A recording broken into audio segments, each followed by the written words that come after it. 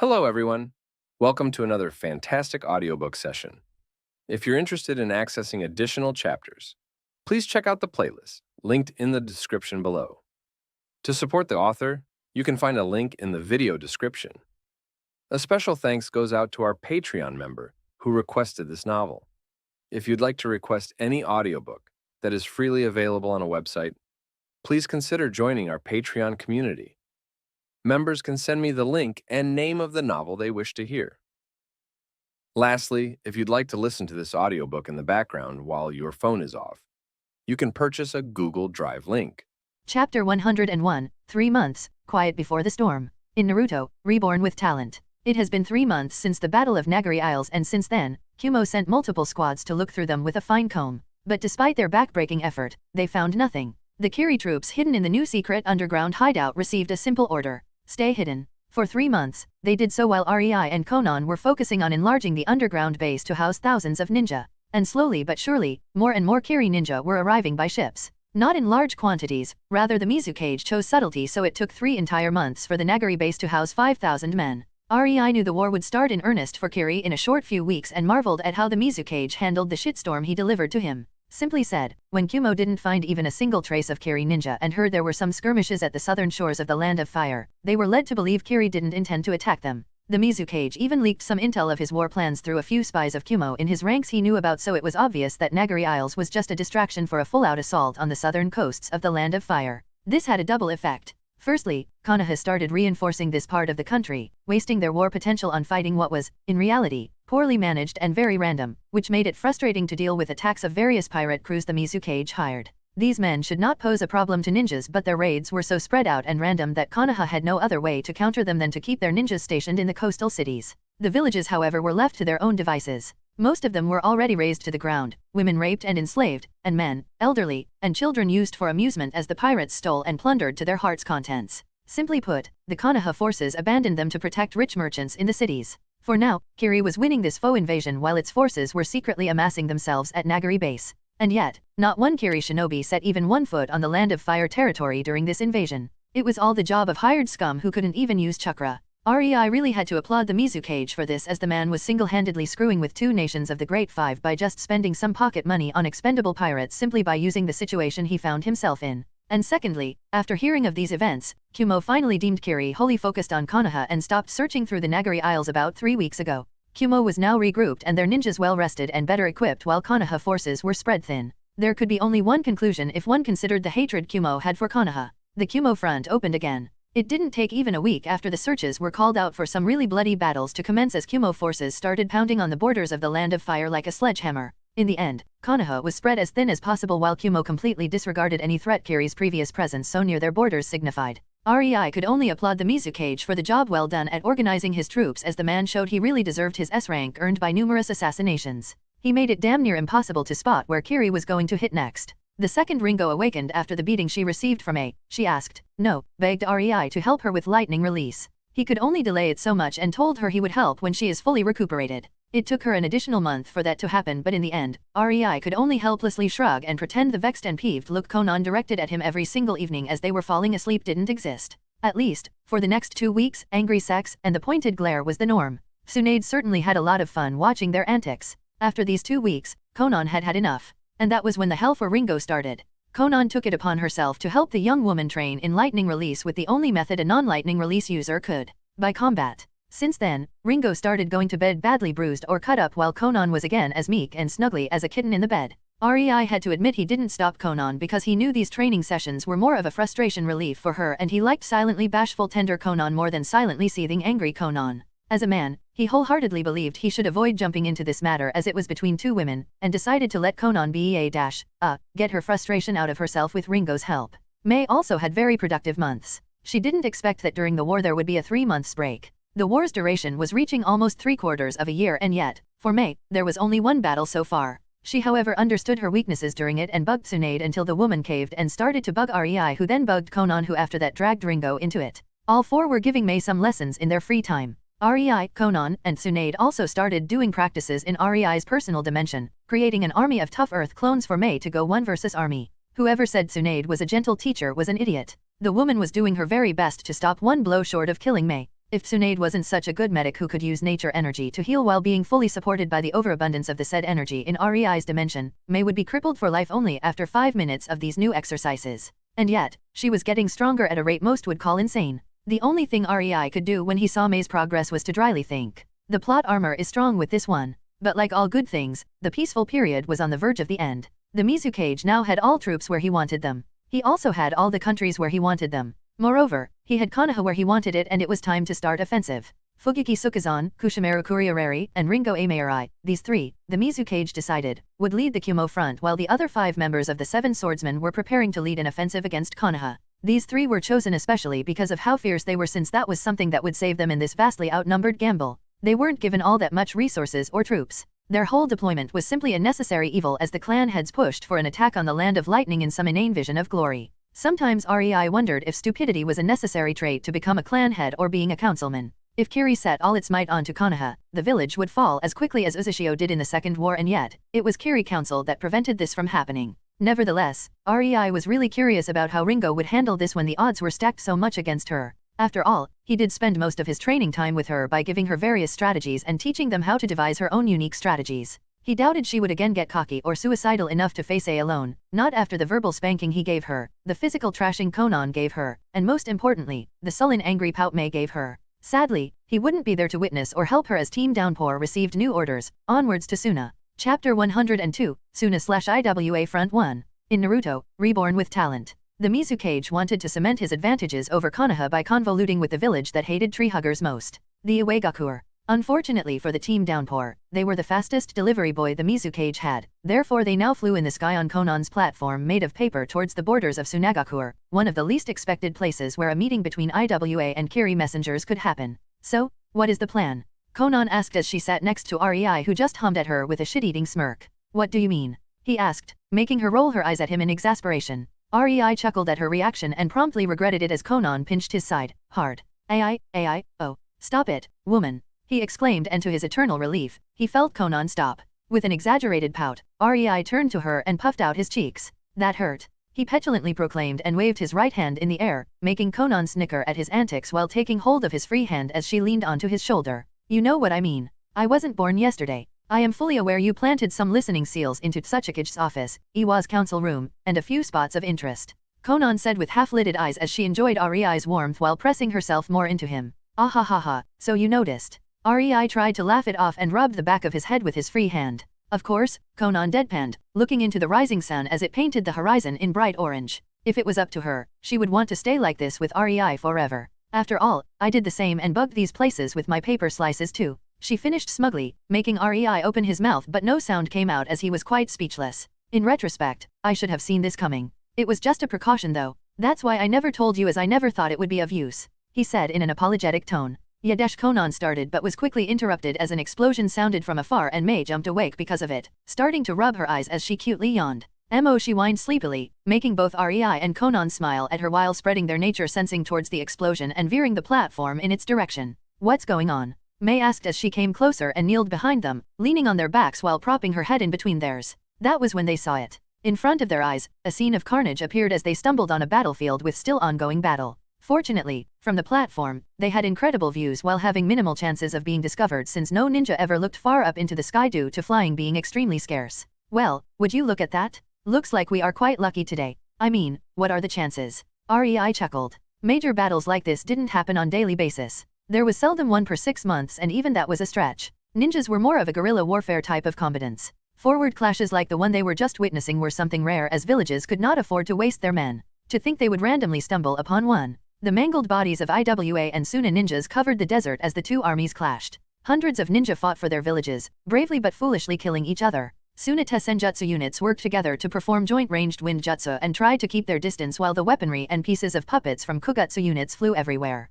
REI had no doubt every single piece from those was soaked in a very dangerous poison. The Iwa had similar tactics, as their explosion corps were focusing on ranged attacks and throwing explosives, and their ninjas fought more defensively with their earth ninjutsu. The situation, however, complicated 4 combatants who clashed in the middle of the battlefield, not really caring about who would become the collateral of their actions. Golden sands rose, crushing tens of people as they raced towards a plump guy clad in Iwa attire. The guy just clapped his hands together and commenced weaving hand signs in preparation of his jutsu before the area in front of him exploded, tossing the golden sands away from him. The golden sands however quickly reformed into yet another wave and flew back at the plum Iwa nin, who jumped back and started throwing Konoha at it, each of which exploded on contact. These explosions were a lot bigger and louder than an explosive tag and released a momentary blinding flash of white light. Clever, the Iwa guy is using these flashes from his explosion to make his opponent lose sight of him. The golden dust user must be pretty annoyed by now. Conan commented, more for the sake of Mei so she would be fully aware of what was going on and why the round guy managed to fight back. Look there. Conan calmly pointed towards the other high-level battle a bit away, making both Mei and Rei turn their heads towards it. A small slim woman holding two Konoha was in a fierce melee clash with a big muscled guy who used his fists hardened by some earth jutsu to try ferociously hit the woman, but she always just sidestepped, using her incredible agility to avoid each strike while also retaliating with her Konoha, trying to find a purchase. Conan pointed them out because these two were amazingly fast, and as they fought, they moved all over the battlefield, sometimes killing some poor soul without even noticing. Suddenly, the woman jumped back, and above her hands two fiery orbs of orange pulsed into existence. Oh, it's Pakura, Rei said surprised. He never expected her to be so good with Konoha. Conan and Mei didn't have time to respond and only narrowed their eyes at the now introduced woman as she flung her scorch orbs at her opponent. The bulky man from Iwa didn't stay idle and knew these orbs would kill him on contact. But it didn't matter as he was where he wanted to be. From his mouth, he suddenly spat a large amount of lava, creating waves of it covering the vicinity. Damn, that must have killed hundreds. Mei exclaimed with wide eyes while in her head, she was already calculating how to use something similar with her own bloodline.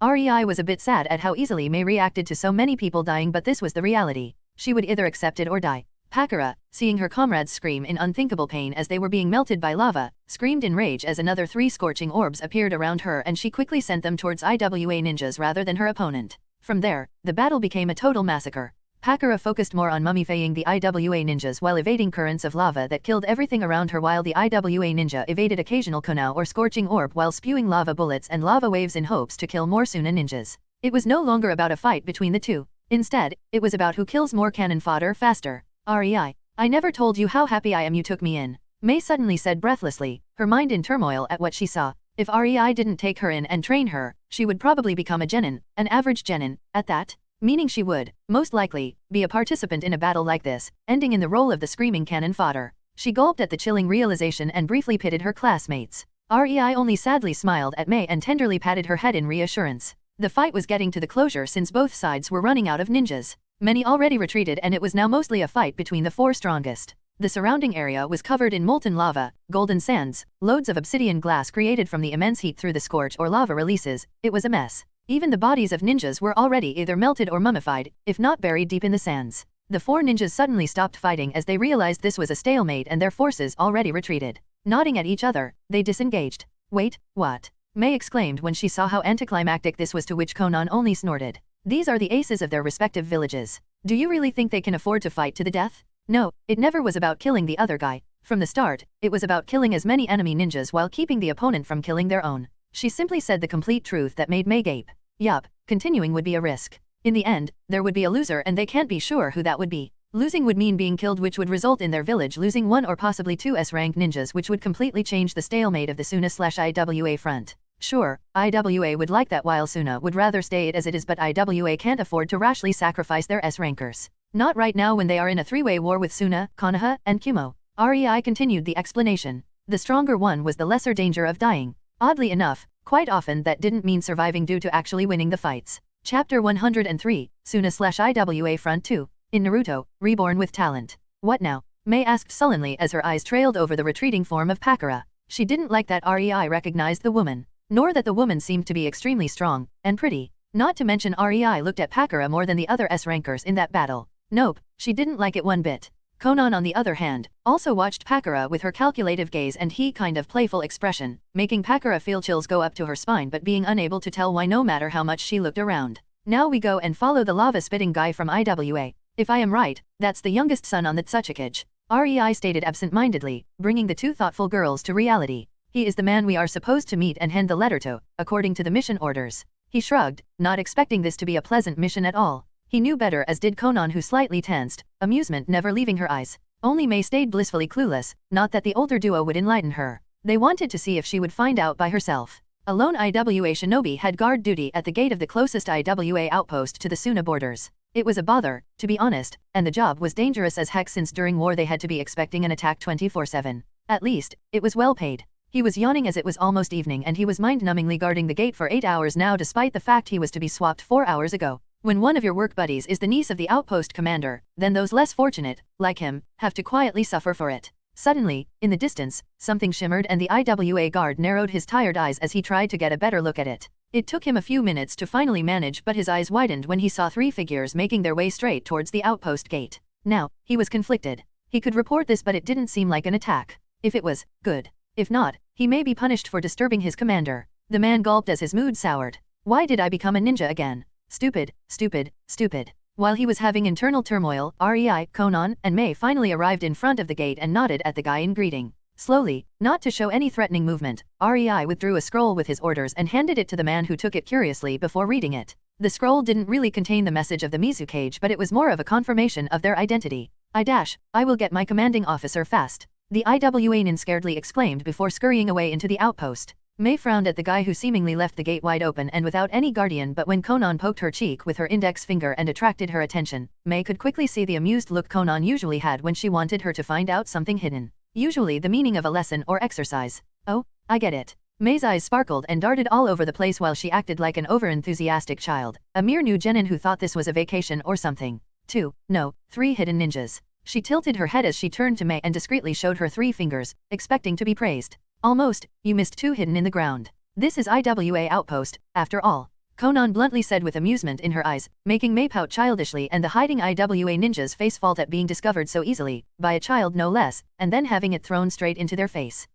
Now we would be taken seriously. Conan thought, resisting an urge to exaggeratedly roll her eyes as she, with the corner of her eye, watched the 2 men observing them from within the outpost. They waited for close to 30 minutes before the guard returned and with a shaky voice started speaking. The commander and Lord Kitsuha will see you. Follow me, he said before awkwardly turning around without even looking at them and started walking. The party was led into a big lavish room where 2 men sat behind a plain wooden table with various battle plans strewn on it. One man was a lanky, middle-aged man with short gray hair and a very calculative gaze that slithered over them like a snake, making May glare at him in return as she didn't really like the way he looked at them. The man smiled as she saw May's glare and with a slight bow, introduced himself. I am Kimura Hagurino, the commander of this outpost, and Jonin of IWA. Nice to meet you Rei and Conan of Kiri. I wonder, who is the 3rd member of your party? He asked in a fake pleasant voice, his eyes lingering on May as he stared at her with suspicion. She is May, our apprentice. Conan stoically stated, her expression cold and detached. Rei could only inwardly smirk as Kimura shivered at how lifeless her eyes were despite not an ounce of killing intent being used. May politely bowed but wisely stayed silent, observing the conversation. That was when the other IWA shinobi in the room introduced himself. I am Kitsuha, the youngest son of the 3rd Sachikage, he started with great pride. A jonin from IWA. All 3 of the team downpour recognized him as the burly lava spitter from the battle they witnessed. After all, they found this outpost by following his retreat. It was obvious the man craved recognition, so Rei just politely smiled and tilted his head enough to send the nonverbal message that he never heard of him. Amusement filled him as the man clearly understood the gesture and deflated while a small scowl appeared on his face. So easy. Both Conan and Rei thought with a sweat drop. Please, sit. Kimura gestured to 3 free chairs, obviously prepared in advance. Now then, I heard you have a message from the Mizukage for Kitsuha. Rei nodded and handed the letter to Kitsuha who carelessly took it, opened it, and started reading only for his eyebrow to rise. His eyes trailed between Rei and the letter as a frown appeared on his face, but in the end, the man nodded at Kimura and stashed the letter away. He would have to send it to Tsuchikage, after all. Now that this is out of the way, if I got it right, you are to return towards Konoha after this. Kimura asked and Rei slowly nodded. Wonderful. In that case, what about accompanying Kitsuha? His unit is going to move in the direction of the Land of Fire and regroup with some more troops before starting an offensive against Konoha. Rei raised his eyebrow, enjoying the eye twitch of Kimura, knowing he annoyed the hell out of the man by the silent treatment he was giving him. Sure. Rei shortly replied, his eyes flickering to Conan who slightly smiled. She enjoyed how nervous Rei was making the slimy git despite how good the man could hide it. We will gladly accompany you. Conan pleasantly confirmed, and May's body went rigid. She knew that tone. She knew that precise tone very well. It didn't spell anything good for. Oh, so it's one of those situations. May mentally groaned, resisting the urge to smack her head on the table. May had to admit she was out of her depth during the conversation. She didn't miss how there was no last name when she was introduced. Conan gave out nothing that could give even the slightest tell of May's ability. For all Kimura and Kitsuha knew, she was just a random genin. This was the first thing that made May tense and overly aware of the discreetly veiled distrust between their 2 groups. The way both groups acted, it was obvious this was yet another form of a battle between the shinobi of two different nations, each of them overly cautious in their own way. And yet, something didn't add up. As the debate about which route they would take started, Mei was already aware this mission would end up in bloodshed, simply because Conan never used a pleasant voice unless she was talking to her sisters or Rei. Using it for Kitsuha? That could only mean the man would soon die. Mei's head swirled with possibilities of why, but her face stayed expressionless through the entire conversation. The debate finally ended and they were offered a separate room, which was promptly declined, and Mei found herself bunking in with Conan and Rei. That way it was safer since Rei sealed the heck out of the room. Not even a fly would be able to get in unnoticed, and not even an elephant would be able to strong-arm its entrance. It was only when she was falling asleep between both of her teachers, embraced from each side, did a spark of realization hit her like a proverbial truck. Her eyes went instantly wide as she kept herself from waking Rei or Conan up by abruptly sitting up. She remembered multiple discussions about bugging Tsuchikage's office and connected the dots with how Rei and Conan acted during the meeting. Yes, Mei really understood why her teachers were so unfriendly. Shit, so this is a freaking trap all along. Chapter 104, Suna-Iwa Front 3. In Naruto, Reborn with Talent. Rei, Conan, and Mei joined 10 squads under Kitsuha's order that were supposed to travel through the upper part of the Land of the Wind towards the borders where an army of Iwa mercenaries and cannon fodder should be waiting. This was the web the Mizukage spun. Iwa pushing the stalemate in the Land of Grass while also attacking through the Land of Wind, going into the Land of Rivers where the Konoha didn't expect its borders to be breached due to the proverbial shield the Land of Wind provided.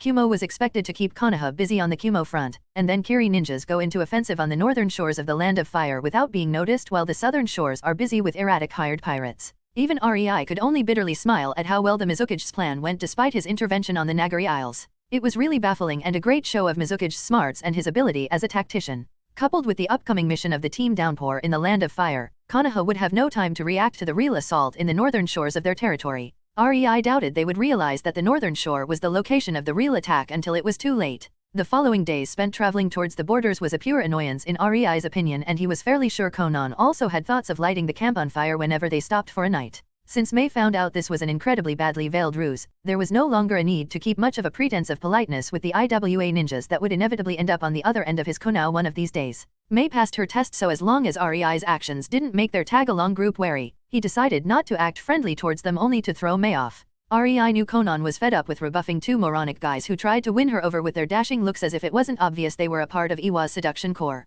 The idiots didn't even try to change their mannerisms from that of a high-end manslat. To be honest, he was too bored with the Iwa Kunoichi trying to flirt with him. By his estimation, 2 of the squads traveling with them, that means 10 people, were from the seduction corps, and 10 of these were a quite beautiful kunoichi. Well, beauty is good and all, but when one knows that sticking into it means being stuck by kunao in exchange, no matter if that kunao is from the Iwa kunoichi or Conan, it was just not worth it. Needless to say, Rei made sure that Conan was extremely vocal of her feelings during their nights, just to show how exasperated he was by the flimsy flirty attempts. Poor Mei had to use silencing seals to sleep. Unfortunately for her, Conan declared it was training to be familiar with sex and not act shy when witnessing it. Rei totally had no chance but to comply with that, right? Neither Conan nor Rei had any idea why that Tsuchikage deemed it important for these guys from the seduction corps to be here. Well, they did have an idea. Maybe he wanted to see if there is a way to convert their loyalties, for them to be manipulated and somehow controlled by lust. It wouldn't be the first time a dangerous S-ranker was a horn dog who could be either easily killed by a prostitute or promised to have a harem for his services. Every man had his price, and Rei thought Oniki was trying to shoot blindly to find theirs in a maybe scenario. At least, they didn't go for Mei, and for that Rei was grateful. It would be so awkward explaining to her the finer divisions of ninja villages. He was aware Conan explained sex in great detail to Mei, and when Tsunade pitched in, to his unquenchable horror, Rei was sure Mei knew every little thing he loved in bed. Something he didn't forget to punish both Tsunade and Conan as Mei started looking differently at him after that particular debate with her older sisters. But despite that, he knew neither of the women in his life deemed it important to explain what seduction core was, and he was definitely not the one who would have that kind of debate with the girl. Nua. On the brighter side, Kitsuha was an utter disappointment, and Rei was now quite certain that Tsuchikage wanted his youngest son to die on this mission. Rei's thinking process was simple. If Rei was Kage and had a son like Kitsuha, he would also want him to die as soon as possible and stop embarrassing him. Oh, how the guy bragged when piss drunk. About this and that insignificant accomplishment. About how Kiri ninjas were insignificant pussies, in front of Kiri shinobi at that. About how he would spank Konoha's ass after he accomplished a special mission from his father and made him proud. Well, Rei was actually surprised the guy had the decency to not blurt out his special mission was to kill the team downpour in an ambush. Point for the guy, he guessed. Nevertheless, Rei promised Kitsuha would get a very painful end, if only due to the way he looked at his Conan. Nothing short of being boiled alive would suffice. And then the guy started droning on and on for hours upon hours about his nightly conquers of the Kunoichi from the seduction corps, whose only reason for being present in this squad was to seduce REI, not be sluts for their commander. Alas, the guy was still their commander, so tough luck for them. The more the moron talked, the more annoyed REI became, the more Konoha happy his hand twitched. The worst part? The guy just wouldn't shut up, and he would always follow REI to talk. At times, REI wondered if Tsuchikage was some grand schemer and this was some elaborate scheme to prolong the time he spent with Kitsuha in order to make the trash he spewed infect REI and make him go insane or possibly die before they even reached the ambush point. It was certainly a very distinct possibility, and with every passing day, REI became more and more assured of this theory of his, that Tsuchikage was scary. That's why, on the afternoon of the 6th day of traveling with Kitsuha, REI was incredibly happy when his natural senses started tingling and his eyes snapped forward, widening slightly. He looked at Conan, who grimly nodded at him, signalizing she also noticed it. But heck, not even the realization of what exactly was waiting for his team couldn't wipe away the happiness he felt at finally getting away from the boasting chatterbox. Halt! Kitsuha self-importantly ordered, almost puffing in pride, inwardly almost squealing that his hour of glory was almost upon him. The seduction corps women didn't manage to do their mission and seduce REI, nor did their male counterparts have any progress with Conan, who during the entire journey utterly ignored them, not speaking even a word to them. REI, it was very brief, but we will have to wait here for a messenger. The best and fastest way to get to Konoha would be through the mountain pass in front of us. I wish you the best of luck, my friend. Kitsuha boisterously ushered the team downpour to continue forward with his words. REI sighed and wondered if Kitsuha was really as stupid as he seemed. This didn't reek of a trap at all. The small straight road with two jagged tall cliff-like mountains towering on each side of it seemed totally safe. The walls were jagged enough that even attempting surface walking would be something insane and would most likely result in getting mortally injured on the sharp rocks rather than walking the surface upward. Any self-respecting ninja would never walk into such a good location for a trap and would rather go around the mountain just to avoid this on the off chance of there being an ambush. Despite taking the detour took much longer. Conan actually facepalmed. May, on the other hand, was blinking as she stared at the road, her mind completely blank, not being able to comprehend what she just heard. The talk about what kind of places to not go was among the first lessons she received, and the path in front of her seemed to be awfully like those at the very top of that list. They are kidding, right? They must be, right? I mean, I am a genin and they should be jonin. That means they should be smarter or at least more experienced, right? They can't really expect us to just walk in there, right? Don't tell me they chose such a textbook place for an ambush, that would need for one to be as dense as a rock? Nobody is that dense, right? May thought in turmoil at the ridiculous situation she found herself in. Kitsuha's orders were to walk into the mountain path with the team downpour. It wouldn't be really suspicious if he did so, and explained they already secured and scouted this place. In the hurry, the team downpour was supposed to not pay much attention to it, and when the people waiting on the other end blocked one of the paths, Kitsuha's 10 squads were supposed to block the other path out, trying to prevent the team downpour from fleeing long enough for their helpers to flood the narrow path, using their numbers to overwhelm team downpour. Easy plan. Alas, Kitsuha had to decide not to listen to orders and advised REI to go through the path alone, which made it very obvious this was a trap. REI just sadly shook his head, giving up on trying to find a shred of intelligence in Kitsuha. Let's go, he simply said with an apathetic and disappointed shrug, and led his team into a clearly obvious trap. A plan on how to deal with this ridiculous situation already at the forefront of his mind, his lips twisted into a nasty smirk aimed at May, making her shudder as she was now well aware this was yet another test and a way of how to make her stronger.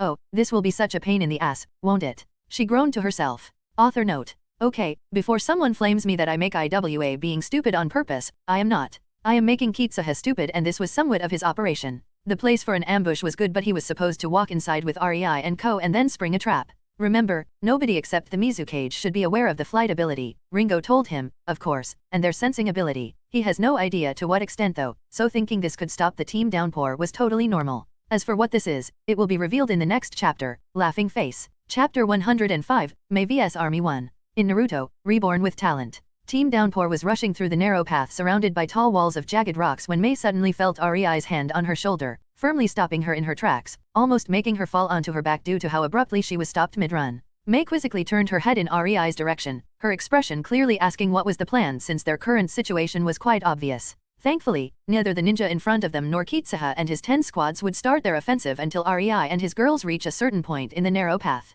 May was in REI's squad for 2 years, and by now she knew he would never let an opportunity to discuss the battle plan slip by, hence their momentary stop for a discussion. Well, May, you probably already know we will be jumped the second we reach the ambush point. It's time to get some things straight. REI said, grinning at her, and that was when May knew she was in for another world of pain in a pretense of training. At least it really helps me to get stronger, she mentally grumbled, while REI obviously ignored her pouty face as he explained what he had in the store for her. Kitsuha looked through the telescope as the team downpour suddenly stopped, seemingly talking among each other. His face was instantly marred with a frown as he changed go in his mind when he saw them almost reaching the ambush point. He could already almost see his fame in Iwa skyrocketing after he managed to take them down. The riches, the women, respect. Yet, not once did he regret taking this mission despite the vehement protests of his father, the Tsuchikage. Why are they stopping? He asked his second in command, a woman whose name he deemed too unimportant. In his mind, he called her Sucker as she had one incredible tongue. I have no idea, Lord Kitsuha, the woman evenly said,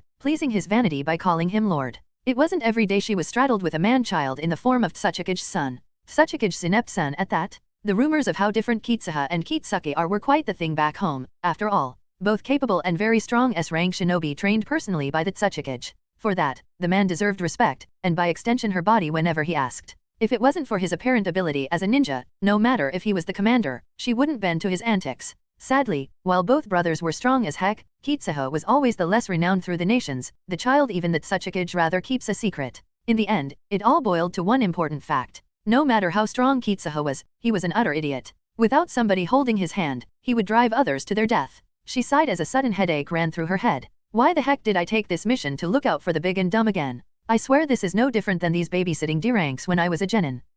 Kitsuha intoned, prepare to move. We are going in, he said, making his second in command freeze. Damn you, bastard. She mentally wept. Wasn't it enough you fucked up the entire plan by sending them alone into the mountain path? Why the fuck would they stop? Maybe because you made it oh so obvious this was a trap, perhaps. She couldn't help but minutely scowl. Now you want to fuck it up even further by engaging with them when they are not even at the designated location. Captain, I think she tried to be a voice of reason but you are not here to think but to satisfy my urges and listen to my orders. And I said we are engaging. Go and tell the troops to prepare. Kitsuha interrupted her coldly, flexing his powerful and dense chakra in order to remind her of her place. In the end, she could only resignedly do what he wanted of her. Hehe, don't you worry, girl. Today I will accomplish this mission and tonight I will show you that being obedient is very enjoyable. Kitsuha thought, utterly unaware of the depressing thoughts of his second in command. I am so fucked. Rei, Conan, and Mei were done planning and started to again run forward only to stop approximately 200 meters and turn to the mountain wall on the left side.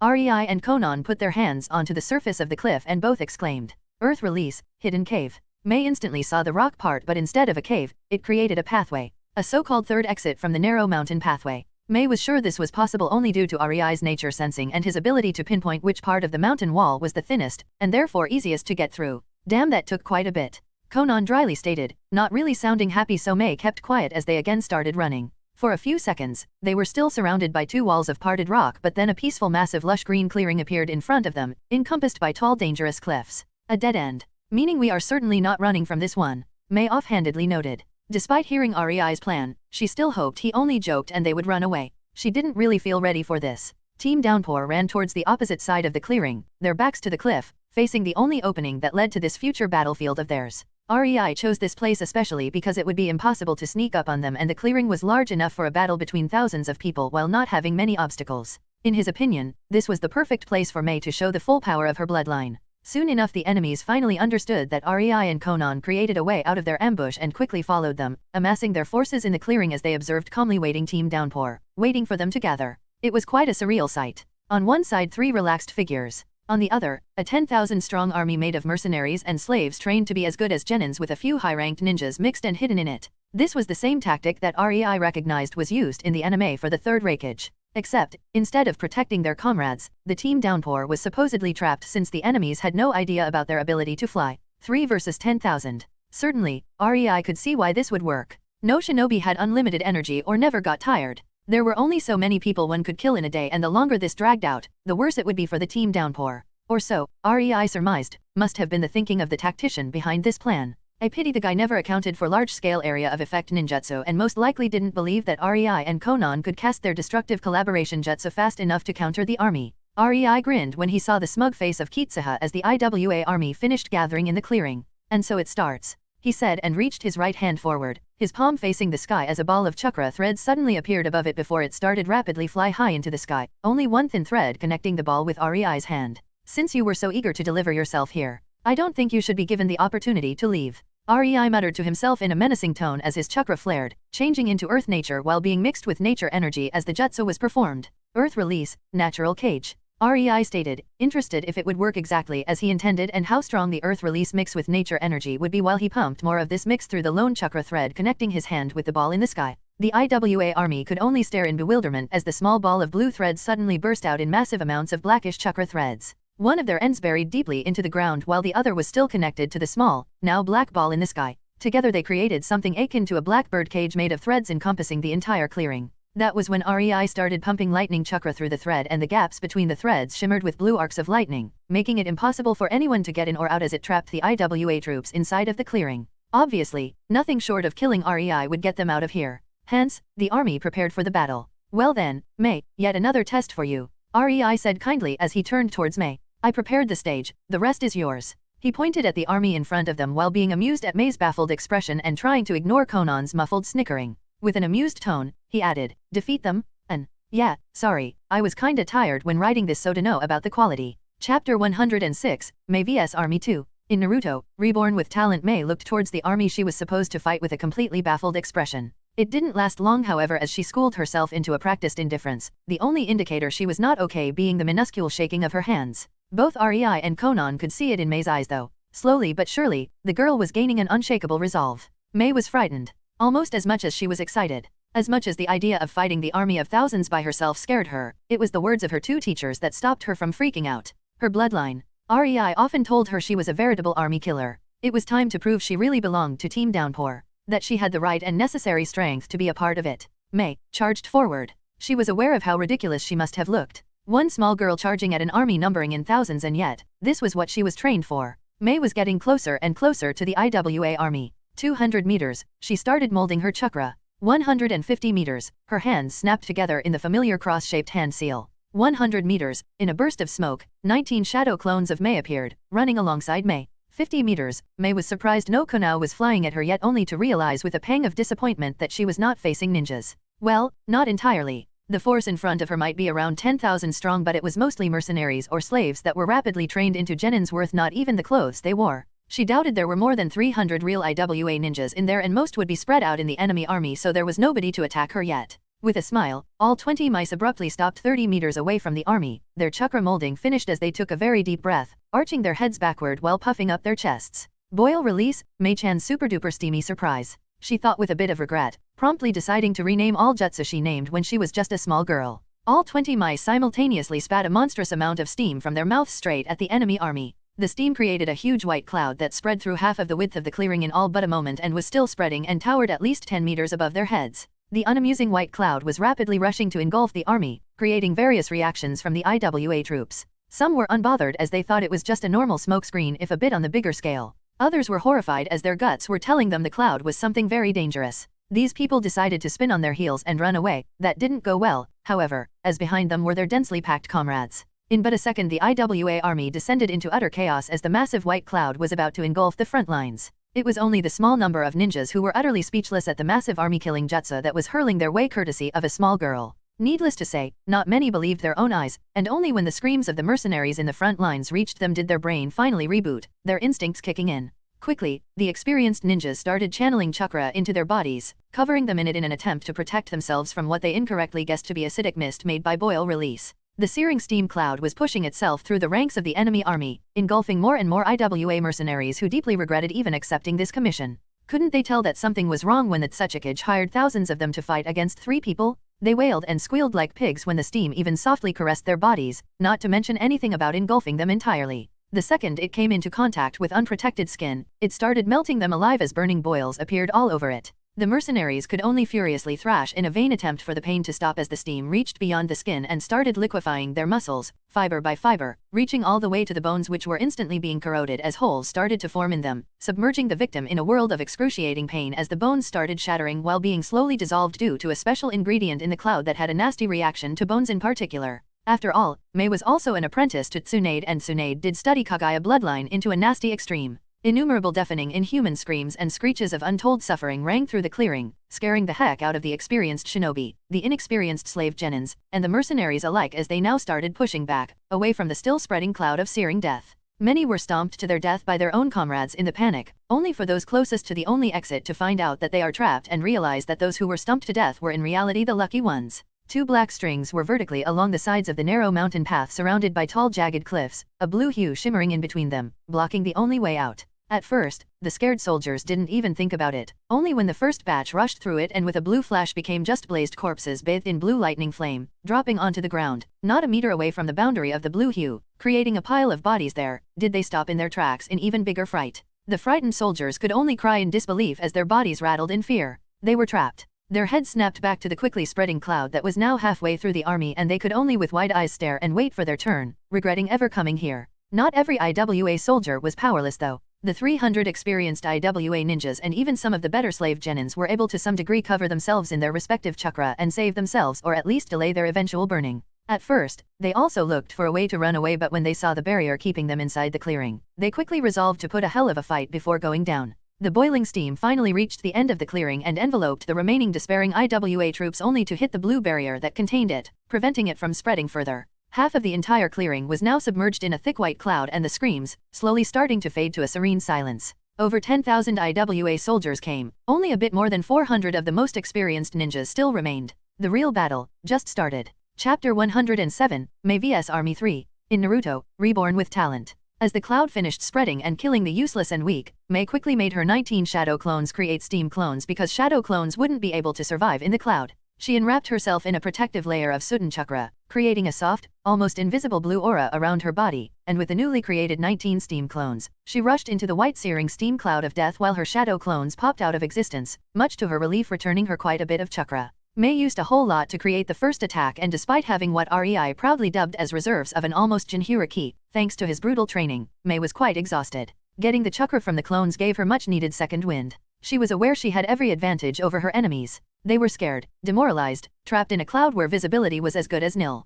The cloud also made them use their chakra, forcing them to effectively, albeit a bit slowly, burn through their reserves if they wanted to stay unmelted. On the other hand, she was still alone and there were hundreds of them. She had to be careful. Mei could have waited until the enemies wasted more of their chakra, but she didn't want the IWA ninjas to find out a weakness in her jutsu, especially since these were IWA ninjas and the cloud was already starting to very slowly disperse. She decided to charge into it and made her clones also engage in combat with the remaining enemies. She couldn't go and face 400 men head-on. That would be suicide.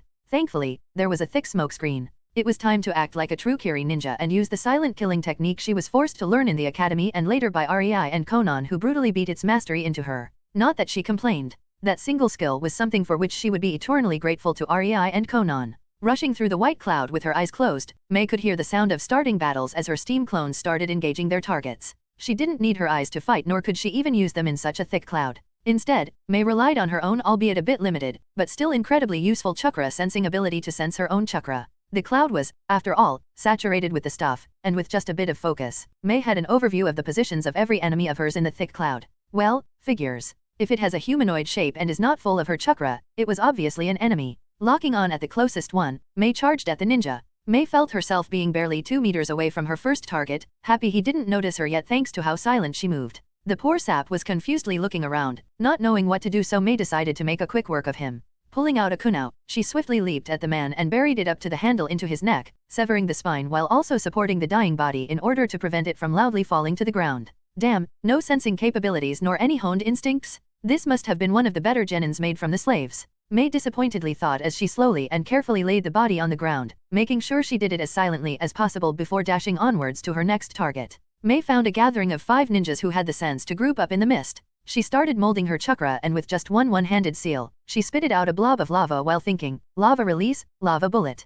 Contrary to her expectations, the 5 ninjas noticed her attack and jumped away, making the lava bullet impact only an empty ground. This also made the ninjas aware of Mei's position, and she suddenly found herself evading 2 taijutsu practitioners who cracked the ground every time they impacted it. Thank God for REI's agility exercises and Conan's territory evasion course. Mei idly thought as she sidestepped yet another haymaker of one IWA shinobi and ducked under a right hook aimed at her chin from the other. These 2 must be Chunin, she noted before her senses flared, and Mei quickly smashed her palm into the ground. Earth release, earth wall. Mei whispered, a testament of how surprised she was since Conan made sure to instill into her doing jutsu silently and not say the names like some mentally challenged idiot. A wall of the earth with a semicircular shape quickly appeared in between Mei and the 2 taijutsu using IWA ninjas, continuing all the way to cover her right side. Just a second before the wall there was impacted by 2 earth bullets and 1 fireball justice. The 3 remaining ninjas from the group of 5 clearly could pinpoint her location by using sound. TSCH, just my luck, running into an experienced group. Mei clicked her tongue. Fortunately for Mei, the impact cracked her earth wall, which sent some debris in the direction of the two Taijutsu Chunins due to the circular shape of the earth wall.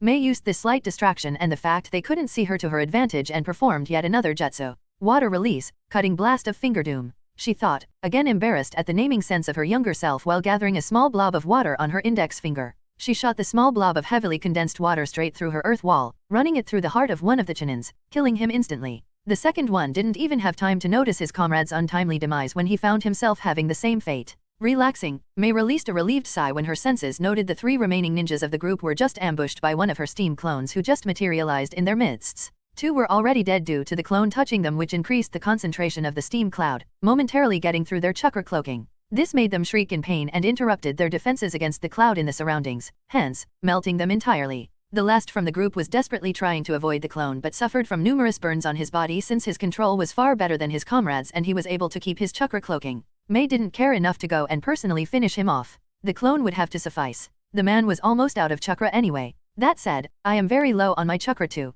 Mei dejectedly said as she kneeled on one knee to take a slight breather. Worse yet, while my own sudden cloaking is very cheap, due to my depleted reserves I can't really use much ninjutsu as I need the chakra. Ha, ninjutsu specialist unable to cast ninjutsu. Is this Rei's way of telling me to not slack off in taijutsu training? Mei dryly thought as she tracked another target with her senses, assessing the situation. 320 enemy ninjas remaining. My clones already killed more than 70 of them, huh? Well, no wonder since they can just materialize and dematerialize while killing people by just disrupting their chakra cloaking. Mei hummed in satisfaction. Steam clones in the middle of a searing steam cloud. So far, this was her best ninjutsu combination. She totally didn't try to emulate Rei's Kirigaku or no jutsu and earth clones. Nope, not at all. After 5 minutes of resting, Mei stood up with a quiet groan, gleefully noting that during her rest, her clones reduced the enemy numbers to 290. She would have rested more if only Conan and Rei weren't watching her. She had no doubt they knew exactly what was going on in the steam cloud, as not once during the practice did this jutsu even slow them down.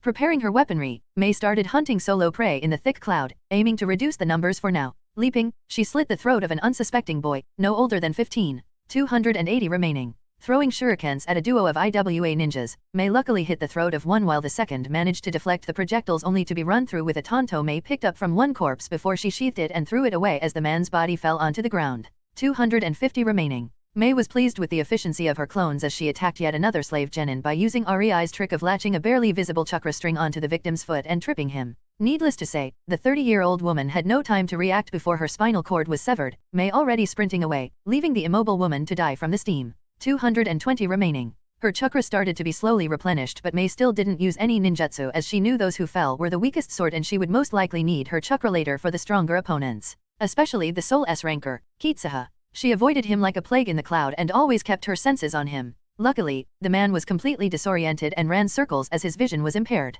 Thankfully he has no chakra sensing capabilities. How disappointing. Mei thought with an amused chuckle as yet another slave genin of IWA fell to her Kumo. 200 remaining. Mei was suddenly forcefully pulled back, making her eyes widen as a chill went through her spine when she saw a sword cleave the place where her head was just a second ago. From the corner of her eye, Mei noticed a barely visible thread connected to her back and sighed in sincere relief, inwardly thanking Rei for watching out for her. She didn't sense the attack at all? I got too cocky. Mei scolded herself, completely aware this would give Conan enough ammunition to tease her for weeks. Worse yet, this meant her training will be most likely painfully increased. Fuck. She thought in resignation as she for the first time since she entered the mist, opened her eyes and melded back into the steam, using silent killing footsteps to move around in order to prevent being jumped again. Chakra sensing was not giving her any feedback, so Mei had to rely on her other senses in this fight. Using a small trick taught to her by Rei, Mei channeled chakra into her eyes, ears, and nose, improving her senses tenfold. It was only then her nose scrunched as she caught a peculiar aroma with it. So it is the second in command of Kitsuha.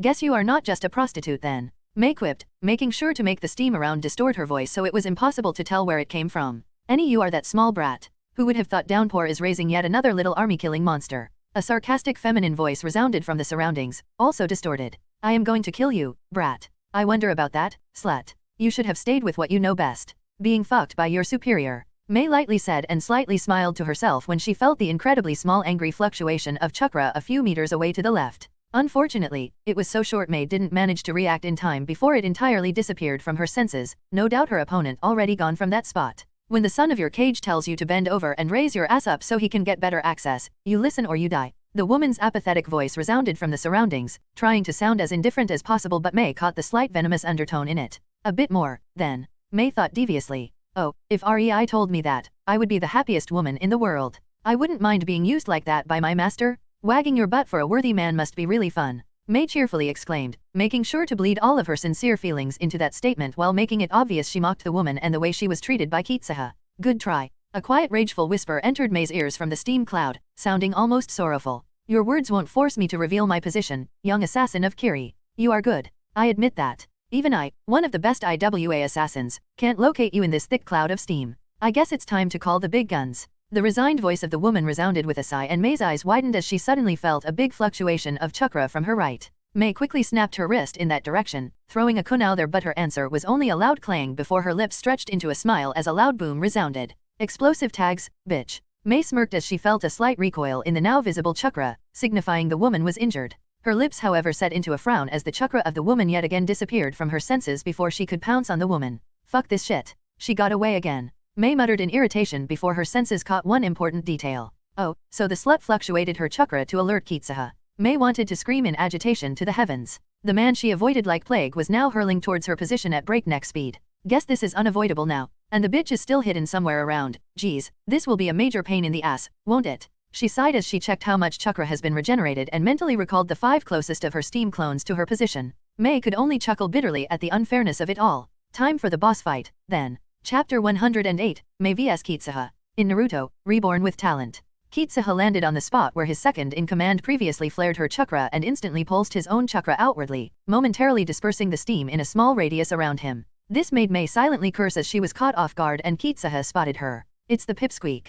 Kitsuha exclaimed as he pointed at May with a puzzled expression only for his eyes to show an understanding light a moment later as his expression scrunched to one of utter resentment and anger. You are responsible for this? My glory? You ruined everything, bitch. He shrieked in rage, not even noticing wisps of his chakra violently whipping around in reaction to his emotions. Kitsuha was really enraged. This mission should have been his one-way ticket to being one of the most reputable ninjas of Iwagakure. It should have been easy as heck. And yet, his army was decimated by one little girl? He could not accept that lying down. He didn't exclaim any death threats, however. May found herself facing his fist that was quickly approaching her face and only barely managed to use the flexibility beaten to her by Conan to arch her back into the bridge position, causing Kitsuha's fist to sail an inch above her belly. She knew there was no way to get away from Kitsuha by any physical means, so, with a quick kawarimi, Kitsuha's second punch hit a half-melted corpse of Iwa ninja, burning him slightly as May appeared panting from exertion a few feet away. Despite the rush she felt, May quickly joined her hands into a single hand seal. Water release, wet beam. She thought with a mild amount of embarrassment as the steam around her started to be absorbed to 2 spots on her right and left side, creating 2 growing balls of water that quickly enlarged into the size of a football ball and out of nowhere released 2 crushing torrents of water at Kitsuha.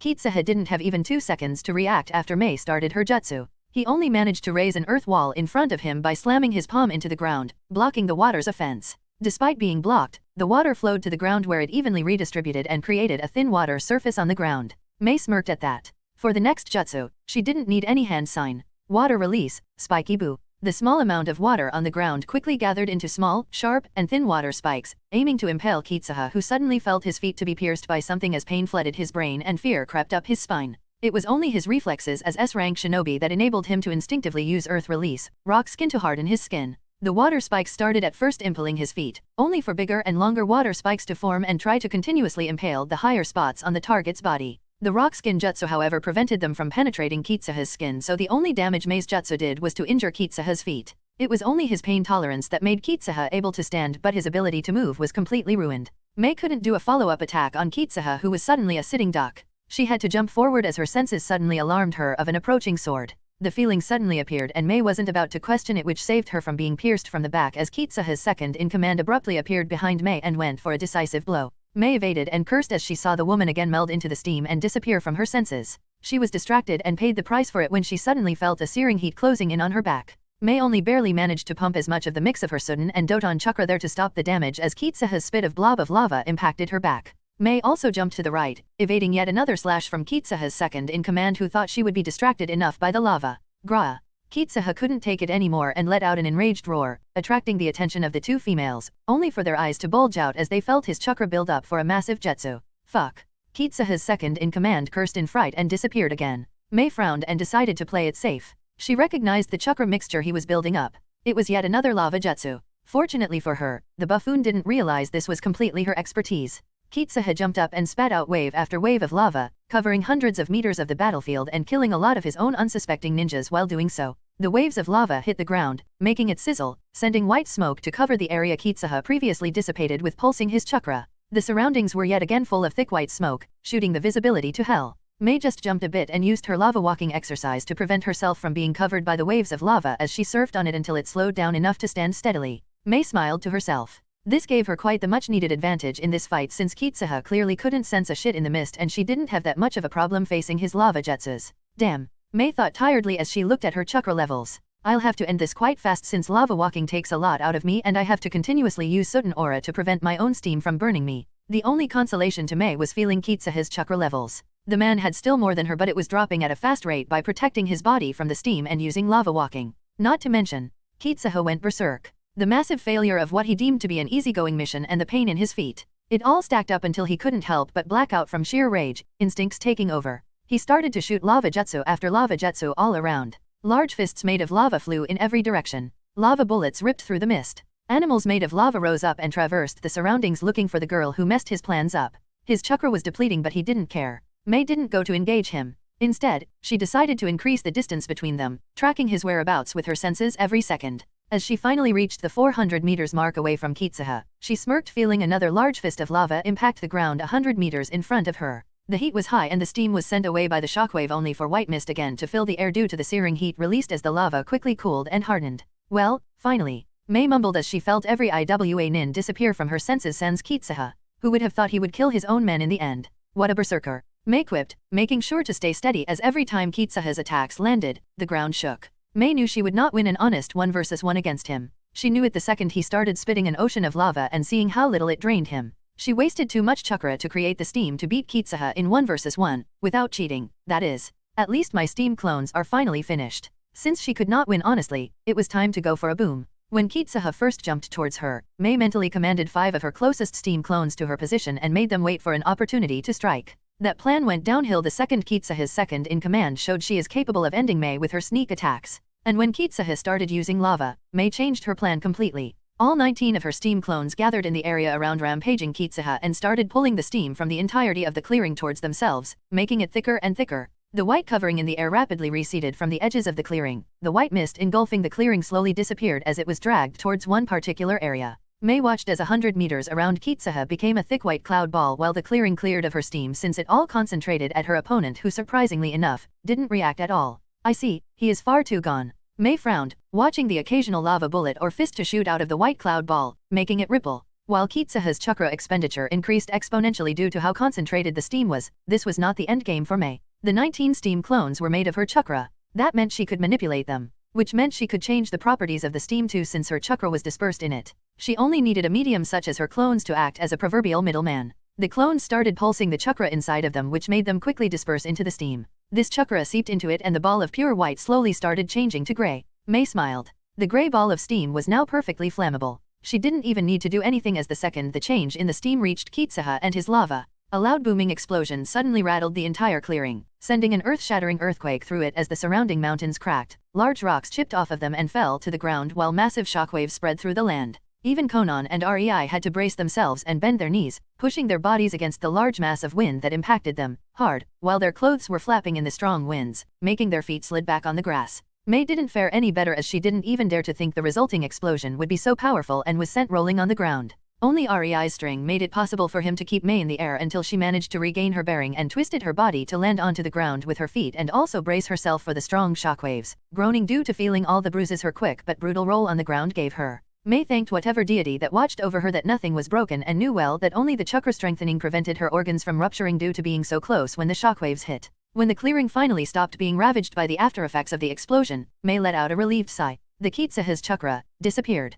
She wobbled towards a slightly battered Rei who grinned at her with a thumbs up and Conan who growled and glared at her, most likely due to the last attack. Mei confidently stuck her chest out and stood in front of her teachers waiting for their final evaluation despite feeling like flinching and running for her life as she heard the silent growl of Conan. Good job. I will admit I never expected you to succeed and we were prepared to jump in whenever necessary but you proved me wrong. Color me surprised. Rei praised Mei, patting her head which made her deflate and giddily hug him around his waist. Conan didn't feel generous, however. Her hair was all tangled mess and her clothes were ripped in various places due to the shockwaves, but when Mei's expectant eyes looked at her, even she couldn't bring herself to scold the girl. Yes, you did fine. Now. Conan smiled menacingly and gestured at her torn attire. You earned yourself some more of my personally supervised torture, she ominously said as her eye twitched, telling just how furious she was. You mean training? Conan nay. Mei squeaked, trying to appear small. Oh, no, nope. I mean what I said. Conan innocently replied, making Mei jump behind Rei for protection from the demon who wanted to torture her. Stop it, girls. Rei chuckled at their antics. Let's go, we are leaving. We gotta have a serious talk with Tsu before finishing the second part of our mission. Conan's demeanor instantly changed from glaring at Mei to a completely serious one, causing Mei to sigh in relief as she clutched the back of Rei's shirt in her small hands. Are you sure? Conan asked while narrowing her eyes and for a second, flickered them over a certain area in the clearing. Rei however just uncaringly shrugged and nodded. Let it go. It's better this way anyway. I can't wait how much headache this would cause to Mizukage if it really goes as I think it would. He said reassuringly, and before long, the trio was yet again on their way to Konoha. It was only half an hour after they left the clearing. The spot on the ground to which Conan previously glanced rippled as Kitsuha's second-in-command slowly emerged from the earth. She had some mild burns all over her and was drenched in sweat, but she was alive. Her heart pounded despite the fight being long over as she helplessly fell on her face, her chakra completely drained. She barely had enough to stay alive as it was. It didn't take long for the sole survivor of the previous battle to faint.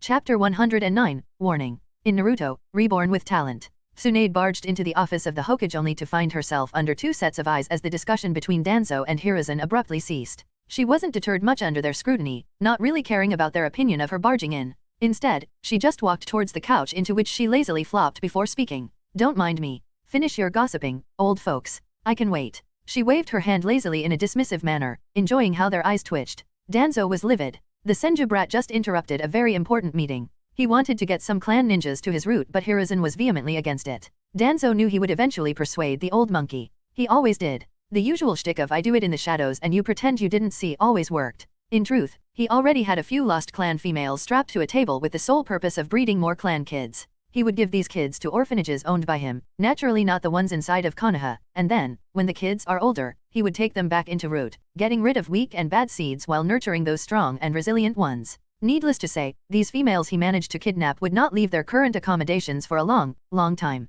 He also had quite a bit of clan males being trained, but those were in significantly lesser numbers since kidnapping a female for breeding was easier than kidnapping and persuading a male to serve him. They usually got aggressive and had to be put down. All Danzo needed was to make Hiruzen give him okay for having clan ninjas en route, and he would be able to not fear being persecuted when he reveals these clan ninjas he had. At that time, nobody would look how they came to be, nor would they have any right to. Danzo sure as hell would make sure of that by having the council set some laws in place. Laws that individually might not even make sense but together would create a perfect shield for this operation of his. And yet, when he was almost done persuading Hiruzen, the Senju brat just barged in and fucked up 4 hours of his persuasion efforts. Hiruzen just watched how his friend huffed in anger, something he didn't see Danzo do for 2 decades at the very least, and walked away from his office while glaring murderously at Tsunade.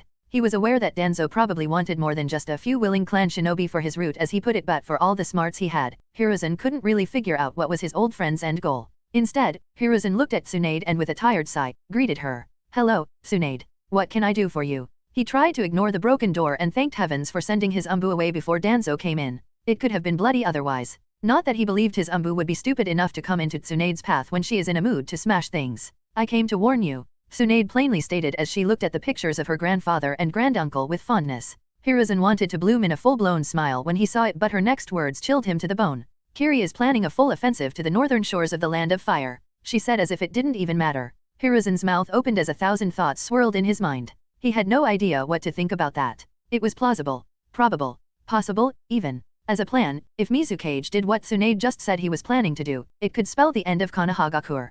Hiruzen realized in horror. Why do you think so? He carefully asked Tsunade. If it was true, now was not the time to panic. It was time to act and plan accordingly to this new information. You surely have some proof. Jireiya's spy network spans every single nation. He has spies even in the land of Earth, but no report of Kiri forces planning to attack our country was received. Well, duh. Tsunade deadpanned. The Mizukage is much smarter than you think yourself to be, Sen-sei, she said in a sing-song tone. I am sure Jiraiya informed you I lived sometime in Kirigakure. I have a few friends there. She deliberately stopped, letting Sarutobi digest what he just heard. And they informed me. Believe me or not, that's not my problem. I gave you the intel I had and that's where it ends for me. Tsunade stood up and shrugged. Anyway, I'll return to the hospital, she said before marching out of the broken door, ignoring Sarutobi calling her name. Rei wanted her to alert Konoha. To be honest, Tsunade didn't really have much fondness for the village itself. It could burn for all she cared. The possessions of her clan were already stored safely in Rei's dimension and she didn't much care for the lands.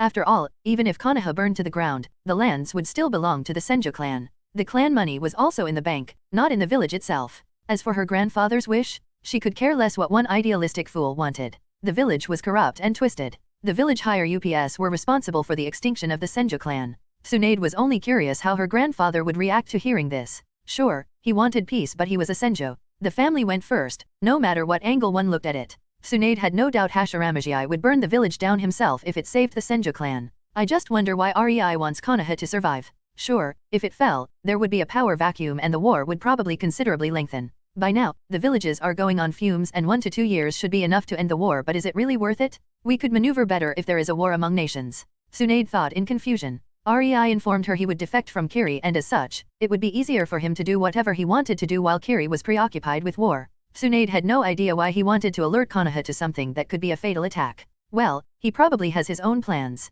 She shrugged, deciding to just go along with it. At the same time, the Hokage was cradling his head, for the first time since the start of the war not knowing what to do. If Tsunade was right, then this was a major threat to the village. He would also have to re-evaluate the Mizukage, something he didn't want to admit he was wrong about. Alas, he didn't really have much of a choice. If he believed Tsunade or not, he was grateful she alerted him and it made his heart warm that his student still cared for the village and its people. Since she returned, she was completely cold and uncaring, especially during the council meetings. At times, he wondered if she was a Nara as she often just laid her head on the table or tended to her polished nails, not really listening to what they discussed. Her most likely reply to any question was, "Don't care, do whatever." And it really worried Hiruzen. But he was unable to complain since the civilians and ninjas alike utterly loved her. If he decided to give her the hat, he knew the village would burst into celebrations despite being in the middle of the war. Tsunade was just that good of a medic. Every single clan had many fatally wounded people she somehow saved. Nobody except Tsunade had even an inkling how, but they clearly lived past something that should have killed them.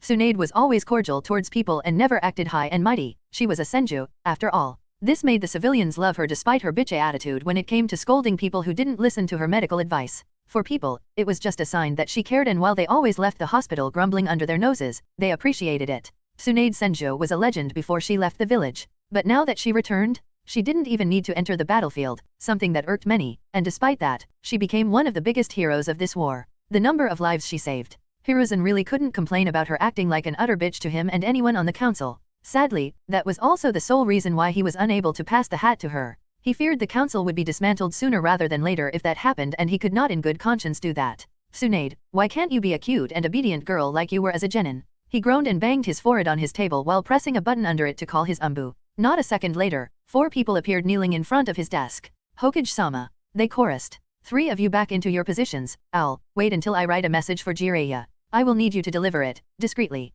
Hiruzen said, not bothering to wait for a reply. He took his pipe out of the drawer before starting to smoke as he wrote new orders for his spymaster. It was high time to get a better look at the actions of Kirigakure. Chapter 110, When Personal Morals and Mission Clash, It's Time to Troll. In Naruto, Reborn with Talent. Team Downpour was standing on a small hill as the sun rose behind their back, bathing them in orange light while they observed their new supposed target, a minor town called Tainara. The town that was the target of the second part of their mission. May frowned and crossed her arms under her non-existent chest as she looked at the town, squinting her eyes in annoyance. "Are we really going to massacre the civilians?" she asked, a bit peeved, not really caring about the lives of strangers. Nevertheless, she was irked to be ordered to kill someone who can't defend himself. After all, killing an army of mercenaries who can't even swing a blade properly and killing untrained kids and defenseless, weaponless people are 2 different things. She would rather not. Of course not. Conan snorted at how ridiculous the notion of them slaughtering unsuspecting civilians sounded. Sure, in their missions they razed a few castles to the ground, but with hordes of clones and the spying abilities of her paper, it could not be easier to find out who was actually deserving to be drowned and who not. Nor was it difficult to relocate the people deemed innocent away before they actually struck. It's not like they went in and just dumped a large area of effect jutsu, not caring who would be hit. There was a reason why they were the go-to demolition experts. It was not like they never killed an innocent either. That was something unavoidable in their profession. Nobody who was Chunin at least for a half year already ever avoided doing that. Whether as collateral damage or target of assassination, it was a part of the job, and Conan made sure May knew that and made her peace with it before she even became a genin. Rei didn't believe in not preparing May for these tough choices beforehand to preserve her childhood. He would rather have her prepared and take some childlike happiness from her life rather than dead later on. But neither Conan nor Rei would ever slaughter an entire town just because it was asked of them. They lived through the war in a megakur and the assault of Konoha ninjas on their town. Neither of them really wanted to be seen in the position of the Konoha ninjas. Well, technically, Rei quipped in an amused tone, it was never outright stated we have to kill. They said distract and that's exactly what we will do, he stated, earning himself a chuckle from Conan before she lovingly kissed him on the cheek. Never outright stated, my ass. She mentally laughed. Sure, the Mizukage never said it out loud but it was implied in such a manner only a mentally retarded person would miss it. Guess this was the reason why he burned our orders after reading them, pretending to lose them. She noted with mirth shining in her eyes. Trust Rei to understand the orders however it fits him. May thought in deadpan as she desperately tried to prevent the corners of her lips tugging upwards. Tainara was an important town in the Land of Fire. It was the main mining town in the entire southwestern section of the country and it was also the only place in the Land of Fire where chakra metal could be mined. This led many blacksmiths to settle into the town and many famous forging companies were established and resided in the town. Tainara was the main supplier of the highest quality chakra weapons in the country. Not to mention they were also one of the main suppliers of Konoha, ninja wire, and shurikens as well. Because of its importance, Tainara had always 30 umbu stationed in the town and now during the war, a regiment of 100 ninja was added to it. Most of these were only chinins but it was still one of the most defended places in the country if one added around 2,000 fire country samurai courtesy of daimyo. Despite being far from the borders and since the Land of Wind was an ally of the Land of Fire in this war, there was literally no threat to the town whatsoever. And yet, the stationed troops inside were numerous. The town was just that important. So, why was the town in complete disarray? The first people who realized something was wrong were the miners. When they came to the mines in a merry mood and started to use their pickaxes, a smoke engulfed them and they suddenly found themselves holding a bouquet of origami flowers. The miners quickly started looking for working pickaxes only to find none. In their places were just more bouquets with an awkward message of, don't pick axes, pick up girls. Without their tools, they could not mine so the dejected miners went back home while grumbling under their noses. At that time, they didn't yet know there was no pickaxe left in the entire town courtesy of Conan and her lazy humor. The worst part? She made sure to steal every bit of ore and any ingot she found in the entire village and stored them in her storage dimension alongside the mining tools, effectively crippling the mining and forging business in the town.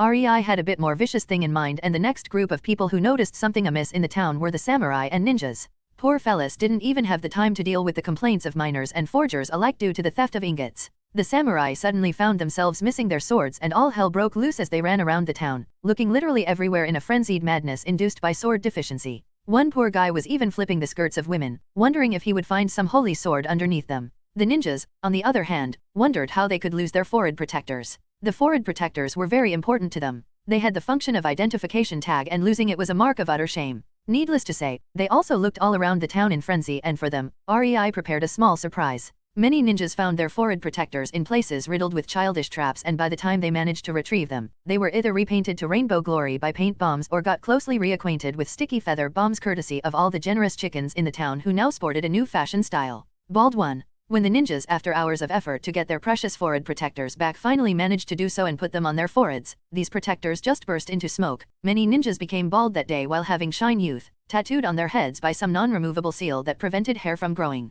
Frankly, Jiraiya was quite busy in the upcoming months. May was told to target the forges and she decided to go childishly into it. The walls of every forgery were repainted to look like a sky with a rainbow. The thick grey protective aprons were changed for frilly pink thin ones used for cooking sporting nice unicorns. Many housewives would miss their aprons later that day but May really needed something as a base to create her super duper cute aprons of embarrassing doom. She didn't forget to add itching powder from the inner parts either, nor the small genjutsu that would make them appear as the protective aprons for 30 minutes before dissipating. May only needed the smiths to put them on since she made sure to ask Rei to inscribe a strong sticking seal to them. No way the blacksmiths could take it off anytime soon. She only wondered how they would solve the problem of peeing with them on. Oh, well, not her problem. Her next target was the safes in the forgeries and they were also completely cleaned out by May as instead of money, she deposited tons of pink toilet paper. At the end of the day, the peaceful village was quite quiet but underneath that mask of normalcy, this day was a disaster for the town that lost its ability to supply the ninjas with weapons and mine the chakra metal. Needless to say, both Hokage and the daimyo would have to be informed. Unknown to the poor victims, the team downpour was just starting. After all, they had a few months to waste since they didn't want to return before the attack on the northern shores was over. Lazying and terrorizing the townsfolk of Tainara from the shadows seemed much more fun. Chapter 111, Northern Shores 1. In Naruto, Reborn with Talent. The Hokage was standing above a table with a huge map of the northern shores of the Land of Fire, loudly banging his fist onto the table with passion as he explained his tactics and asked the other men in the tent about their opinion. Around him, his most trusted aides and the most powerful ninjas from Konoha that he could afford to relieve from their previous posts listened with rapt attention, occasionally giving their own 2 cents to the battle plans. Hiruzen felt drained. The town of Tainara was supposedly heavily harassed by pranks of all things, and he could not dispatch anyone with the current situation, so their disposable weapon supply suffered. Worse yet, the economy around Tainara was collapsing and many people already moved out. The daimyo demanded something to be done about it because Tainara mines were the only place with chakra metal, therefore very profitable for the country. But when Hiruzen was about to send Jiraiya to Tainara to find and skin alive anyone causing trouble there during wartime with pointless pranks, the Toad Sage appeared very pensive and troubled. Apparently, the warning from Tsunade was real, and Konoha now had to protect the Land of Fire from the biggest invasion to their lands since the First Shinobi War. Oh, joy. In the end, nobody was sent to Tainara. Another problem was to find out who to send to defend against the Kiri invasion. When Jiraiya told him the estimated numbers of Kiri ninjas, Hiruzen quickly decided to take a more hands-on approach and go himself, dragging a lot of strong ninjas from their posts from the Kumo front or grass front. Even the outposts closest to the Land of Wind were almost emptied, leaving only 20% of its occupants, as the others were ordered to one by one relocate towards the new makeshift camp close to the northern shores of the Land of Fire while being discreet about it. The gathering of Konoha forces commenced, and if Jiraiya's estimate was to be trusted, Hiruzen was still facing a situation where Konoha was outnumbered 1 to 4 Kiri ninjas, which led Hiruzen to the current situation. He furiously hammered his fist onto the poor innocent table as his eyes sparkled with fury while he was sweeping the uncomfortable and nervous people around him with his piercing glare. What do you mean? Tsunade is not coming, Jiraiya. Hiruzen bellowed, causing some less experienced ninjas in the command tent to take a step back from the intensity of his voice. Hiruzen, while glad he still had it in him and was capable of making even someone as strong as Jiraiya squirm like a little genin, was utterly furious at what he just heard. Sensei, you see, pale-faced Jiraiya unsurely tried to explain, but Hiruzen interrupted him by grabbing the note he was clutching in his hands as if his life depended on it. Hiruzen looked at it and started reading out loud. Yo, old monkey. Just from that bit he knew he would not like what would follow. The only time Tsunade called him old monkey was when she was angry with him or trying to use it as a form of endearment to borrow some money from him. Just the thought sent chills run down his spine as he subconsciously straightened up with a gulp, his anger quickly forgotten. You would not believe what happened.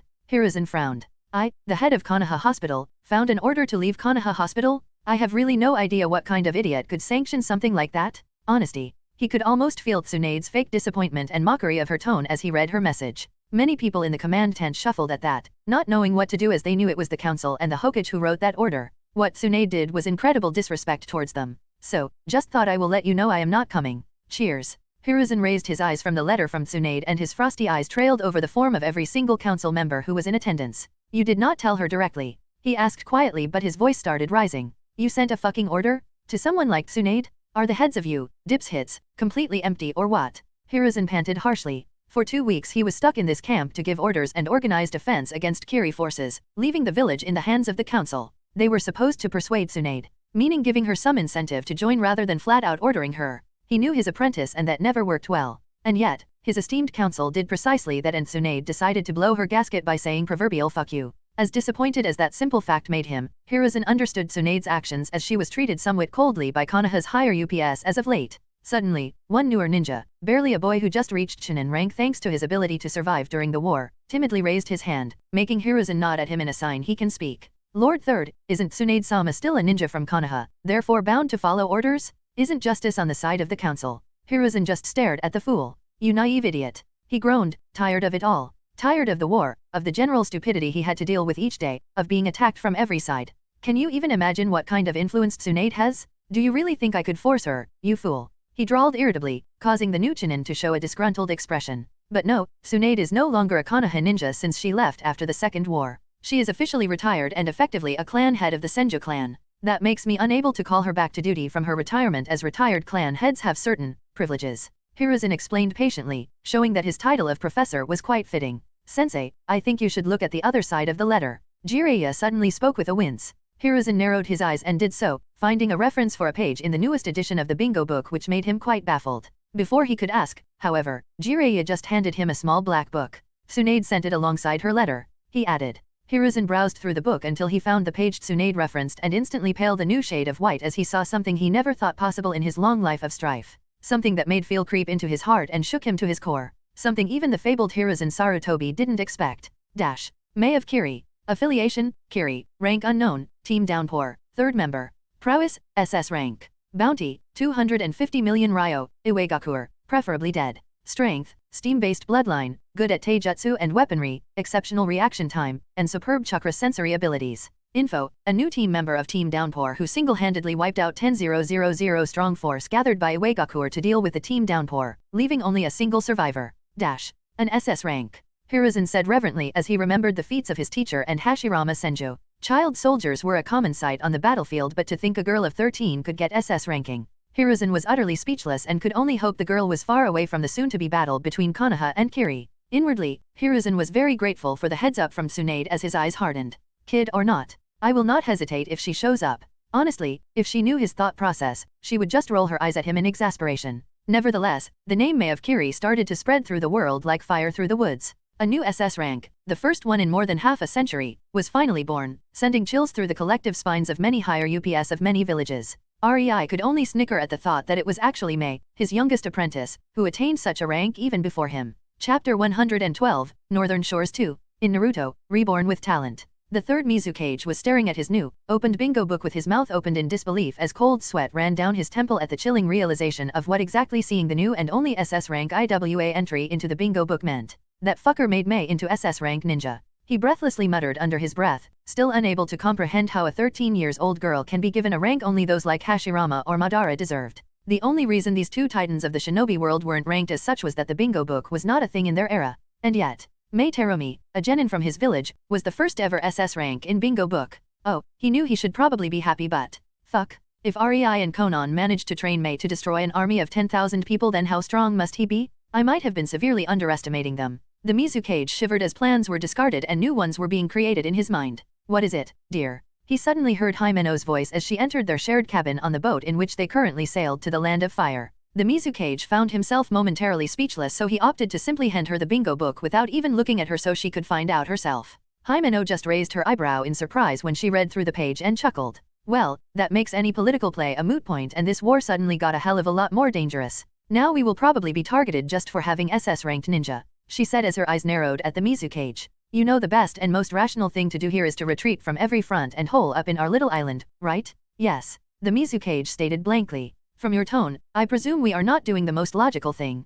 Himeno rubbed her forehead in exasperation. The hidden villages are too preoccupied with killing each other that they just might do nothing about this, despite the war raging on, which is giving them free rein to attack us whenever they want without giving a flying fuck about a proper reason. I mean, come on. This brings an enormous target above the entire land of water. There is a reason why most nations dispose of their most unruly S-rankers. Mei was given a rank above even that. Himeno tried to persuade the Mizukage, but when she looked at his impassive expression as he stared in front of himself with determination, she could only groan in irritation. You really sure we are not retreating? Yes. The Mizukage gave a small, almost unnoticeable nod, still not looking at her in his stubbornness. Himeno knew deep down he felt ashamed for prioritizing his revenge rather than the village, but she would not stop him. She loved the man too much to do that. Great. Himeno only sarcastically quipped before releasing an exasperated sigh. I guess I am going to check the preparations once more. Just wanted to give you heads up that our fleet will be arriving at the shores of the Land of Fire in a day, she said before storming out of the cabin. The Mizukage showed a small loving smile at her antics, feeling heartfelt gratitude for her loyalty and never-ending patience she showered him in. And so it finally begins. A day passed and the fleet finally arrived at its final destination. The ships were anchored a kilometer away from the shore and the Kiri forces numbering 10,000 ninjas of all ranks were ready. The shore looked peaceful and empty, not even the slightest sign of enemy could be spotted anywhere, so the Kiri forces jumped from the boats onto the water, dead set on walking on the water for the last kilometer of their long journey through the sea. The Mizukage himself was leading the forces with Himeno running by his side towards the land. The Kiri ninjas were not vigilant. After all, none of them thought they would be attacked. The invasion was supposed to be the most guarded secret, and at this point, it was too early for a battle. Alas, the Kiri frontliners of the forces were crossing the last 100 meters of water, about to finally reach the shore when suddenly a big puff of smoke burst out from the woods a bit away from the shore, and the Kiri ninjas found stopped in their tracks from sheer bewilderment at the massive toad staring at them in amusement while smoking its pipe. The Mizukage managed to only curse under his nose before he heard fire release, toad oil flame bullet. Mizukage's hands instinctively started weaving seals before he could even comprehend what was going on as the massive toad started spitting toad oil in the direction of the frontliners of the Kiri force, while a white-haired man standing on the top of the toad spat fire into the oil, igniting it. The Mizukage managed to perform a water wall in front of his forces near him, and some meager amount of satisfaction coursed through his being as he noted some of his ninjas doing the same as the water from the sea rose, creating a shield for the Kiri ninjas from the fire. Despite the wall being primarily made by the more experienced and stronger water-oriented ninjas of Kiri forces, when the flamethrower-like stream of fire from the toad impacted the water wall, sizzling noise erupted from the connection and the superheated flames started to boil the water almost instantly while making steam from the most of it. The remaining parts however were blasted onto the Kiri frontliners by the pressure, and whichever poor sucker who was hit started screaming bloody murder when it landed on his skin, severely burning it.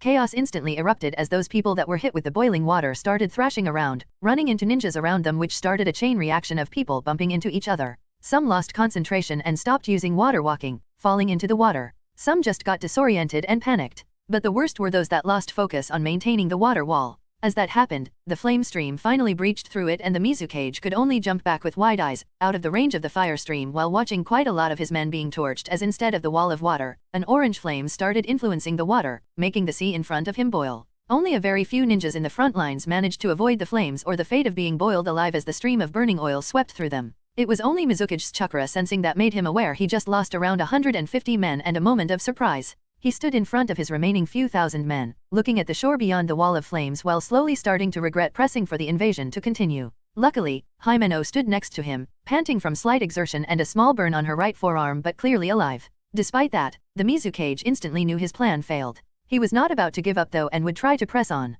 Raising his hand about to give an order to use a water-style collaboration jutsu to put down the wall of fire burning on the water, separating them from the land, suddenly a booming voice reverberated through the area. "You want to invade the land of fire? Then come and face your death." The Mizukage instantly recognized the voice of the third Hokage and paled, realizing that winning just became 100 times harder. But he had no time to consider it as a hail of sharp metal started raining on his forces. The Battle of the Northern Shores of the Land of Fire started. Chapter 113, Northern Shores 3. In Naruto, Reborn with Talent. Both Konoha and Kiri ninja armies hurled ranged jutsu and weaponry at each other. Kiri ninjas tried to get to land while Konoha ones were fervently doing everything in their capabilities to prevent precisely that. Unfortunately for Kiri troops, what the third Mizukage had in terms of talent for large-scale tactics, he lacked in the actual commanding aspect. The man could manipulate the entire war with just a few deployment orders and feint troops movements, but when it came to him leading men into battle, that's why despite Kiri forces being 4 times larger, they were still kept at bay, wasting chakra by having to walk on the water. The battle progressed and both sides started losing people due to the ranged attacks.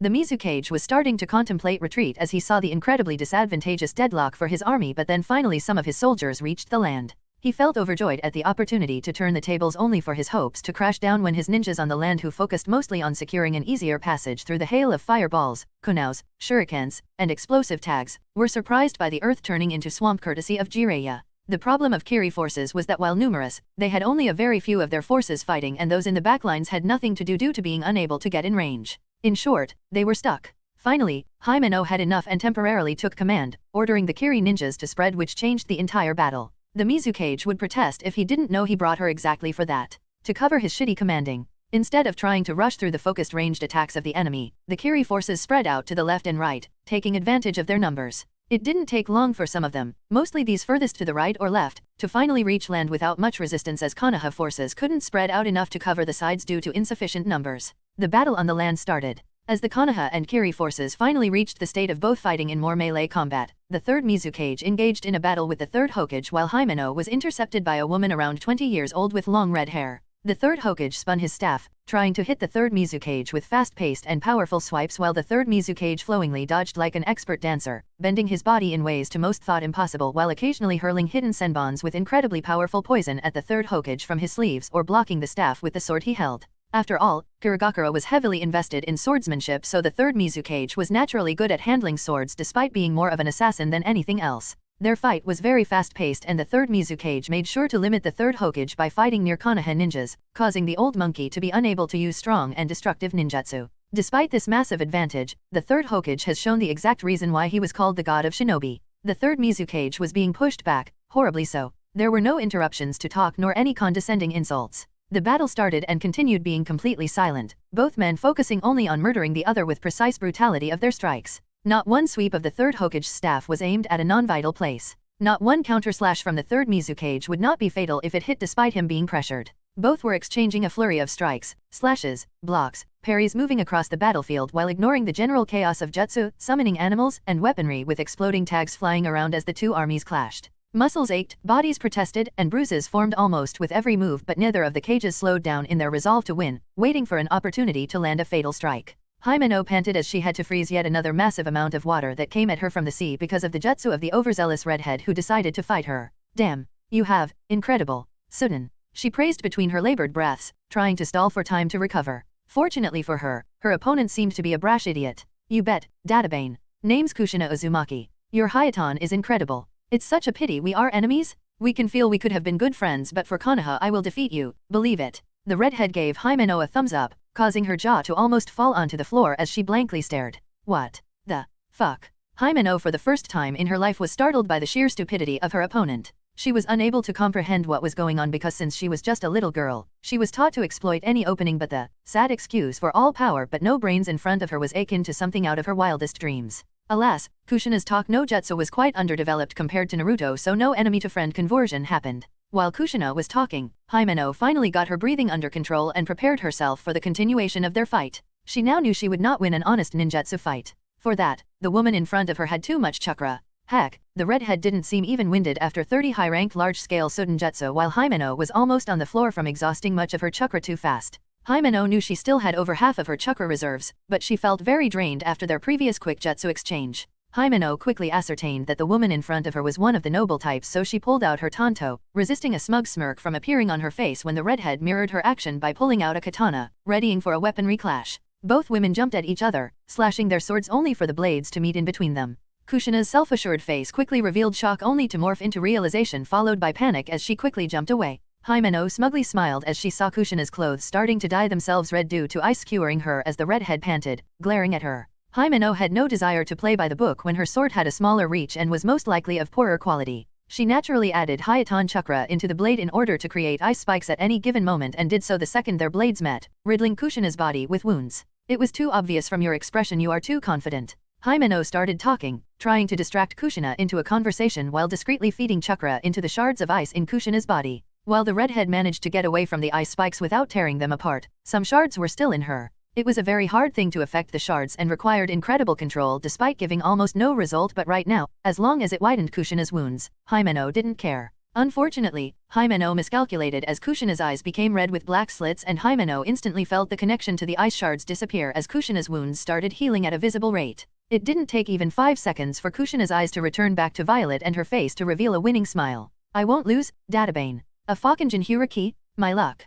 Himeno cursed, throwing a blank stink eye at the beaming Kushina who just shrugged off wounds that would kill a lesser woman. Well, she bent her knees and raised her tanto in front of her. No choice, I guess. Author note. First of all, Fuck. Worst chapter ever? At least from my point of view as the author. Writing this chapter was a nightmare? My motivation hit an all-time low. I started in the morning hours and the second I got to the fight between the thirds, I lost my motivation in the first sentence and couldn't bring myself to continue. Hence, I am sorry if the fight between the two cage guys is not described in detail. I just could not bring myself to do it, laughing face. Only when I somehow pushed myself and decided to conveniently skip it, going for Himeno v Kushina instead, I regained my drive. I wanted to end it in this chapter, but I guess I am liking it too much to only show so little of either Himeno and Kushina's prowess. Chapter 114, Northern Shores 4. In Naruto, Reborn with Talent. Kushina relished seeing the annoyance and frustration on the face of her foe after she used the chakra of the fox to heal herself. Admittedly, even the demon had its occasional uses. Kushina made sure her expression was that of confidence as she learned fast enough in her first month spent in Konoha that showing how despairing one was the biggest mistake she could make. The others would just capitalize on it, and so, new, always cheerful, and completely confident Kushina was born. Nevertheless, seeing the crushed, frustrated, or resigned looks of her opponents always brought her some kind of sadistic joy. Well, she personally blamed that on being raised in Konoha. Prepare yourself. Kushina exclaimed as she ran at Himeno, swinging her katana in a wide arc from the right side only for Himeno to perfectly dodge by jumping back, exactly as Kushina wanted. Himeno quickly found 3 kunai flying at her while she was in the air due to her jump. She was forced to kawarimi, appearing behind Kushina before her hands started weaving hand seals, sending an ice spike hurling at Kushina who just sidestepped it.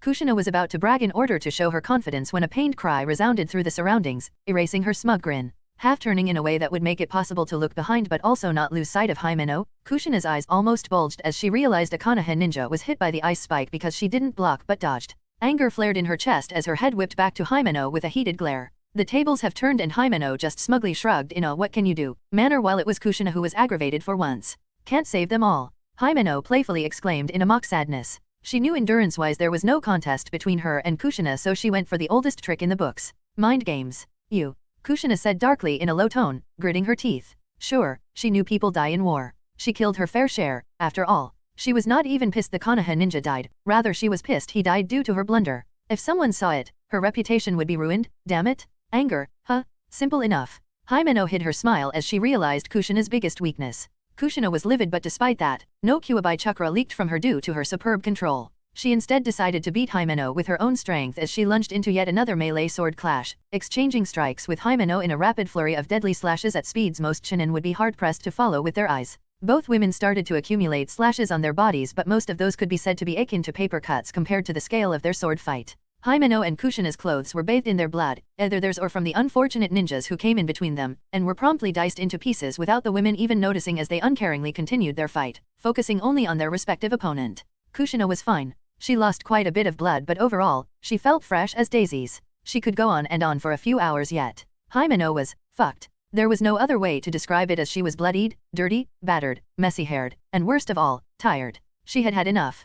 Clearly, mixing Jinhyuriki with an Uzumaki would create a freak of nature that just won't stop. She thought with apparent frustration ringing in her head. But, thankfully Kushina was too noble for her own good, and Himeno quickly noticed her penchant for not using her biggest advantage, ninjutsu, when her opponent doesn't use it too. Frankly speaking, Himeno knew she should have been dead by now if the redhead actually played according to ninja rules, meaning dirty. She is more like a samurai. Himeno mentally snorted, calculating the best plan to continue the fight. With a smirk, Himeno straightened herself. So, she drawled, up for another ninjutsu fight, princess. And Kushina was instantly annoyed and angered again. Not much, but enough to change the way they fought. Himeno no longer needed to engage in a sword fight with the horrendous disadvantage of a shorter blade and less experience compared to a Kenjutsu prodigy with a clan-based style like Kushina. During their long clash, Himeno led Kushina exactly where she wanted her, and that was the end of her need to fight with Kenjutsu. Bring it. Kushina's eyes flashed, realizing they were far away from any ally who could be injured by large-scale attacks. Her hands instantly started weaving seals as she failed to notice the small smirk on Himeno's face. Kushina finished her seals and clapped her palms together as she shouted, "Water release, whirlpool torrent." A massive amount of swirling, whirlpool-like torrent of water appeared and quickly flew at Himeno, destroying trees all around. Himeno just enhanced her legs with chakra and jumped to the side, evading the jutsu as 5 ice needles appeared in front of her with one one-handed seal. Ice style, ice needles. The needles flew at Kushina, who grinned and clapped her hands together. Water release, water wall. A wall of condensed water that rotated around Kushina appeared, blocking the ice needles before Kushina started creating an inhuman amount of water. Water release, mega water prison. The water created a humongous sphere, 100 meters tall, with the previous position of Himeno right in its middle, and Kushina released a strained breath, holding the water in a spherical shape. She then conjured her chakra chains and sent them into the sphere to seek and skewer anything that moved inside. This was her finishing move. Because of Kushina's incredible focus, she didn't notice Himeno rising from a small patch of frozen, mirror-like ground. This was nothing like Haku's speed-enhancing mirror technique. This was a real space-time ice mirror transportation, the thing that made Himeno into a famous assassin. Kushina paid dearly for lowering her guard as a long ice spike lodged itself right through her abdomen, and even then she was quite lucky she instinctively leaned to the side, otherwise she would be dead. Kushina was not one to forfeit the fight. She let the water prison end and the water came crashing onto the ground, causing the forest around to be changed into a small lake with crowns of the trees peeking from the surface. Kushina changed the environment to suit her best. Himeno used water walking to stand on water, as did Kushina, but her eyes widened when she got a glimpse of chakra chains going under the water from Kushina's back. Only barely did Himeno manage to dodge the chakra chain shooting from the water below her as Kushina made her run around, chasing her with chakra chains while occasionally throwing a water bullet or some other water release jutsu at her, all the while Himeno did her damnedest to dodge, create more mirrors on the water surface. Sadly they were being actively destroyed by Kushina, so Himeno had to run more, and from time to time, Himeno even hurled ice needles and ice spikes at Kushina. An hour passed and both disheveled women stood opposite each other, panting hard. Even the chakra powerhouse Kushina was almost floored due to exhaustion. While Himeno dodged and focused on precise attacks, often guessing where Kushina would dodge and throwing an ice spear there right after throwing an attack on Kushina, Kushina focused more on her chakra chains and large-scale chakra exhaustive massively destructive jutsu that could level the surrounding country. Hence, despite Himeno having much lesser chakra reserves, Kushina was also spent. Hey, you are goo. Kushina started praising Himeno in between gulping air. She could respect the woman for being so agile and nimble. Hour of throwing S-ranked jutsu at her and not one hit her. That, in Kushina's humble opinion, deserved recognition. Himeno Yuki was a damn good ninja, especially with her bloodline that allowed her to use some kind of spacetime bullshit to teleport through the ice. Kushina's eyes suddenly widened as she reached her hand in Himeno's direction, making her look at Kushina funny before horror appeared on Himeno's face when she realized Kushina was not feigning it. Watch out. Alas, it was far too late. Chapter 115, Northern Shores 5 and Kirigakure's Treasury. In Naruto, Reborn with Talent. The third Mizukage could only despair as the world slowed around him, and despite his Herculean attempts to move fast enough, he could only watch as the staff of the third Hokage neared his lover's, Himeno's head without her even knowing as she faced the redhead Konoha ninja, panting and exhausted, too distracted by her own fight to watch her surroundings. No. He mentally screamed with wide eyes, unable to do anything to save Himeno as the third Hokage's staff impacted her head from the behind. Himeno's head caved in from the force, sending her body crashing to the ground, folding like a paper, and the third Mizukage couldn't help but freeze in his tracks, mentally repeating no as he refused to believe what just happened. Himeno, the love of his life, was dead. The third Mizukage couldn't help but suck the cold air that permeated the surroundings, balling his hands into fists so hard that blood started dropping onto the ground. He was still shaken from the sight of Himeno's collapsed and deformed body, offhandedly noting the redhead ninja was horrifiedly staring at the scene in a manner quite similar to him. The world stilled as regret swelled in the Mizukage's heart, and his gaze slowly turned to a furious glare full of deep-seated hatred boring into the grimly satisfied mug of the third Hokage, who spat a fireball onto Himeno's body, burning it to cinders, to add an insult to an injury. The war between Konoha and Kiri was over. Both men knew it, no matter how much one of them wanted to admit it. The Hokage didn't use the momentary distraction of the Mizukage and in order to kill him. He just watched and waited, hoping the death of the woman the Mizukage clearly loved would be impactful enough for a full retreat, but not enough to make a man who was a Kage, and knew what that entailed, to decide going out with one last bang in an act of revenge. The Mizukage wanted nothing more than to tear the old shriveled monkey to pieces and stick the freaking bow staff up his ass, but he was slowly losing men. Konoha might have been outnumbered, but they clearly brought only the best of their fighters to confront Kiri forces. This expedition was a failure, and he knew it. If he continued, it would only endanger Kiri further, and he couldn't have that. Reluctantly, the Mizukage threw a kunai with a special seal tag attached towards the sky, where it burst into a very bright red sphere, lingering amongst the cloud as it declared the order to retreat for the Kiri forces. With one last tear-stricken glare, the Mizukage ran towards the shore, cursing and blaming himself for Himeno's death. The Battle of the Northern Shores ended. While the armies of Konoha and Kiri clashed on the northern shores of the Land of Fire, Rei had other plans. It's creepy how empty the village is. Mei mumbled as her eyes were tightly closed and her senses were dutifully monitoring the people in the village hidden in the mist through a harmless mist-like dense cloud of white steam she created. Not unlike her boiling one, Mei was completely capable of sensing everyone inside of it. Well, most of the ninjas are either on the Kumo front as a distraction or a part of the invasion to the Land of Fire. That's why now is the best time to do this. Rei shrugged as his eyes flickered across a seal while he was in the process of altering it in such a way that it would not attack him and nobody would notice his intrusion. Rei and Mei were currently in front of the most guarded building in the village. The Kiri Umbu headquarters, more specifically its treasury. Now that the village was almost empty, Rei finally decided to check the place out, since there was almost no danger of being discovered as long as he knocked out the guards and used Mei to create a small disturbance with her steam. Not to mention Mei was an incredible sensor with it. The Umbu guards that were supposed to guard the place were numbering 20 and all laid on the ground after Rei sneak attacked them with his chakra strings, and zapped them unconscious with lighting chakra through them. Rei was quite glad though. Normally there would be at least 100 Umbu patrolling around the place, and every few minutes, a new Umbu, one who was not part of the 100, would walk around it, just in case. It was really the best guarded place in the village, as even the cage didn't have such protection. To get inside without making the entire village alarmed was almost impossible during normal times, but now that more than 60% of the ninja population was away, the 100 Umbu guardsmen were reduced to a mere 20, and instead of every few minutes, it took at least 3 hours for an Umbu not part of the guardsmen to walk by. It was the best opportunity for Rei to discreetly get inside. Aeon done. Rei smirked as the seal glowed a bit before subsiding to normalcy. He turned to Mei and nodded at her. Wait here and warn me if anybody is getting close. It would be infinitely more comfortable if we are not caught trying to steal the most precious things Kirigakure owns. Seeing Mei nod, he entered the room containing the most precious things in the whole Land of Water. 30 minutes passed with Rei browsing through the things stored there, his face marred with an enormous frown as his eyes twitched.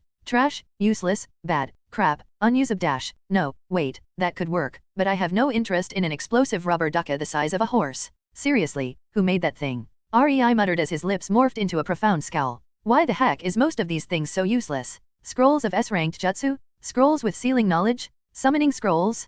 Poisonous deodorant? All of these I have no need for. Rei was frustrated. Sure, the scrolls were stashed to his storage dimension, but he didn't really need them. They were mostly for his future endeavor rather than for him or his girls. All in all, he wasn't really happy with what he found in the best treasury of Kirigakure. Rei almost gave up the further he went in the room, not finding anything immediately useful, when he suddenly stopped in his tracks and looked at an unassuming small brown jar that looked as normal as possible. It had no special odor, no special appearance, no special chakra signature. Safe to say, even a high-ranking ninja would find it to be just a normal jar. Not a seal master though. Rei's lips widened into a joyful smile as he finally found something worthwhile. something that was a big part of the reason why he still stayed in the Kiri. For years, I was looking for you. His eyes hungrily lingered on the jar with an excited glint. And even though you probably won't wake up due to the seals on the jar. Nice to meet you. Saiken. Author note, okay. I can honestly say I will not write about a battle that MC or his harem is not a part of. I did so for the last 5 chapters and while a bit enjoyable, it was also quite boring for me as the writer. Chapter 116, The Aftermath. In Naruto, Reborn with Talent. The team Downpour was recalled to Kirigakure not even 2 weeks after the Battle of the Northern Shores ended. Them being so far away from the village was also the perfect alibi for the ongoing investigation on who broke into the Kirigakure's treasury, but didn't take anything at all. Honestly, REI was quite amused at the disbelieving and uncomprehending looks of the Kirigakure's higher UPS whenever he spied on them discussing it. He naturally left copies of the scrolls in the treasury so all seemed as if somebody was there but didn't take anything. It was driving them sparse and REI enjoyed every second of it. Sadly, he found only the jar with the sleeping Six Tails in it and had no idea where Three Tails was, but he didn't care much about that. Six-tailed demon was much harder to come by anyway, as REI knew a few events in which the Three Tails was supposed to participate. He would still have time to act on it later and get some chakra from the beast, but the Six Tails was different. REI didn't even remember the arc with Utakata as he was totally bored by it and didn't much care about it. The biggest topics in the village were mainly 2 things. Mei's ascension to the first SS rank ninja ever, and the failure to invade the Land of Fire alongside the loss of the Kiri forces in the Battle of Northern Shores. One was incredibly positive while the other, not so much. It was more than obvious which one was the preferred topic in the village, and Mei was simply going sparse by how casually she is being greeted by people who would glare and scorn her just a few weeks ago. She really wasn't happy about it, and this time it was her who was glaring at everyone who even tried to open their mouth in order to start a casual conversation with her. As for the less popular topic, Kirigakure lost 10% of its ninjas in that battle. The order to retreat from the Kumo front was already sent. Officially, Kirigakure was still a part of the war, while unofficially, the village lost too much in Konoha to continue fighting. The higher UPS basically decided to hole up and focus on surviving the war rather than participating. 2 of the 4 members of the 7 swordsmen fell, and only thanks to the other 2 surviving members did Kirigakure manage to keep their swords. Himeno, the heiress of the Yuki clan, died. At least 20 more A-rank shinobi of Kiri also met their end. Kirigakure was simply too exhausted to continue to waste its forces for the war. There was no profit in it anymore. When REI heard about the losses, he even felt a pang of guilt for the deceased, since it was because of him that Konoha managed to ambush Kiri forces, but then he remembered one crucial thing. The commander was the 3rd Mizukage. He was supposed to be a genius at tactics, and he made such a grave oversight as not expecting a searingly warm and pointy welcome when he arrived near the shores. At that point, REI decided to not bother. Frankly, he expected better from the man. Speaking of the Mizukage, he became a broken husk of his former glory. The village had to be mostly run by the council as he grieved for Himeno, and that state lasted for 3 weeks until the Mizukage finally decided to take his responsibilities seriously again, and since then, he didn't leave his office at all. Just lucky he had an adjacent bathroom there. The guy didn't even have the time to chat with the team Downpour about their recent mission, since he was dealing with the fuck-up he caused. Many whispers of removing him and installing the 4th Mizukage started to be heard in the wind, and REI could only shake his head. Even Conan believed the Kiri was going to become worse for wear. Are we finally leaving? Conan asked as she sat on the couch with REI's head on her lap while she lovingly caressed his hair. I am quite fed up with this village. Living normally is nice and all, but when you got paper everywhere in order to eavesdrop and know the darker secrets. Yeah, REI sighed. I just want a last meeting with Mizukage. Call it my vanity, but I want to see his new mental state after he lost the woman he loved. After that, we will use the war to elevate our status, perhaps. He threw her a mischievous look which she promptly returned. You want to get an SS rank rating? I doubt it would be so hard. Conan hummed. Not only that, we still have a year and a half until the end of this war. We gotta improve the dimension, get stronger, get better, I mean get more infamous. REI trailed off but then snorted. I personally don't want to join any other hidden village. They are too constricting and expect their ninjas to serve them to their deaths without question. REI shook his head. I have had enough of that in Kirigakure, and I must admit we were lucky the Mizukage wanted to accommodate us, otherwise it would be far worse and much more uncomfortable. Right. Conan gained a faraway look as she reminisced about the last years. Suddenly she snapped out of it and tilted her head. What about Tsunade? She should be stuck in Konoha until the war ends. REI nodded at her with a slight appreciative smile. As she should be. That way nobody can associate her with us. It's not like she can't just teleport to the dimension and train. Furthermore, I am sure she is quite content with having so many free test subjects.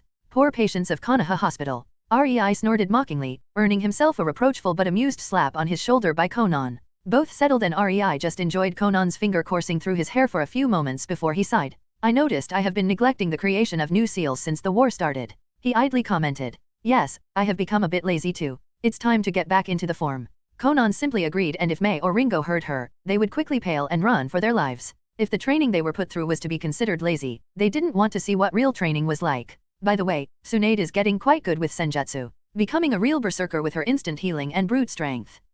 Conan playfully tilted her head. Well, you would know. After all, you did spend a few days with her in the dimension. So, did she get any better? You know, in bed. She sultrily asked and Rei barked out a laugh. Yeah, she is a delight. Before Conan could react, she found herself in a princess carry as Rei marched towards their bedroom. In fact, I will just show you. Both laughed at that, lust apparent in their eyes. Somehow, puberty hit them hard, and with the high amount of nature energy in their system, let's just say Conan and Tsunade were glad for anti-pregnancy seals. Yet another reason why Rei didn't want to add Mei until she was 15 years old and was willing after knowing all the facts. That night became Mei's favorite as she spied through a barely visible mist on Conan and Rei having fun while she was left to her own lonesome devices. Who said training in espionage was boring and unexciting? Chapter 117, Mission Report. In Naruto, Reborn with Talent. Rei moaned as he woke up, feeling somebody laying on his chest. He half opened his eyes and relaxed when he spotted the messy and tangled mess of blue hair enter his vision. Clearly, they took it a bit too far with Conan yesterday night and both fainted.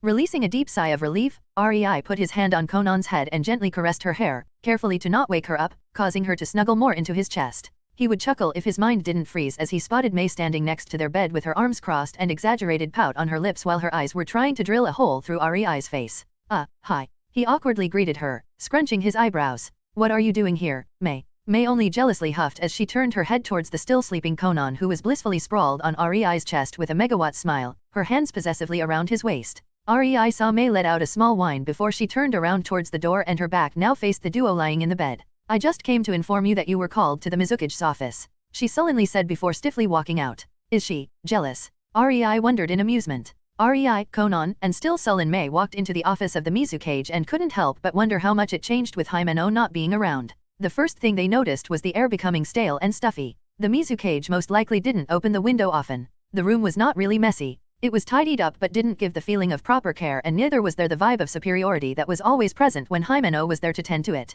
Frankly, the woman knew exactly how to arrange things for people to feel small or insignificant when in her presence and something was clearly missing in the room to give it that important vibe of it belonging to someone important. Further in the room, Mizukage was wrestling with stacks of paperwork. He no longer looked cheery, rather he had a weary look and black circles under his eyes as he sat with his shoulders slumped while filling out form after a form. Rei could understand why the council wanted him to name a successor. The man was ruined and lost his drive. Team Downpour reporting as ordered. Rei stated, snapping the Mizukage from his reverie, causing him to look up at them. His eyes were quite dull and sleepy, making Rei frown. This was really not the man who welcomed them in Kirigakure years ago. It was almost sad.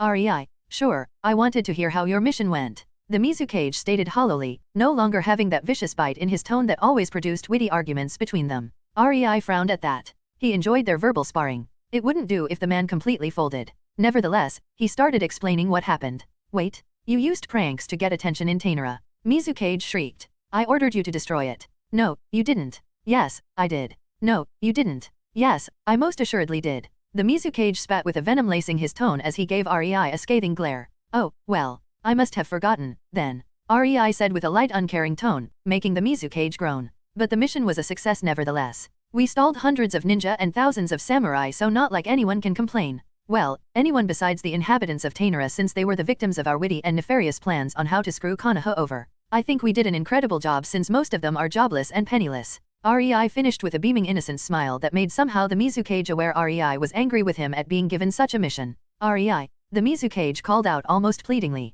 You are a ninja, act like it. Rei's smile dropped and complete seriousness filled the room. Sure. You are also a ninja, act like it too, then. The world stilled as the Mizukage and Rei stared into each other's eyes before the Mizukage chuckled. His chuckle slowly morphed into snickers before becoming small laughter and ending up as full-blown unrestrained laughter as the man banged his fist on the table, hunched over from stomach pains due to laughing. All members of Team Downpour were just awkwardly standing in front of his desk, staring at the apparently new madman until he finished with his practice of mad laughing. Was I too straightforward? Rei thought worriedly. Did he crack? Conan thought in amusement. Somehow, I am suddenly glad we are leaving Kiri. Mei thought as she gave the Mizukage a weirded out look. The Mizukage finally stopped laughing, and only an occasional chuckle left his lips as he tried to calm down. Thank you for that, Rei. I needed the reminder. So he didn't go crazy. Such a pity, all three members of Team Downpour thought ruefully. Outwardly, Rei just nodded in acknowledgement. Now, care to explain why one of my genin is marked as SS rank by Iwagakure? The Mizukage glanced at Mei before he turned to Rei with his left eye twitching in irritation and exasperation. The Iwagakure is crazy. Rei tried to sound innocent but the Mizukage instantly gave him a deadpan stare. Fine. She fought 10,000 enemies. Rei shrugged. The Mizukage could only groan again. Why does it have to be always so difficult with you? He idly asked, not expecting an answer but Rei obliged nevertheless. Because I am special. The silence became deafening in the room and it took a few seconds before the Mizukage started speaking again. Right. Anyway, we fought 10,000 people is not an answer, Rei. But I didn't say we fought them. I said she fought them. That stopped the Mizukage short, causing him to be completely flabbergasted. Wait. You want to tell me that a genin managed to win against Dash? Yup, Rei interrupted. I am apparently a marvelous teacher. He gave the Mizukage a thumbs up before Conan swatted him on the shoulder while barely restraining her snickers. Mei had no such problem and openly laughed at Mizukage's expression. Maybe Rei really was a bad influence? Nah, that couldn't be it. The Mizukage looked from Mei to Rei and back before his eyes settled at Conan. Is it the truth? Oi. Rei rebuked, annoyed at being doubted but both Conan and the Mizukage just ignored him. Yes. Conan stoically said with a nod. I see. Fine. The Mizukage sighed. I want a full report on that battle on my table in a week at most. You are dismissed. He said and returned to his paperwork with a lighter and happier look. Really, I am such a good therapist. Rei proudly thought to himself only to receive another swat on the shoulder from Conan who instinctively felt her lover was thinking something stupid. Chapter 118, Leaving Kiri. In Naruto, Reborn with Talent. Rei, Conan, and Mei sat in the living room of their flat, recounting what they have to do before finally leaving Kiri for good. The biggest problem was Mei's report to the Mizukage since they doubted they would be allowed to go on a mission before Mei handed that to the Mizukage. In the end, Conan proposed to make use of the Mizukage's busy schedule and Rei accepted, which basically meant they would be leaving Kiri at the end of the week, right after Mei handed her report. This made their schedule quite packed for the following week. First, Conan made sure to spread her papers everywhere in the village, put them into hidden spots all in order to be informed. She even created a new jutsu, a special type of paper clone that could access all these spying papers in the Kirigakure and had her own intelligence to determine what was and what was not important to report. The entire clone was powered by natural energy so it could last indefinitely until it was cancelled. Funnily enough, despite the council knowing Conan could manipulate paper, nobody really paid attention or even tried to find out the limits of it. Nobody had even an inkling she could spy through it. The best they could imagine her doing was cutting things with it, which was plain dumb in Conan's opinion. If anything, earth hardening was much better for a fence than wind sharpening. This ignorance made it incredibly easy for Conan to become aware of almost everything important that was going on in Kirigakure. Not even 3 days later, she brought the news of where exactly was the sealed three-tailed beast hidden to Rei, but he just shrugged, deciding they will get its chakra later when it actually had a Jinhura key. Even Conan didn't understand yet why Rei told her to create such a massive information network in Kirigakure. He naturally wanted to get some clans for himself once the purge started, and without knowing when to rescue them, any effort from his part would be useless. Needless to say, Rei wouldn't have that if he could help it. As for Mei, she decided to stay the entire week indoors if only to avoid the idiotic and bothersome fawning of the villagers. She was not blind and could see the great fear they had for her in their eyes and how fake their acting was. Mei-sama this, Mei-sama that. Mei-sama, you look so wonderful. Mei-sama, you are so powerful. Who did the idiots think they were fooling when not even a half year earlier they were all glaring and sneering at her? Seriously, only an utterly brainless idiot would be happy for getting recognition from people who clearly hated him and believed it was real when they switched their cloaks and became nice out of nowhere after he or she performed some meritorious deed for the village. Mei would rather have none of it rather than have some fake recognition. Rei spent the week browsing through the library and discreetly storing any jutsu scroll he found interesting or useful. His kleptomaniacal craze was stopped only after 5 days when the library was flooded by ninjas looking for clues who was stealing their scrolls after they finally noticed something amiss. Rei wondered what it was. The completely empty shelf in the B-rank jutsu section, the fact that 20 A-rank jutsu were currently unaccounted for, or the collection of cookbooks from the civilian section he took for fun. Personally, he suspected it was the cooking books. Jutsu were overrated, after all. The week finally passed and the team Downpour Sans Mei found themselves at their personal training ground, ready to embark on another mission, unknown to the Kirigakure, their last one for the village. Mei finally arrived and huffed in discontent. These stupid shinins at the mission center had the cheek to ask me why I am taking mission right after handing the report for Mizukage before he could even assess it. Conan just chuckled at the clearly vexed girl while Rei rolled his eyes. You know it's their job. It really is suspicious, and you know we had you take the mission because as the newest SS rank, the shinins won't give you any trouble in fear of it backfiring later. Maybe so, but still. Mei angrily stomped her foot on the ground before averting her gaze and crossing her arms under her developing chest. I should have melted them. Rei gained a mischievous smile and approached Mei. Before she could react, Mei found her cheeks being pinched by Rei as he smugly raised an eyebrow at her, causing her to blush and try to pull away from him. Don't be arrogant, Mei. Rei ruffled her hair. Or I and Conan will have to beat the arrogance out of you. You won't enjoy it. he warned her, happy to see her flinch, taking it as an assurance she understood. Well, then Ellie-Rei was about to turn around to leave when he was surprised by a person approaching them from the tree line. All three of them instantly put their guard up. To their utter shock, it was Ringo who was unsurely approaching them, a bag slung on her back, her face looking pensive while her hands held the handle of two swords around her waist in a fond manner. Hi. She uncomfortably greeted them, getting a raised eyebrow from Conan, a piercing look from Mei, and a slightly concerned frown from Rei. Before any of the three could start speaking, Ringo decided it would be better if she explained herself first. I know you are leaving Kirigakura and I want to go with you, she said, feeling her stomach sink, as she for the first time uttered out loud what she was doing. She was turning traitor. It was almost physically sickening for her to even think about it, but Kirigakura betrayed her first. In the end, Tsunade was correct. Ringo had to choose, and after many sleepless nights, this was her answer. Ringo expected questions, bewilderment, protests, demands to prove what he said to be the truth, so she was naturally floored when she was met with shrugs and clicking of the tongue from Mei as Conan smugly outstretched her hand, palm up, towards the girl, and the peeved Mei handed over a pouch to the smug Conan.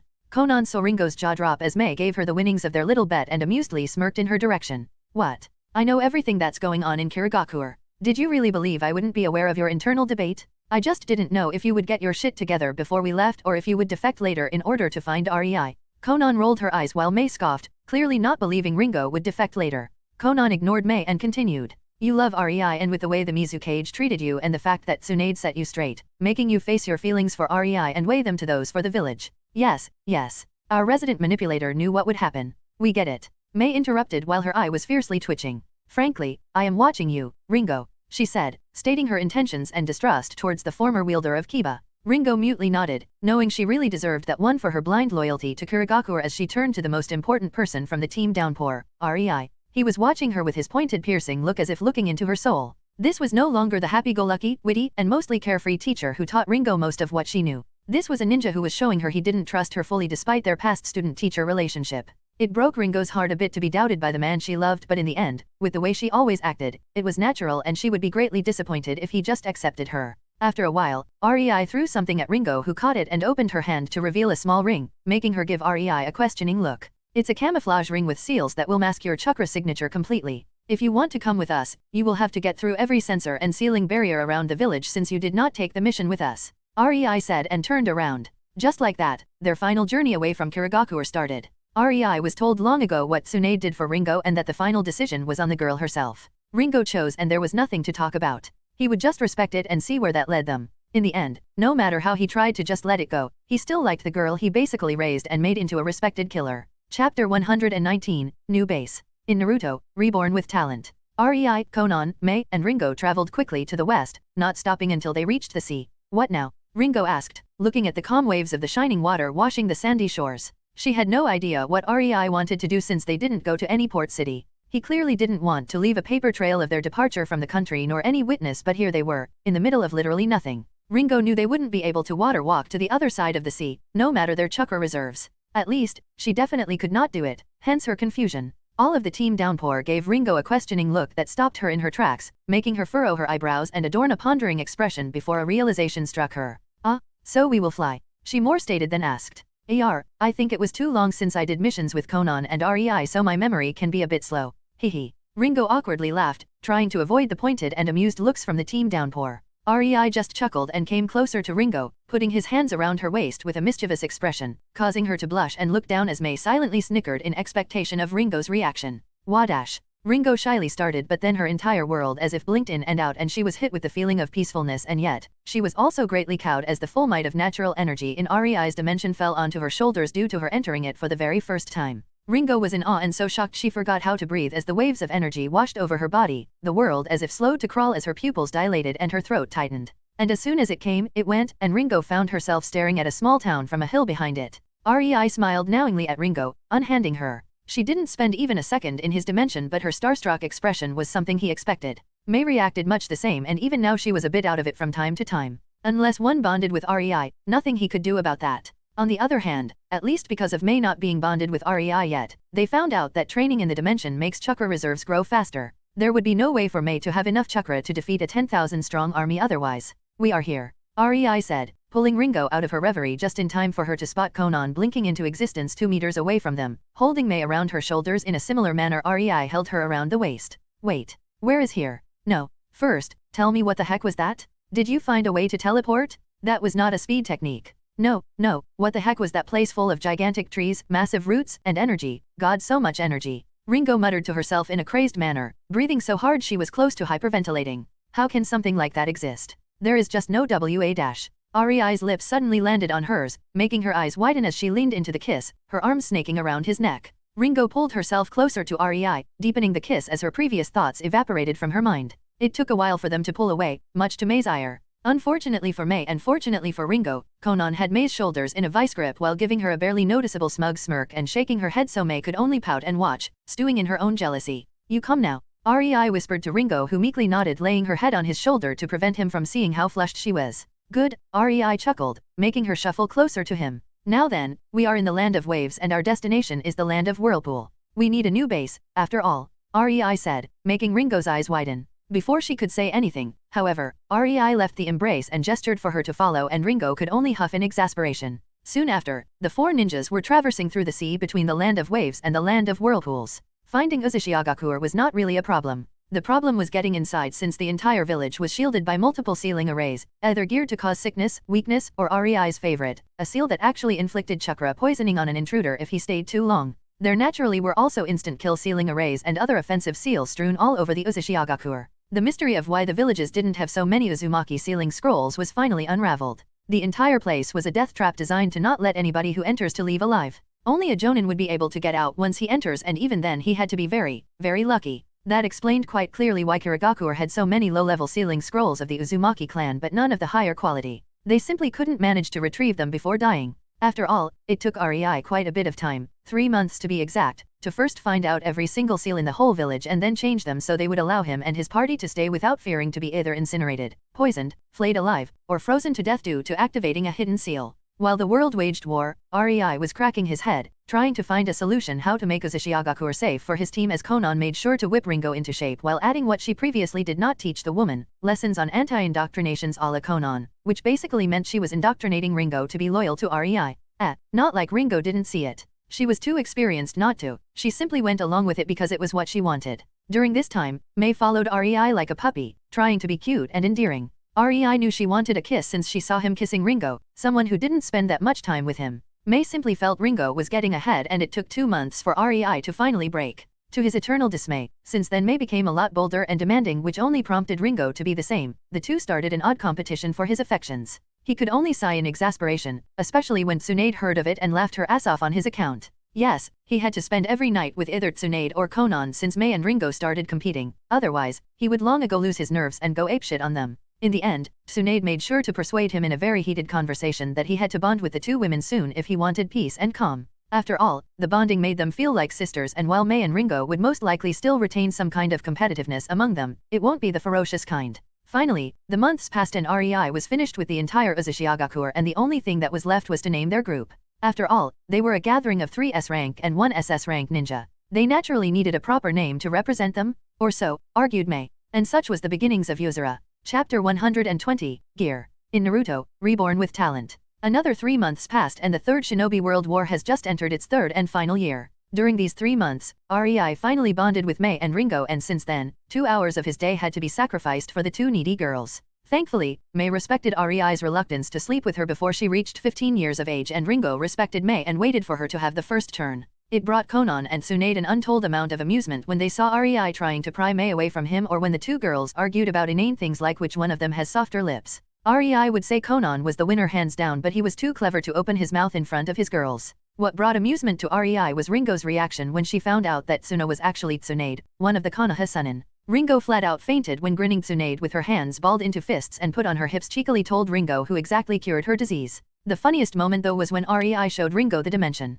The poor woman could not properly breathe for 5 hours and had to crawl while being taunted by Tsunade and Conan as they dangled Rei's specially made dango, Ringo's favorite food and the only thing he was addicted, as they found out in the past months, in front of her face on a string while she was creating a path by drooling onto the ground. Rei really had no idea if he should roll on the ground from laughter or stop his 2 cruel women. In the end, Mei decided for him when she brought popcorn. Fun was nice and all, but these past 3 months were also quite busy. Rei decided their new group, Uzura, needed a proper recognizable attire, and as such, they started creating one, a very special one at that. REI was aware of the dangers and advantages of such a thing, but after carefully weighing them, he still decided to get a proper uniform, so to speak. His main reason stemmed from Akatsuki itself. Akatsuki black cloaks with red clouds, most would believe it was a stupid thing to wear them, and from a certain point of view, they would be absolutely correct. Akatsuki was supposed to be a hidden organization of mercenaries. Their secret purpose was to collect the Baijuyu, and yet every time they attacked a jinhuriki, it was two dudes in black cloaks with red clouds. Very subtle indeed.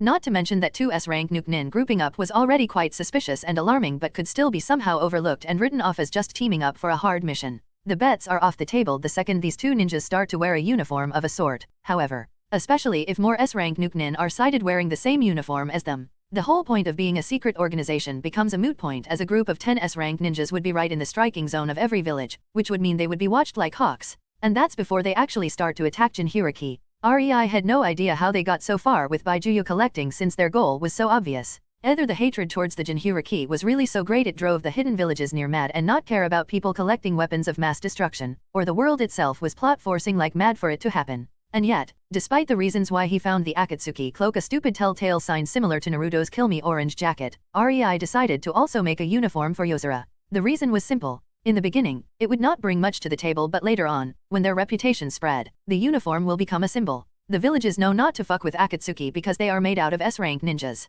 And they always wear their cloaks and are easy to spot. REI wanted such recognition for his own group, as while stupid, it was also a very powerful weapon. After all, if he ever wanted someone to do a secret mission, all that would be needed was to take off the Yozora cloak. The first piece of Yozora gear was a pitch black cloak reaching the ankles with a black hood. REI didn't care what people wore underneath it, so the cloak was it. Now, REI was quite protective of his girls, so he grouped up with Conan and they got to enhancing these cloaks. Firstly, they decided the hood will be always up during encounters with an enemy, so REI quickly added a see-through seal on the inner part of the hood. This way, the wearer's vision was not obstructed at all. Secondly, he naturally added a seal to obstruct the vision of anyone trying to peek under the hood. Anyone who tries will see only a black void. This was REI's measure to protect the identity of his girls. Sure, they said it was redundant, but REI wouldn't hear of it and glared at them until they relented. And thirdly, REI added some miscellaneous seals like warming seals that would keep the user warm if activated, or cooling seals with the opposite function. There was also a durability seal drawn from the inner part of the cloak, affecting the outermost layer from being damaged.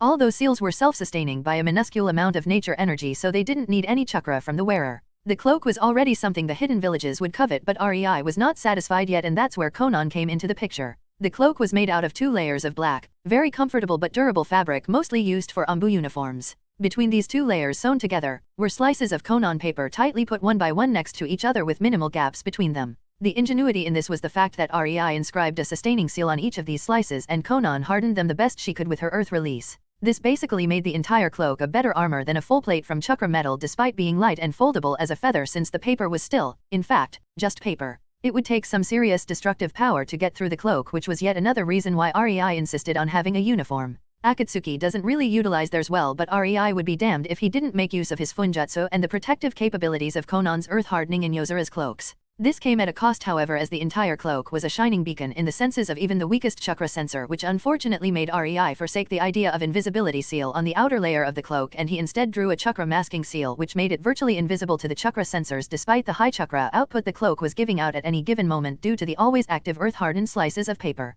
REI might have created his own dimension, but these cloaks, they were a masterpiece on their own. The cloak was mostly made by REI and Conan, with Tsunade doing the sewing since she was, according to herself, free and had the greatest experience when it came to needlework. Well, as expected of the best medic. Sewing people and clothes mustn't be so different, right? Ringo and May started their own project while the others worked on the cloak. Both were trying to create swords. REI gave them tons of chakra metal to experiment, and at first, he did so only to indulge them, but when he saw their techniques rapidly improve, he even started debating the option of offering the two a change of occupation from ninja killer to ninja blacksmith. Honestly, REI had no idea why ninjas didn't use jutsu for crafting. He was in one of the villages where the chakra weapons were made, and yet, no ninja was helping in the process, which took weeks for one blade. Here, May with her lava release and Ringo with her exceptional lighting release could create 10 chakra blades per day, and they were not even that skilled yet. That was actually 2 months ago. The next month, the 2 blacksmithing she-devils requested REI's help. He couldn't give the blades full attention, but when he had time, they experimented with putting seals on the blade, which was frankly an annoying endeavor since every time they had a spar the seals would be damaged. The solution appeared in the middle of the 3rd month. It needed a special ink that could withstand chakra metal melting temperatures, and May had to keep the forged swords in a melted state until REI inscribed the seals before covering them in another layer of molten chakra metal alloy. The seals were inside of the sword, and finally, they didn't get damaged during the first spar. The sword actually conducted electricity better, imitating Kiba blades, and Ringo was giddy at the future prospects, but it was still a far cry from the actual Kiba blades. Nevertheless, progress was progress. Honestly, REI was just glad that Ringo and Mei stopped arguing and found a mutual hobby. Chapter 121, Team Downpour Gone? In Naruto, Reborn with talent, Akeke was sweating like a pig and nervously glancing at the empty seat of the Mizu cage as he waited for the council meeting to start. He was one of the only 3 civilians in Kirigakure that managed to get onto the council due to their usefulness. Akeke was especially good when it came to getting information via his merchants, which was his reason for being on the council. He was not really the spy master of Kirigakure, he would rather describe himself as some kind of handy informant since his merchants were, in the end, just merchants, not spies. Then again, not even the Mizu cage could afford to dismiss him since a lot of the important intel during the war was brought to him by Akeke rather than the Umbu or through Kirigakure's spy master. One should never underestimate drunk merchants and their capacity for spouting things that should stay hidden. After all, Akeke knew much. For example, he knew there was some new group moving in his field of expertise for the last few years, namely the Biribiri Company. He had no proof even after years of monitoring them, but he knew they were doing exactly what he did, except on a much, much larger scale. Frankly, it scared him shitless when he thought about the intel they must gather all around the elemental nations as one of the major international companies in good graces of almost every daimyo. Akeke had no doubt whoever was behind Biribiri knew every single move of any hidden village before even the cage gave the order just by looking through their shopping list. Akeke even knew that Jiraiya the Sunin owned most brothels in the Land of Fire under an alias and even in different countries under different aliases. Akeke had no idea about the sheer scale of Jiraiya's brothel network, but he knew it was larger than any hidden village would be comfortable with if they knew about it. It certainly took a long time to get rid of them in the Land of Water, and they couldn't be sure all of Jiraiya's brothels were dealt with. The real list was something not many people even in Konoha Council knew, as it was one of Konoha's top S-class secrets. No wonder the man was the best spy master. People talk when they are drunk while playing birds and bees. Men especially feel an unexplainable need to brag. Anyway, Akeke could get some rumors even from somewhere as far as Uegakure, where they rumoredly wanted to use a Jinhira key to attack Tsunagakure's outposts. Really, how could Iwa Jonin freely talk about it in a bar was beyond Akeke. And due to knowing so much, the latest rumor was whispered to him. A rumor that made him very restless. He briefly swept his gaze through all of his fellow councilmen, and it was painfully obvious none of them knew. After all, none of them were nervous. In fact, they looked all peaceful, as if the war was no longer their problem. Finally, the door opened and the Mizu cage walked in with 2 Umbu surrounding him, and the councilman stood up in respect until the Mizu cage sat down in his seat. He instantly put his hat down onto a small table next to his seat, and a smoking pipe found its way into his mouth. The man was old, ready to retire, at least in the opinions of most of the councilmen, but Akeke knew it would take some years yet. Mizukage's sighs were too cold, too ruthless for him to just roll over and do as the council wished. Hello everyone, I hereby open this council session at the request of Merchant Akeke. Mr. Akeke, the stage is yours. The Mizu cage said, looking irritably at the sweating merchant, who gave a small insecure laugh. I heard rumors, Akeke really had no idea how to breach the topic. Thankfully, the other councilman didn't pester him and just quietly waited. He proved his worth long ago, after all. Akeke decided to hell with it as he straightened and cleared his throat to calm himself. I heard rumors of a new group of rogue ninja called Yozora. According to these rumors, Rei, Conan, and Mei of Kiri are members. There, I said it. Akeke thought as he flopped back into his seat with relief, ignoring how deathly silent the room went. Despite his relieved state, Akeke still had his eyes trained on the key figures that touched this information, namely the Mizu cage, and the resident spy master, Ichika Shiyu, who was in charge of the information-gathering divisions of Kirigakure. The various councilmen showed astonishment and speechless expressions the second they heard him. They didn't want to believe he was speaking the truth, since Team Downpour was the best team they had. The silence quickly passed and the room erupted into chaos. People started yelling at each other, some not believing the 3 most powerful ninja of the Kirigakure went rogue, some calling for their blood, others screaming how stupid it would be to provoke them. It was a mess. Enough. Mizu cage shouted, instantly silencing the room, and turned to Ichika, who just silently enjoyed the show, sensually scratching her right forearm with the long polished nails of her left hand. Do you have something to say about it, Jonin Shiyu? He already knew. Akeke thought in disbelief when he spotted how deceptively calm Mizu cage was. Akeke just shook his head in exasperation. What else did I expect? He is Mizu cage. Stupid me. I only know that some upstarts calling themselves Yozora showed up. You see, I had sadly no idea about what Mr. Akeke just informed us of. They didn't really do much yet except for ending some small skirmishes. If they didn't show capability to go 1 versus at least 4 squads, I would not even be interested in them. The melodic and enchanting voice of the brown-haired beauty rang through the room, and Akeke scrunched his nose in distaste. Ichika Shiyu, she was a crafty and amoral woman, and that was exactly why she was capable of getting a position on the council as a non-clan shinobi in Kirigakure. If there was one member on the entire council of the Bloody Mist Akeke was wary of, it was the curvaceous and tempting vixen in front of him. She was the leader of the TNI department, or for clueless civilians, the Information Gathering Division. The woman had no qualms about the way of obtaining information. She would gladly fulfill any sick and deranged wishes of her target if it made him talk, as she would not shy away from inflicting the worst of tortures for the same reason. She simply had no moral limits, and that was a very scary thing in itself. That woman will be the end of Kirigakure. Akeka tried to not glare at her, causing him to lower his head. He was overly aware of the rumors spreading through the general population and noble court in the capital of how monstrous and devilish the Kekii Genkai users supposedly are. Some describe them as even less than animals. These rumors first started before the war, but that was quickly suppressed. Imagine Akeka's surprise when they started again during a time when there was nobody free enough to suppress them, causing them to spread far and wide across the entire country. Akeka knew it was Ichika's work, he just didn't have any proof, so he kept his mouth shut. The woman wouldn't mind a bloody civil war if it brought her a higher position in the proverbial pecking order of Kirigakure. She definitely didn't like the fact that 80% of the political and economical influence was in the hands of clans. Lord Mizukage, what will we do?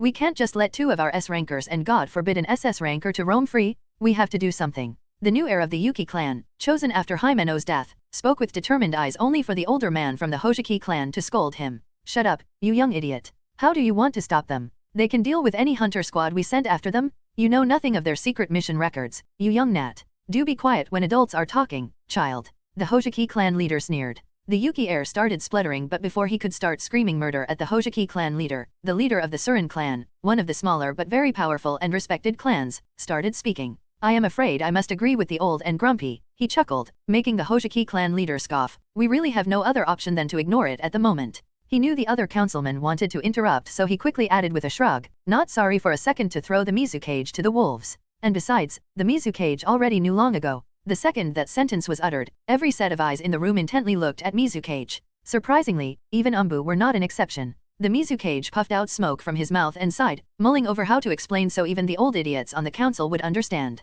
Yes, I knew. They are missing for a few months already alongside Ringo Amarai, he nonchalantly said, starting the second wave of protests and screams that only stopped when he released his killing intent. While it didn't faze the ninjas in the room, it was a sign their cage wanted to speak, so they shut up due to respect rather than fear. But none of the councilmen were happy. Ringo was a major figure in the village, a war hero even, if she defected. But there is really nothing we can do about it. Before you start arguing again, listen. The Mizukage groaned. We are weak at the moment. Even putting them in the bingo book would be announcing our weakness only increased. We have to keep it quiet and not confirm anything long enough for the war to end, hopefully with enough casualties on each side to not bother us in the near future. The Mizukage hollowly chuckled, causing the atmosphere in the room to turn somber. Akeka noted some clan heads were not so discreetly glaring at the Mizukage, but the man didn't even spare them a glance. Anyway, despite everything, I know REI has some attachment to the village, so we are not in immediate danger. For now, we will do exactly nothing. The Mizukage ordered with a tone of finality. The session then lasted for another 3 hours, discussing the late team Downpour's weaknesses and strengths, their intentions and motivations for going rogue, even ways to get them into the fold again, with minor punishment, of course.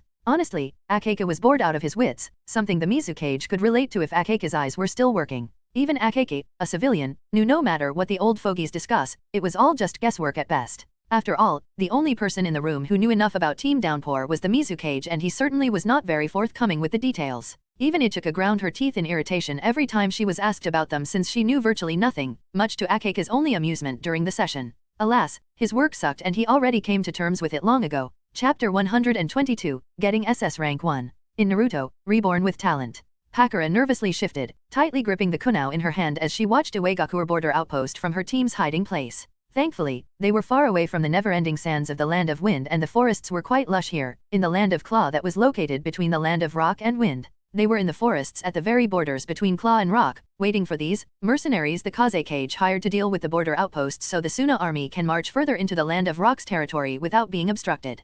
Pakura had her own thoughts about some no-name mercenaries, however, and that was the source of her recent frustration. She was responsible for her team, and the hired kunaus were already a half-hour late. The Kazekage won't be happy. We should be attacking right about now, not wait for latecomers. One of her men gruffly grumbled. Oh, do shut up, Nakero. Murno, the trap expert of the team, snorted at Pakura's second-in-command. Murno was also the only member of the team who knew who exactly was hired by the Kazekage. She, or rather her clan, was the one who introduced them to the Kazekage, after all. Something that only increased the suspicion of Pakura. Murno's clan was quite small and a new one. They were originally merchants specializing in seals and weaponry. Apparently, Murno's father had quite the position in Biribiri Company before they settled in Sunagakure. For whatever reason, the ferocious politician deemed enough to make Suna suffer his presence for Then again, Suna-Iwa was in no position to refuse since they brought a big reduction of merchandise cost from Berry Company, which in turn gave Suna ninjas a big advantage in the field. Sadly, it also gave them quite a bit of political capital, and Murano's grandfather somehow found himself in the council, not even a year after they settled in the village, and Murano proved to be elite jonin skill-wise. Pakura didn't trust their loyalty to the village more than she could throw them, honestly. Maybe we would be calmer if you finally told us who are the mercenaries? All we know is that they were hired through the Berry Company. Our lives kinda depend on them, you know. Pakura dryly stated, hoping Murano would at least hint at their identity. Right now, the team was sitting ducks, and it would be only a question of time until they were found and hunted. Well, sucks to be you, then. No. Murano just grinned happily, her eyes refusing to leave the outpost tower. Alas, my fun seems to end here since, look. She pointed at the tower, and instantly a huge explosion shook their world.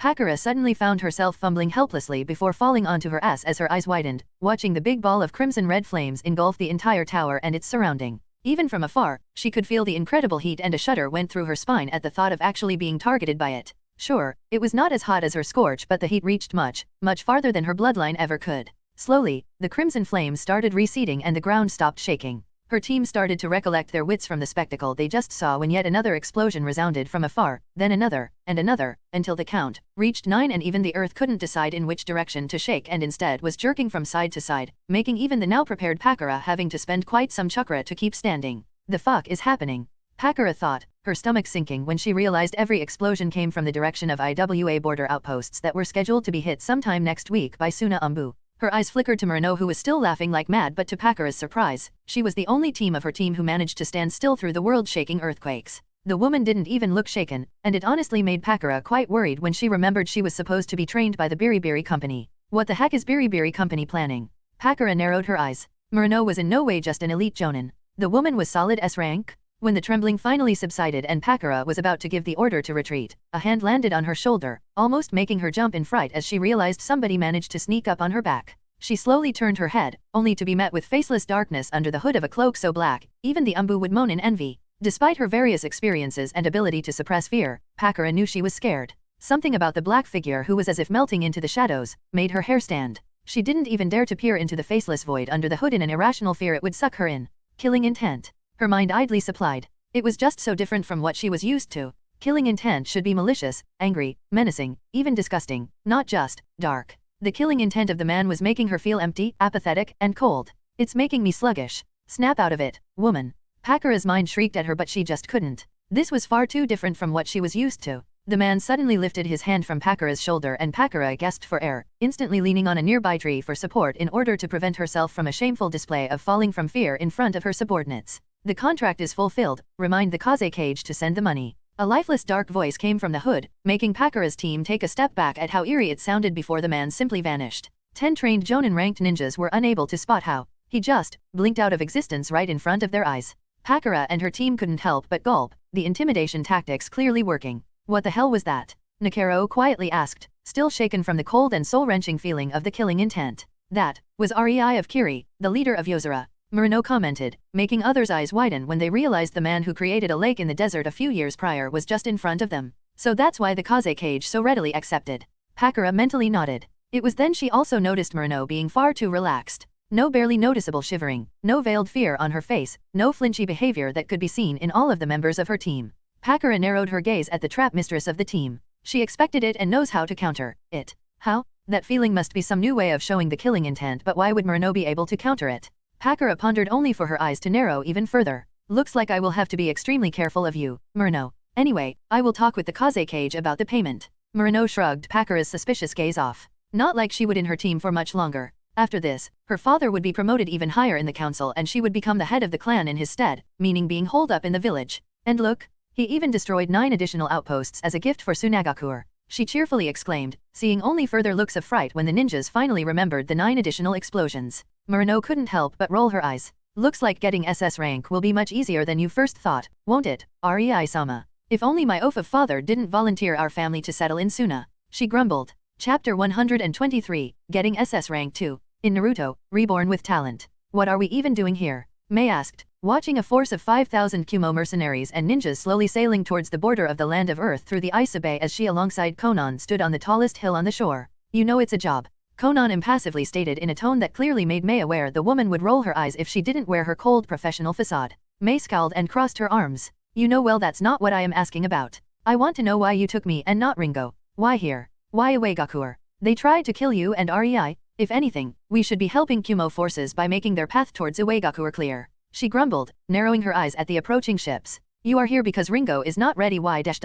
Conan said, making Mei snort gleefully. Huh? I can't wait to say this to the sword-waving bitch's face. Mei mockingly exclaimed, interrupting and irritating Conan. Her relationship with Ringo was actually very good, contrary to the meaning of her words. They were, for a lack of a better term, competitors who liked to snark at each other every so often but never escalated to physical fight, well, other than some spars. But what Conan said was the truth. Ringo was not yet ready for facing down an army. 6 months of training, but the woman would need at least another year to reach Mei's prowess. But I wouldn't be so loud about that. Conan resisted the urge to smack Mei. As I was saying before you interrupted me, Ringo is not ready yet, but she has more experience, some of which you still clearly lack if you have to ask why we are here. That shut Mei up somewhat fiercely and instantly. Conan continued only when she saw Mei switch to the lecture listening mode and would not interrupt her anymore. It's all about balance. REI is attacking IWA outposts, letting Suna get through their borders and attack. If Kumo succeeded in attacking too, IWA would be quickly overwhelmed since they have to keep Konoha forces at bay in the land of grass.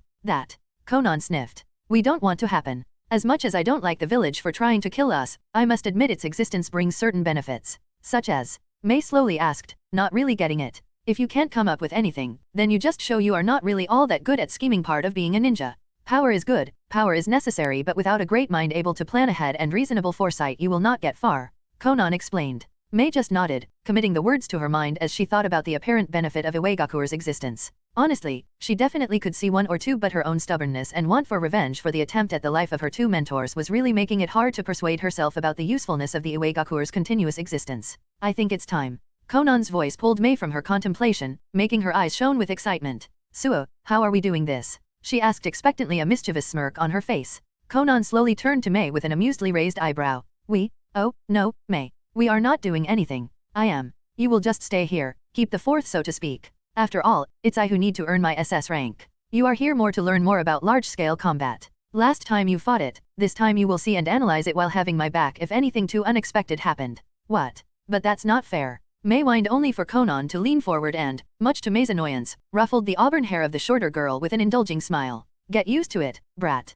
That's life, she said in a mock rueful tone with a dreamy sigh at the end. Stop it, or I will melt you. Mei growled, but Conan only flicked her nose in a playful way before turning around and jumping off the hill, flying into the air as her lower body changed fully to paper. Mei knew she lost that argument and will probably suffer during one of their training sessions for it too, but she was just so irritated.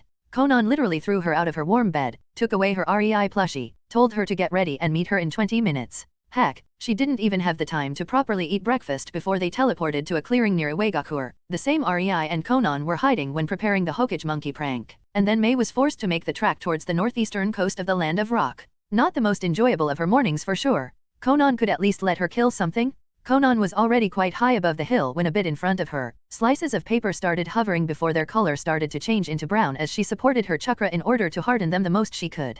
Conan then pulled out something she very rarely used in battle. Her fan unfolded, prepared to rain destruction on her enemies as chakra started to build up, before Conan brutally swung in without mercy, sending raging winds in the direction of the Kumogakuer forces as she willed her earth-hardened slices of paper to fly towards them at their fastest speed. The more experienced Kumo ninjas managed to pull out the water wall, lightning jutsu capable of shielding, or any other technique they deemed capable of stopping the ungodly hard projectiles. Unfortunately for them, the ferocious winds that blew above the ocean due to Conan didn't only rip the sails while leaving nasty cut marks all over the ships, with some occasional buggers being cut in half. Their primary function was to speed up the hardened projectiles, and the Kumo forces certainly felt that. The defensive jutsus of Kumo ninjas were ripped right through by the rapid hard projectiles, riddling the ninjas, boats, sails, and water with holes alike. It was certainly chaos. People burst into blood, being plummeted by the projectiles. Broken bones, ruptured organs, missing appendages, and when one thought himself lucky enough to survive all that, the hard truth reared its ugly head. The boats became almost unusable due to the holes that went right through the hull, ending all the way in the water under the ship.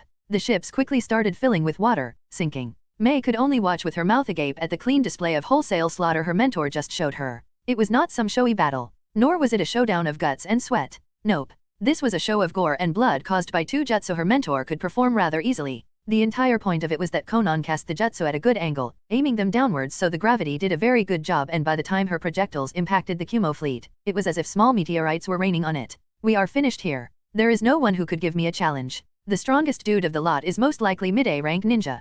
Conan's impassive voice once again pulled Mei from her reverie as she watched the fumbling and screaming Kumo soldiers. She didn't even notice when Conan managed to descend from the air, and it certainly made her aware of the ever-present power rift between Conan and her. But they are still alive. Mei pointed at the small percentage of the previous fleet that was still kicking and screaming loudly. Of course they are. Conan actually broke her facade momentarily and rolled her eyes at Mei. Who would spread the news if they were not, in fact, alive? REI surely does the same things and let some of his targets actually walk away completely fine to spread what happened in order to speed up our SS rank bingo book promotion. There are also Iwagakure's ninjas hidden all around, keeping a distance from us. Even your new meager skill at nature sensing should pick them up, if you actually bother to check, she said reproachingly. Mei flushed a deep red, trying to stammer a few words only to find herself utterly speechless. They are here to collect my bounty if they found me weak enough to risk it after my fight with the fleet. This is exactly what I wanted to show you today, Mei. The way you won your first one versus an army situation was stupid and very risky. You didn't account for someone popping up after the battle is over to engage you again.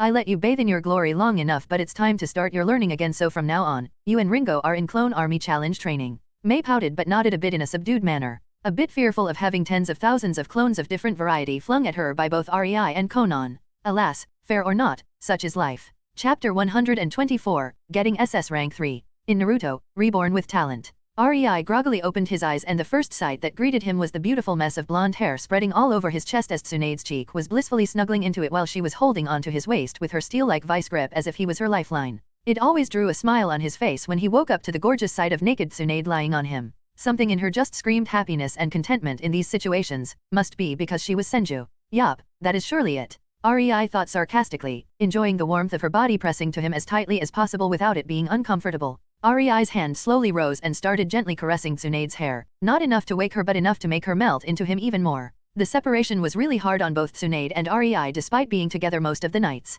The longer it was, the more fidgety they became. REI quickly assumed it had to do with the bond, but this kind of weakness didn't garner much worry from him. He quickly understood that making Tsunade leave for Konoha was one of the biggest mistakes he ever made. He didn't even need the bond subconsciously telling him that.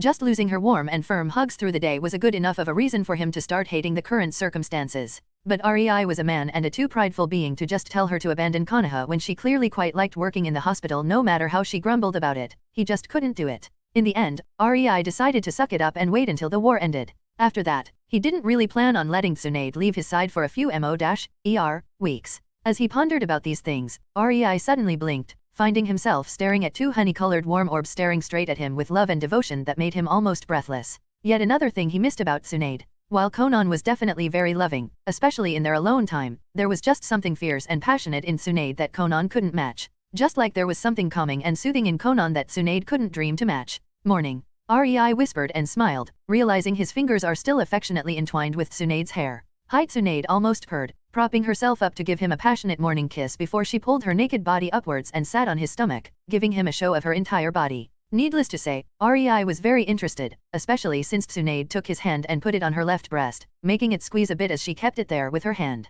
"Wanna do some morning exercise?" she hungrily asked with delightfully narrowed eyes, seductively biting her lower lip. REI was really tempted to say yes, more so since he could actually feel just how wet she was, dripping her juices onto his stomach. In the end, however, he sighed and mentally cursed as he sadly shook his head. "I remember you just wanted to pop in to show us the bingo book and then go back, and yet, here you are, after 5 hours of non-stop very passionate sex. I don't think we will stop today if we actually start and you still have some duties as the head of Konoha Hospital," REI ruefully said, making Tsunade frown and let out a long whine as she petulantly wiggled her hips. It took a while for her to accept the situation, but with an incredibly irritated expression, Tsunade relented. "Fine, but this weekend you are mine," she grumbled, knowing well there was no way in hell that would come true. REI, knowing that too, just shrugged. It would, after all, come again to the good old-fashioned rivalry between the four bonded girls. He just hoped it would be a brawl in the mud this time and not a freaking card game to decide which one of them will spend time with him. He wanted some good entertainment, damn it. I could always suggest it. REI hummed to himself. A very suggestive smile started spreading on his face only for Tsunade to give him an unimpressed narrowed look. "You are thinking something very punch-worthy right now, aren't you?" she asked in a dry tone, making REI vigorously shake his head. "Of course not. How could I do that? You know Yes, she drawled. "And that's the problem. I know you," and rolled her eyes. REI sweat dropped at that, but Tsunade just chuckled and lovingly pecked him on the lips. "And despite that, I just can't stop loving you," she said happily, pulling herself away from her position of straddling his stomach. She now laid herself on his left side, just in time as the door opened and inside walked Conan, who calmly marched her way to the right side of the king-sized bed. It didn't even take a hand gesture for her clothes to change into paper and being absorbed into her body as she, now fully naked, laid herself on Rei's right side. Morning, Rei, Tsu. We can start. Conan said with a small telling smile, causing Tsunade to stick her tongue out at her before pulling out the newest bingo book from her dimensional inventory. I hereby inform you, she started playfully, as of yesterday, both Rei of Kiri and Conan of Kiri are the newest SS rankers in the bingo book for Suna, Kumo, and Iwa respectively. Their rank is apparently for wide-scale destruction of large forces alone. Tsunade summarized before snorting. Bloody bullshit if you ask me. She clicked her tongue. These two I know personally and they are as harmless as squirrels. About as cuddly too. Yet, everyone knows squirrels are just a tad bit too murder-happy. Conan rolled her eyes. Evil too. Rei quipped, and with the hand under Tsunade's waist, he reached for her bottom. Only if you feed them coffee. Tsunade exclaimed before yelping from the unexpected squeeze, a pink dusting appearing on her cheeks. And we all know you energized Rei a lot during the last night. Conan smirked at blushing Tsunade. I could clearly hear you going faster, Tsunade quickly reached Conan, covering her mouth with her palms but forgetting her state of undress as her chest squished itself on Rei's stomach, providing a very nice view for Rei. Shut up, Conan. We both know just who is the biggest screamer of Dash. May is in the door. Rei said, making Tsunade's eyes go wide in horror as her head whipped towards the still closed and locked door. Needless to say, she quickly turned to Rei, glaring, and about to scold him when she found herself held against his chest as his tongue invaded her mouth, her anger quickly forgotten. Rei pulled away, chuckling at Tsunade's silly smile, and gently chided. Now, play nice, you two. Conan, Tsunade needs to go back to Konoha today. Don't try to goad her into a mind-blowing threesome. Not today. Conan became mildly subdued after hearing that and gave a small nod. I am sorry, she said before giving a quick peck onto Rei's cheek and standing up, walking towards the door. In that case, I am going to fix a quick breakfast. After that nightly wrestling Tsunade had with you yesterday, she will naturally be starving. As if on cue, Tsunade's stomach grumbled, causing her to flush even more as she did the only thing that would get her out of her current predicament. She stood up and dibs on shower. And just like that, the loudest member of the Konoha Sunin ran from the room with her proverbial tail tucked between her legs. Rei found himself alone in the room, still lying in the bed, and couldn't help but chuckle and shake his head at their antics. He took into his hands the bingo book and read his and Conan's new pages before chuckling some more. Now, I wonder what are the reactions of the important people to this new unforeseen development. Chapter 125, Reactions to the new SS Rankers. In Naruto, Reborn with Talent. Ichika Shiya, the head of TNI department of Kirigakure sat in her office, smirking as she remembered the bewildered faces of the councilmen when she told them about the two new rank UPS in the bingo book. Apparently, Conan and Rei of Kiri were really busy in the last month since they earned themselves SS rank for what they did best. Destruction and annihilation. Honestly, Ichika was really glad they left as they could have been a serious threat to her plans. 3 SS rank ninjas at once, moreover they all are from a single team. I wonder what exactly Team Downpour discovered to enable them to become so strong. Ichika mused, not for a second doubting there were some special circumstances at hand. Since the establishment of the hidden villages, no SS rank ninja was ever raised. No matter how much the villages tried. Before though, despite bingo book not being a thing yet, Ichika knew there were many SS rank people. Hanzo the salamander was close. Madara and Hashirama were SS rank power-wise even if they were never acknowledged as such. In the past, many reached such strength and Ichika wondered. Kiga, she called out and a second later a ninja wearing a Kiri-Umbu mask appeared kneeling in front of her. Gather a squad and go after one of the new SS ranks. May would be the most preferable. Something tells me Rei and Conan are far stronger than her even though she got her rank first. Make sure to be cautious and approach only when you are sure she is alone. I want to know their secret. She ordered and the ninja nodded before promptly leaving. A brief grin spread on Ichika's face. Now, if only it was so easy to get rid of the pesky clans and confiscate their businesses. She eyed the inconspicuous innocent-looking letter laying on the edge of her table. I wonder, should I trust and go with the plan of this? Zetsu. The third Mizukage cradled a glass of sake in his hand, contemplating how it all went so wrong. Firstly, Himeno died, now that was his fault and he was completely aware of it. Then, Team Downpour left, and he had no idea what to do about that. On one hand, they were too powerful to antagonize, on another, he was grateful for Rei cheering him up and reminding him of his position. Only thanks to that he still pulled through and became at least somewhat acceptable Cage while he looked for a successor. He kept quiet about their disappearance. And then they started the whole mercenary business and the council heard about it. Well, that was a quite big shitstorm.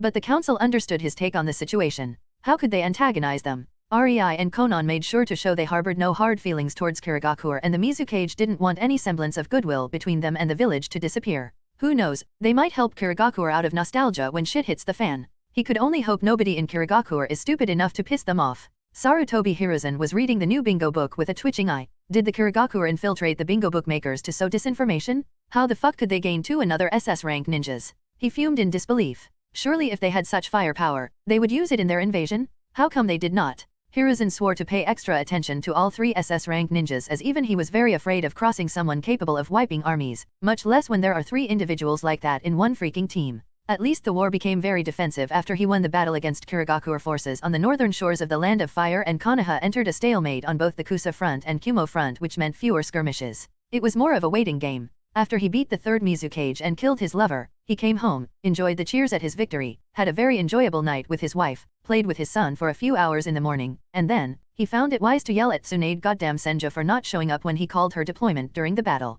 Not the sanest moment of his life, but he digresses. After that, he only remembers a hard fist, his cheekbone breaking, the muscles in the right side of his face tearing, the wall his body slammed into crumbling down, the trench in the ground his body dug, the cracking sound of the tree that stopped his brief uncontrolled roll on the ground, and blinding pain engulfing him before the world went briefly white, only for darkness taking him a few seconds later. Hiruzen Sarutobi awoke in the hospital, where he was forced under the care of a very irate medic, Tsunade herself. Needless to say, his stay at the hospital was utter hell. But he was the professor, and as such, he learned 3 things that became almost religious to him. Never piss off Tsunade Senju. Tsunade Senju is retired. Tsunade Senju doesn't give a shit, he is the 3rd Hokage. And since then, Tsunade reminded him of her position as the head of Konoha Hospital and nothing more on every turn. On every council meeting. Even going as far as stating it in her monthly reports. And when he found out the Senju princess used the war to take over some of the economically most important supply lines and businesses in the village. I am too old for this shit. I need to retire. Yes, that's it. That brat of Jiraiya could be a good successor. Yes, that would do. I am too old for this shit, indeed.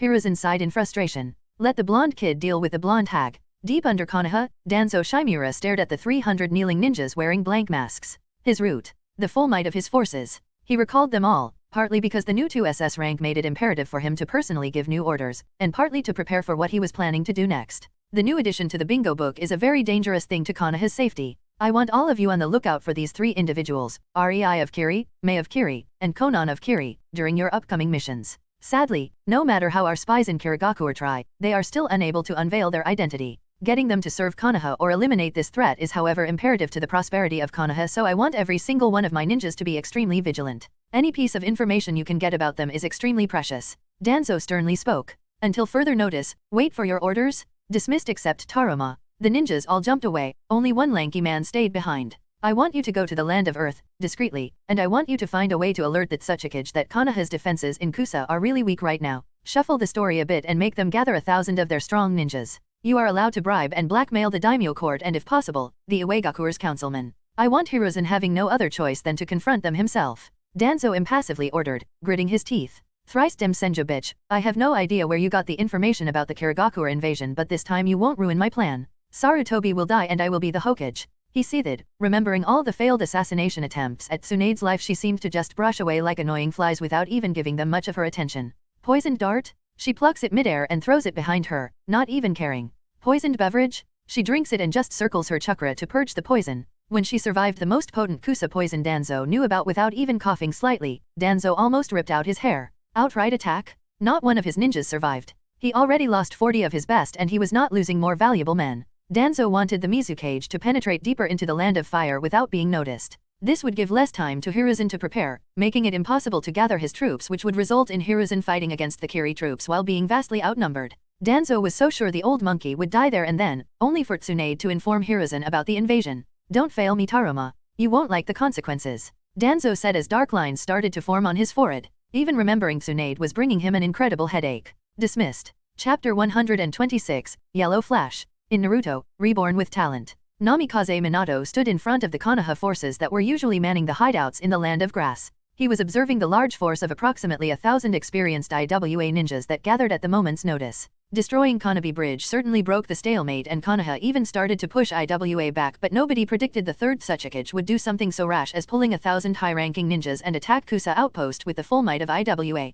By doing so, the old midget has basically forsaken the war against Kumo and Suna, focusing fully on Konoha. It was clear to every single ninja on the battlefield that this might very well be the battle that would decide the outcome of the war. What was Minato's problem, then? It was that IWA had a fresh 1,000 high-ranking Jonin and Shinin gathered on the opposite side of the field while Konoha had barely 500, made of Shinin and a few occasional Jonin that were weary from long fighting in small skirmishes all over the Land of Grass. Their sole backup was the 200 genins that were usually used for bringing supplies. The odds simply didn't favor Konoha right now, and Minato was very disgruntled by the situation. Minato also wasn't feeling most charitable towards the IWA ninjas right about now. Obito died, Kakashi lost and gained a new eye, Rin was mentally at her lowest, and it was all caused by IWA ninjas. Needless to say, cold fury was gripping Minato's heart. He spent hours upon hours every day training these three and came to like them as if they were his siblings, and now they were on the verge of breaking apart. His heart wanted some payback. I will have to use that, won't I? He mentally lamented, remembering his promise to Kushina that he would try to avoid using it as much as possible due to the target it would paint on his back. Beggars can't be choosers, I guess. Minato hummed, and the decision was already made for him. He would, however, never admit that he actually wanted to use it, and since IWA ninjas willingly volunteered. Before the battle, they had a bit of time to decide on a plan. Minato was one of the very few elite jonins available, so he was naturally in the leadership position despite such a thing being unthinkable under normal circumstances. Normally, it would be a clan ninja in charge or someone older in the case of a civilian born. Alas, Minato became the victim of circumstances and gained this opportunity. He was just elated that he always carried thousands of his special kunaus, just in case. Minato quickly ordered every ninja to carry 2 of his kunaus and throw them when signaled to, which was now. Minato raised his right hand and a volley of kunaus flew high into the sky, showering the ground 100 feet in front of the charging IWA ninjas, who just funnily watched at the Konoha idiots who couldn't even aim properly. The IWA ninjas were quite amused at their enemies wasting kunaus and throwing them without anyone even being in the range. If they just took a second and thought about the situation, they would naturally stop or try to go around the field of harmless kunaus, maybe even realize whose these special kunau were, but the IWA ninjas were too drunk on the vision of success to give it a thought. They just stubbornly charged ahead. Is Konoha really so stupid to waste kunaus like that? Mei asked, tugging on Rei's sleeve, who chuckled at her naivete as the two of them watched the beginning of the battle from a nearby hill. Nobody else was interested in it, to be honest. No. He started but stopped talking when Minato started charging alone into the IWA army. Just watch. In the end, he said, letting Mei make her own assumptions after witnessing the battle. Honestly, Rei didn't know what he was expecting. This was supposed to be the event that made the 4th Hokage a living legend and cemented his position as Hokage candidate despite him being a non-clan shinobi in a village where most of the council is made of clan heads. Did he expect to see a yellow flash and all IWA ninjas fall as if their strings were cut? A total, as if magical annihilation in under a second? Maybe he did before he knew how chakra works and studied jutsu and seals deeper. Maybe he did before he reincarnated. After all, that would be certainly cool, no? But it was impossible. Being able to kill 1,000 people with a transportation seal in under a second would tear the user's body apart. That was naturally not what he witnessed. What followed was 3 hours of blood, gore, and screams as Minato Namikaze fought the force of 1,000 ninjas alone, without the aid of the Konoha ninjas who just stood out of range, gawking at him and occasionally throwing kunau or 2 to any poor IWA nin who got into their throwing range. So much for the will of fire. Minato flashed left and right all around the battlefield, reaping lives and creating chaos in the ranks of his enemies. He used their numbers against them, sowing more and more fear and uncertainty with his sudden appearance and disappearance. 1 second he was in the left wing of the IWA army, the next second he could very well be in the right wing, in the middle, or anywhere else for that matter. They can't fight him at all, Mei commented. He is too fast for them to even retaliate. Yup, the seal must take quite a lot of chakra to create, but I guess it takes a very minimal chakra to actually use, otherwise he would already be dead by now due to chakra exhaustion. Rei nodded, analyzing the seal by the way it worked and what he knew of it. I must say I am a bit disappointed. I expected more. Even the Reikage could do this if he had an unlimited supply of chakra. The only 2 reasons why this is so deadly is that firstly, the enemy didn't expect it and don't know how to counter such tactics, they basically panic at this point and are getting slaughtered for it. And secondly, it takes little chakra to maintain such a pace. I don't think it would work against me, Mei proudly stated, narrowing her eyes at another flash of yellow in the distance. Rei was observing her too and he noticed she could somewhat follow the yellow lad's movements. This only made Rei even gladder for Mei's progress. Well, you do have an area of effect melting mist. The second he would face you, the poor sod would run as far as his seals could get him if he knew what is good for him. Rei chuckled and ruffled Mei's hair. Honestly, there are so many techniques that could counter this bullshit porting that it's not even funny. And yet, the IWA idiots don't use them. By now, I can honestly say most of them deserve being slaughtered. Rei shook his head and twirled one of Minato's kunaus on his finger. He swiped it from the air with a chakra string when the Konoha ninjas threw them and quickly disabled the beacon seal, so the kunau was as good as dead to Minato's senses. I wanna try to fight him, Mei said, startling Rei. He has almost finished with the IWA ninjas anyway. Suo, can I? Pretty please. She used a very effective puppy eye no jutsu on Rei, who facepalmed and groaned but couldn't really say no to that cute expression. Minato was almost finished and the remaining IWA ninjas were running away anyway. The young man didn't even seem all that winded to Rei. He only gasped for air on all 4, which translated to being able to keep going in shinobi jargon. Surely he could entertain Mei for a bit, right? Minato, you poor lad. I think you are about to get shafted. Chapter 127, Mei vs Minato. In Naruto, Reborn with Talent. Yo, you look like shit. Minato, who was still gasping for air on all four, heard an amused feminine voice not far from him, causing his head to snap up only to see a teenage girl crouching 5 feet away from him. How the hell did I not notice her sneak up on me? He idly thought, his mind mostly blank after 3 hours of non-stop flashing and killing. He might have spent only half of his chakra in doing so, but the amount of stress his mind and body were under was quite immense, and Minato would like nothing more than to drop into the sweet embrace of unconsciousness right about now. Alas, it was not to be. Minato took one deep breath before forcefully calming his gasping for air, pulling himself first onto his knees before sluggishly standing up, almost falling down multiple times while doing so, causing him to circulate his chakra through his body, energizing it. The girl just watched him with barely veiled enjoyment, making him quite disgruntled. Only now did Minato take a proper look at her. She had black shorts, blue haori with a flowery pattern, and on her forehead was slashed Kiri symbol, showing her status as Nukenin. Obviously, she was not clad for war, much less fight, which made Minato slightly hesitate. Who are you and what do you want? He asked, stalling for time and trying to appear fine while still working on getting his body combat ready. Mei frowned, but as soon as the frown appeared, it again disappeared into the amused facade with a slight smile. HAAA, whatever. Forget it. You are wasted. I doubt I could get a good challenge from you as you are now, she reluctantly said, making Minato relax a bit. Despite that, he was inwardly quite amused. Fight? This girl wants to fight me? She isn't very bright, is she? He thought while keeping his polite expression up, not commenting at the field of 100 corpses that died by his hand all around them. If that was not enough deterrent for the girl in front of him, then he could only pray her stupidity won't one day be the end of her. Oh, who am I kidding? Of course morons like that die first. Minato inwardly snickered. Well, since I obviously won't get the fight I wanted, I guess taking a few Konohas with your seal for research purposes will have to do. The girl boredly stated and stood up, about to leave. Wait, taking my seal? Oh, no, girlie, you don't. Minato was about to protest when Mei suddenly raised her arm and her forearm blocked a surprise kick from one of the Konoha Jonin who came to help him, after 3 hours of gawking. Great. Minato mentally snorted. Mei raised her eyebrow as the Konoha Jonin tried to push her arm back with his strength only to fail horribly at it. She didn't even budge. Heh, looks like I will get the fight I wanted, after all, she happily said, causing Minato to groan. Kunohas and shurikens suddenly flew at Mei from behind Minato as the Konoha ninjas finally decided to intervene.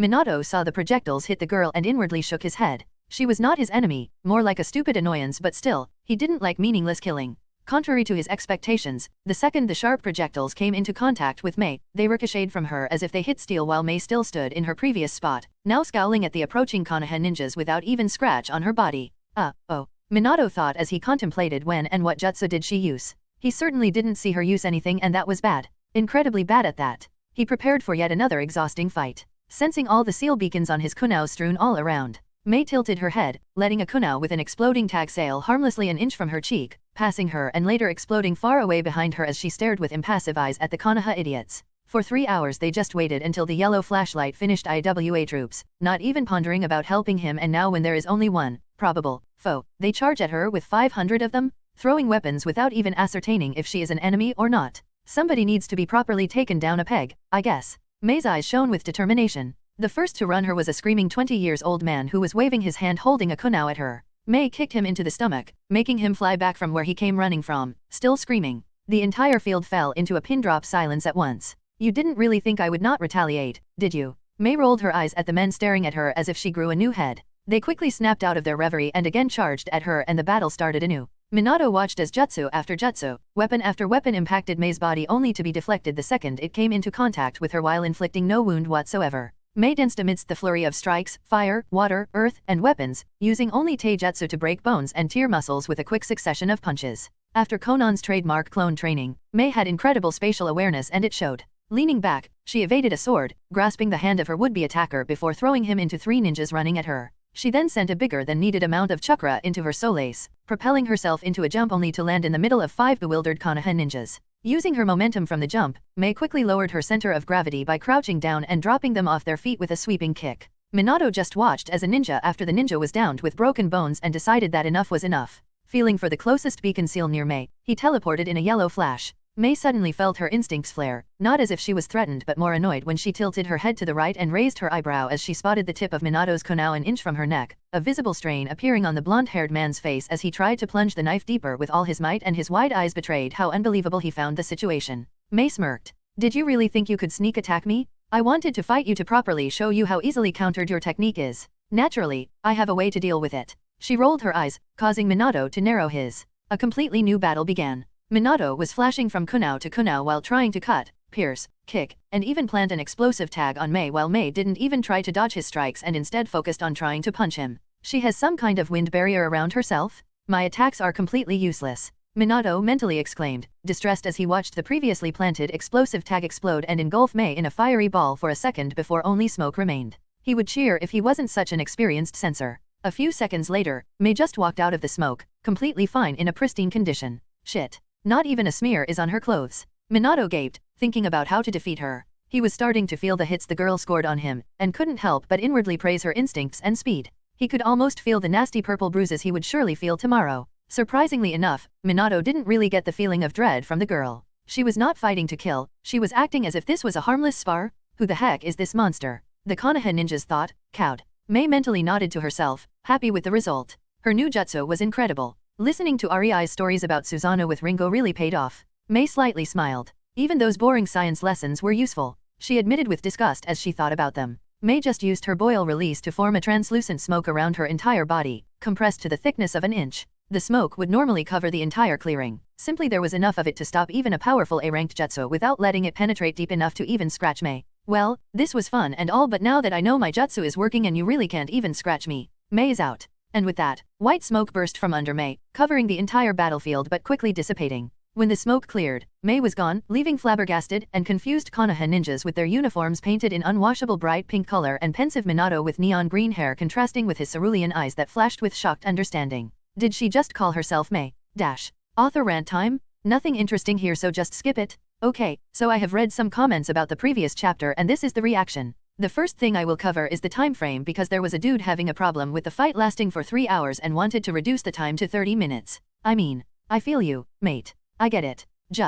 I did the math, alright? The previous chapter probably made it clear I do not believe Minato to just flash himself and the IWA shinobi to fall dead from shock in under a second. So, why 3 hours? Simple. 1 hour is 3/600 seconds. If the fight lasted 30 minutes, it would be 1/800 seconds, which would on the other hand mean Minato would have to kill one person in under 2 seconds. I honestly do not believe he could manage that. Just swinging his arm to stab or cut with his kunai would at the very least take a second. And I am extremely generous here considering the IWA ninjas did not just stand waiting for their deaths. Yeah, some died without even realizing it because Minato was fast, but, in the end, they were high-ranking ninjas. Most certainly had the reflexes enough to block Minato at least a few times. No, 3 hours or 10.8 seconds per person seemed more manageable. In this fight, Minato used the confusion of their enemies against them. Some say, why were IWA ninjas so stupid and simply did not do something about the Kunaus? My answer, confusion, chaos, and this was the first time Minato used the second step of his Thunder God. Minato was one small target moving at barely noticeable speeds in the midst of thousands. Any general would be hard-pressed to do anything about it. What order could IWA commander give when Minato was in one moment on the right flank of his force and in another on the left? Retreat, that is about it. Then again, IWA ninjas are supposed to be too stubborn for their own good. After all, what could one single ninja do? Minato might be SS rank. But just take into consideration that he is a human too and that Thunder God is not henge. Using it consecutively over 1,000 times, because if he could not get a kill, he would obviously flash away to another person, not try to fight somebody capable of blocking him while surrounded by high-ranking enemies, would simply drain his chakra. I honestly believe his chakra coils would burst if he tried to do that. I do think human bodies have a certain limit and using a high-ranking teleportation technique in a short time a few thousand times would probably make a mincemeat out of anyone who didn't spend years training it. That is also my full reason why I simply do not make use of the self-storing seal in fights. Other than it would make them a bit boring if I just had my characters use the seal as Thunder God. The best example would probably be the death of Tobirama. He was probably strength-wise the closest thing to Hashirama there was in his time. I am not saying he got to Hashirama's level. Far from it. But he was close. Just remember all the techniques he invented on top of his water jutsu. And yet, he died fighting around 20, not sure if I am correct about the number but it is not a big number, of Jonins. They simply tired him out. So, yeah, what Minato did here was incredibly impressive and worthy of calling him an SS rank legend. I just took into consideration the limits of his body, mind, and chakra reserves because he definitely has those. People are like, but Madara-sama? And I say, fuck Madara, he was reanimated with limitless chakra. Naturally, he could use the army wipe fire technique without worry because he simply had no limit in how much chakra he could feed it. Honestly, I doubt the Gakka Mekyako would be army wipe in the hands of any other Uchiha or even living Madara simply because there would be a limit to their chakra reserve. If you look at Sasuke, he is mostly using technique and skill rather than bombard his enemies with a massive amount of energy like Naruto is prone to do. Now, I am going to address how a small girl handed Minato his ass because I know some would be like, dude, why Minato lost to Mei? Are you Minato hater? I am going to give yet another simple example here. Naruto. Naruto managed to get from utter loser to almost Kagaya level in 4 years, and that was without any capable teacher. Nope, Jiraiya sucks. We all know it, most just refuse to admit it. As much as I like Jiraiya's character, he is not teacher material. Jiraiya is inherently a ninjutsu-based fighter, as is Naruto. And yet, in the years together, he only taught Naruto taijutsu basics and how to make Rasengan bigger. Not a single jutsu. The man didn't even tell Naruto the secret of shadow clones. Now, we all know this is a fault of Kishimoto because, at this stage, Kishimoto most likely didn't even know he would introduce such broken mechanics to shadow clones, nor did he want to make Naruto someone throwing ninjutsu around, but the perspective of a reader is different from the perspective of a writer. So, in the end, Jiraiya sucks. And no, I am not even taking into consideration how he abandoned Naruto. As much as I like Jiraiya's character in the show, I don't think he is a good teacher, parent, or even that he deserves Tsunade. Just look at how he behaves and acts. The man is one big comedy relief. So back to the topic, compare Mei to Naruto or Sasuke. Mei has 2 SS rank ninjas teaching her since she was a little kid. 2 ninjas who simply do not use the traditional way of using jutsu as the normal ninjas do. With the introduction of nature energy, ninjutsu and body get stronger. But most importantly, the elementary bloodlines get an extraordinary boost to their power, not to mention they taught her to be creative with her jutsu rather than just spit at her enemies. Because honestly, that's all the canon Mei does. She just spits lava or acidic steam on her enemy and that's it. Mei, under such tutelage, and yes, they do spar quite regularly, had around 6 years to get strong enough to beat Minato with relative ease, using a direct counter to his Thunder God Jutsu. Minato could always simply flash away, making the fight draw. Also, take into consideration Mei is taught by a seal master of a higher caliber than Minato. Naturally, Rei taught her a few ways to fight seal users. Naruto, who had no one, or Sasuke, who was mentally impaired, got to almost Kagaya level in under 4 years with an unhealthy amount of plot armor. So, please, do not moan and bitch about Mei getting to her level through diligent training under strong people.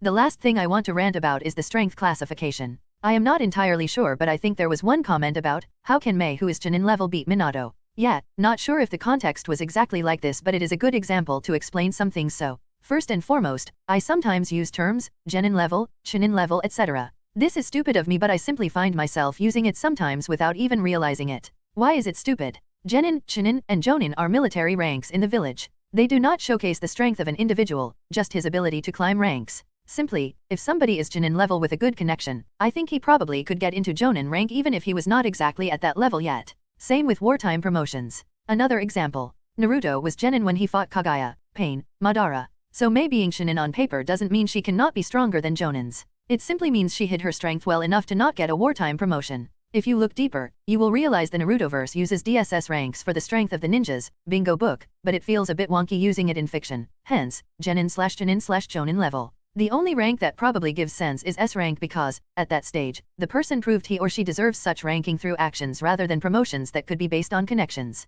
Last example. Naruto should have been Chunin after defeating Gaara, but he was not the most likable person in the eyes of the Konoha higher UPS, Danzo and civilian council, so he stayed a Genin even after defeating Nagato and saving the village. Sucks to be him. Anyway, I could go on and on, but I think here is the best part to cut myself short, so I will just say, have a nice day. Chapter 128, Mei's Prank. In Naruto, Reborn with Talent. Tsunade looked between yet another new issue of Bingo Book and Rei, who busied himself with making breakfast and swiftly moved right and left in the kitchen, maintaining multiple stoves and pans while also masterfully adding chakra into the food. The Bingo Book is updating somewhat often these days. Tsunade offhandedly stated. Only her curious and sparkling amber eyes betrayed how much mirth she currently held within herself. I must say I would never think Mei would have so much talent. Rei just smiled at her. Instead of answering, he started putting the food onto plates while also activating stasis seals to plates belonging to people who were still sleeping. After he was done, he also sat down. Conan just smugly nodded in reaction to that. She saw the newest entry to the Bingo Book and it was utterly hilarious. Naturally, Mei was trained by me, after all. That made Tsunade snort derisively and add her piece into the conversation. Really? Maybe you should have taught her a bit of restraint. I mean, not that I am complaining. These threesomes with Rei when Mei starts pushing and pushing only for him to later find us to scratch the itch. Tsunade playfully smirked at Conan, who wanted to groan. Mei wanted to further her relationship with Rei and was starting to get more and more flirty by the day, but Rei was unwilling to take that step until she was 15. This resulted in some tension which was mostly resolved in the embrace of Tsunade, or Conan, or both. Most often both, as the two competitive women made a game out of it. It was then the door slowly creaked open, instantly silencing the conversation, and into the kitchen walked a freshly awoken, still sleepy Mei on her wobbly feet. She was clad in light blue pajamas with cute teddy bear pictures strewn all over it, and her hand was under her shirt, most likely scratching her belly. It was quite obvious the girl was still half asleep and worked more on instincts, which made Rei, Conan, and Tsunade chuckle in amusement at the youngest member of their merry band of Yozora. Mei instinctively walked towards Rei and sat on his right side, promptly leaning on his shoulder with her entire weight and blissfully nuzzling her cheek and sometimes even nose into his shoulder. Well, the girl is certainly getting bolder and bolder. Tsunade frowned but kept quiet. She could hardly fault the girl she saw as a surrogate sister. After all, she did rub on Rei quite a lot yesterday night. And the night before. And the night before that. And in short, quite a lot. It was then she saw the amusing resigned look on Rei's face and decided to give him a bit of help. Oi, Rei's ramen. Tsunade exclaimed, making Mei snap at attention, straightening her back and widen her eyes as she fervently looked all around the table only to cutely pout when she didn't find what she wanted, and Tsunade received a heated glare, making her chuckle. You tricked me. Mei grumbled and snatched a mug of coffee straight away, uncaring about the food at the moment. Her body also relaxed and again leaned on Rei, but this time it was more reserved, measured, and careful not to cause any discomfort. Tsunade just waved her hand dismissively and threw the bingo book at Conan, who caught it, and her eyebrows went up into her hairline as she started snickering to herself. You really outdid yourself. How did you persuade the bingo book makers to issue that? Tsunade asked, barely holding in her own snickers while Conan wasn't faring much better. Rei tilted his head, not knowing what was so hilarious since he was busy making breakfast. He leaned more towards Mei and looked at the page of the bingo book in front of her to get a proper look, only to cringe. His eyes landed at the newest entry to the bingo book, the yellow flash of Konoha, Minato Namikaze. The problem, however, was that his picture was him in battered pink attire with an openly gaping mouth in bewilderment and wide bulging shocked eyes present on his face, and to top it off, neon green spiky hair. Oh you, Rei winced. Poor guy. Bingo book photo is something that should represent the ninja. I doubt this would win Minato much respect though. At best he would be regarded as a poof. He briefly glanced towards the gleeful Tsunade, who had a wide mischievous grin and her narrowed scheming eyes stared into space. And I bet I know who exactly won't let him live it down. Rei chuckled and shook his head as he started eating his toast. Meanwhile, in Hokage office, one very tired monkey just finished an all-nighter of paperwork and thinly smiled in an indulgent way at the small but new bingo book where the biggest achievement of his successor, Minato Namikaze, was currently written. Konoha finally gained SS-ranked ninja? I was putting this off until I finished my paperwork. Now I can finally peek at the greatness of Minato, and indirectly at that of Konoha. This is exactly the thing Minato would need to endear Daimyo and the village council to help him and stop all opposition to him attaining the position. Hiruzen almost proudly teared up, putting his pipe into his mouth, and with shaky hands opened the book. Needless to say, the second he saw the shocked-looking ninja in pink with neon green hair having Konoha headband, his pipe actually fell from his mouth as his expression froze and his heart almost gave out. The last thing Hiruzen thought before he fainted was, what is this shit? Minato Namikaze was not having a great day. When Kushina heard he was marked as SS rank by the bingo book, she was ecstatic, and never before Minato felt so much pleasure and attention as what she showered him with during the following night. They celebrated his victory, his triumph over Uegakuer, him alone ending the war even, but most importantly, his survival. It was very hard to finally convince Kushina to teach him Uzumaki seals, and Minato was aware there would be no way he could finish his Flying Thunder God's second step without that. This victory, therefore, belonged to Kushina as much as it did to him, and his girlfriend showed exactly how delighted she was. So why was his day so bad? It had something to do with his girlfriend actually opening the bingo book that was delivered in the morning onto their porch and seeing his picture. Now, Minato had his Flying Thunder God technique, but even he couldn't quite dodge the frying pan that impacted his forehead and sent him flying towards the floor as 9 streams of crimson hair rose into the air behind the furious Kushina in an apron. Minato was really not sure why he was sent flying by his girlfriend, but the suggestion he is having an ongoing affair with Might Do might have helped though. Now, if only Minato found out how exactly did the bingo book got a hold of such precise information about his meeting with the man, and even supplied a photo of the two hugging, in a manly embrace of youth, shedding tears together while their noses might or might not be quite close. Well, Minato did need the best physical conditioning, and Do was arguably the best guy to go for it. That's some serious photographing skills to get us in such a suggestive way, Minato idly thought. Alas, now Minato had to pay for his folly of not telling his clearly enraged girlfriend, who was glowing crimson, and holding 2 frying pans, and her chakra was cracking the floor, and she was glaring at him. I always found it strange how much time you spent with Do. Kushina growled.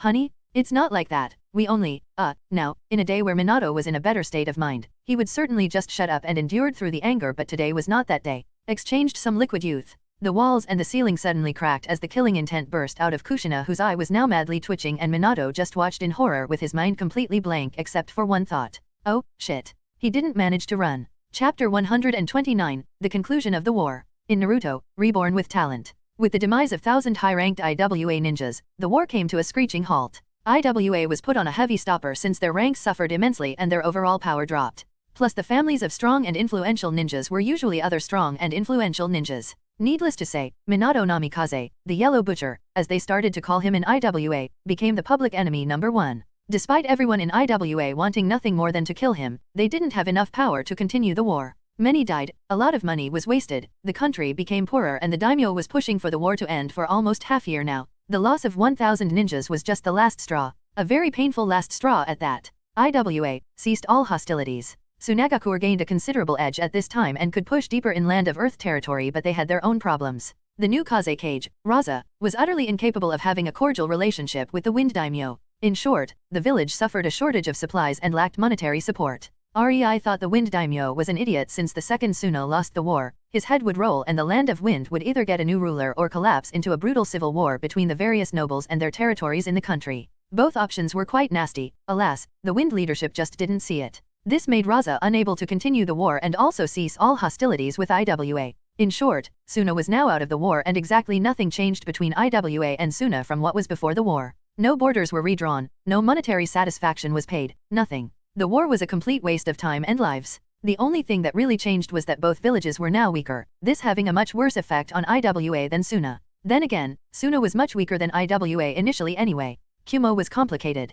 They wanted to continue warring, if only against Konoha, but since the third Reikage died, the new Reikage wanted to hear nothing about a more offensive approach. Especially after the debacle near the shores of the Land of Earth where thousands of Kumo troops were destroyed by mercenaries of all things. That sealed the deal and Kumo became defensive in nature. As for Konoha, nothing changed. Through the entirety of the war, they were on the hard defensive, creating stalemates and barricading their enemies from attempting to cross the border of the Land of Fire. Rivers of blood flowed to ensure the war was fought in smaller countries between the major nations. And while the war was as good as over when Minato triumphed against Iwa's last offensive, for the next few months, a sort of a Cold War continued since no peace treaty was signed. The date of such signing was currently in a month in the Land of Iron. Half year the countries just sat on their eggs, watching and waiting for what would happen while trying to preserve whatever strength they had remaining. And when they realized their enemies had no strength to continue, only then was decided the war would end. Konoha however cemented their position as the strongest nation and as the one that came out on the top in this conflict. The second Minato became the fourth Hokage. There was an incredible blockade to that by the Uchiha clan that wanted one of their own as Hokage, the Hyuga that wanted a clan ninja other than an Uchiha as the Hokage, and surprisingly by the Aberame and Inuzuka clans that didn't think having someone with such a ridiculous bingo book picture should represent the village. After all, Minato did become a sort of a laughing stock all over the nations despite his SS rank. One peek at his bingo book picture and nobody would take him seriously. This meant Minato was on the edge. The most influential clans didn't want anything but say fuck you to his face for various reasons, while the third Hokage, Jiraiya, and many clanless shinobi wanted him in the office. Surprisingly, the Inoshikako clans decided to stay strictly neutral in this conflict. Well, the Nara clan did, and everybody knew who called shots in that particular alliance. And then, much to Yozura's amusement, it all came crashing to the decision of the Senju clan. With the influence Tsunade's clan had in Konoha, her word could either make or end Minato's career. And Tsunade did exactly as was expected of her. She safeguarded Ariai's interests and made sure to get a whole lot of concessions for herself by giving Minato her vote. In short, come the next war, she would not even be expected to help Konoha, and they were utterly unable to make a missing nin out of her.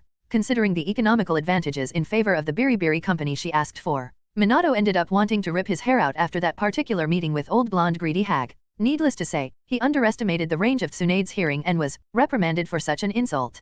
Poor lad couldn't leave his bed for a week due to pain. Thankfully, it took only a week for Hiruzen, Jiraiya, Orochimaru, and the entire council to succeed in begging Tsunade to finally heal Minato's injuries that even the best of the best medic ninjas in the village couldn't heal. The second the war officially ended, Tsunade would be out of the village too without anyone being able to stop her, no matter what kind of law or regulation they pull. No way was Rei having his sweet gentle Tsu in the village when Kyuubi gets ripped out of Kushina, and this way it would at least be all legal rather than having Tsunade run away and depend on Hiruzen's softness for his students. Minato became the fourth a week after his legs were finally pulled out of his ass. Nobody said Tsunade was particularly merciful, and that meant Konoha had SS rank ninja as the Kage and the god of shinobi as someone who could move freely. Hokage, after all, could not leave the village for long periods of time either due to his administrative obligations or because he was the main protector of the village. But with Hiruzen no longer being the Hokage and his newfound ability to be sent into the field, yup, the war really ended in the favor of Konoha. Now it only had to be officially documented. No matter what Kumo would like to proclaim, they didn't have enough firepower to even utter a word against Konoha, and other nations didn't either.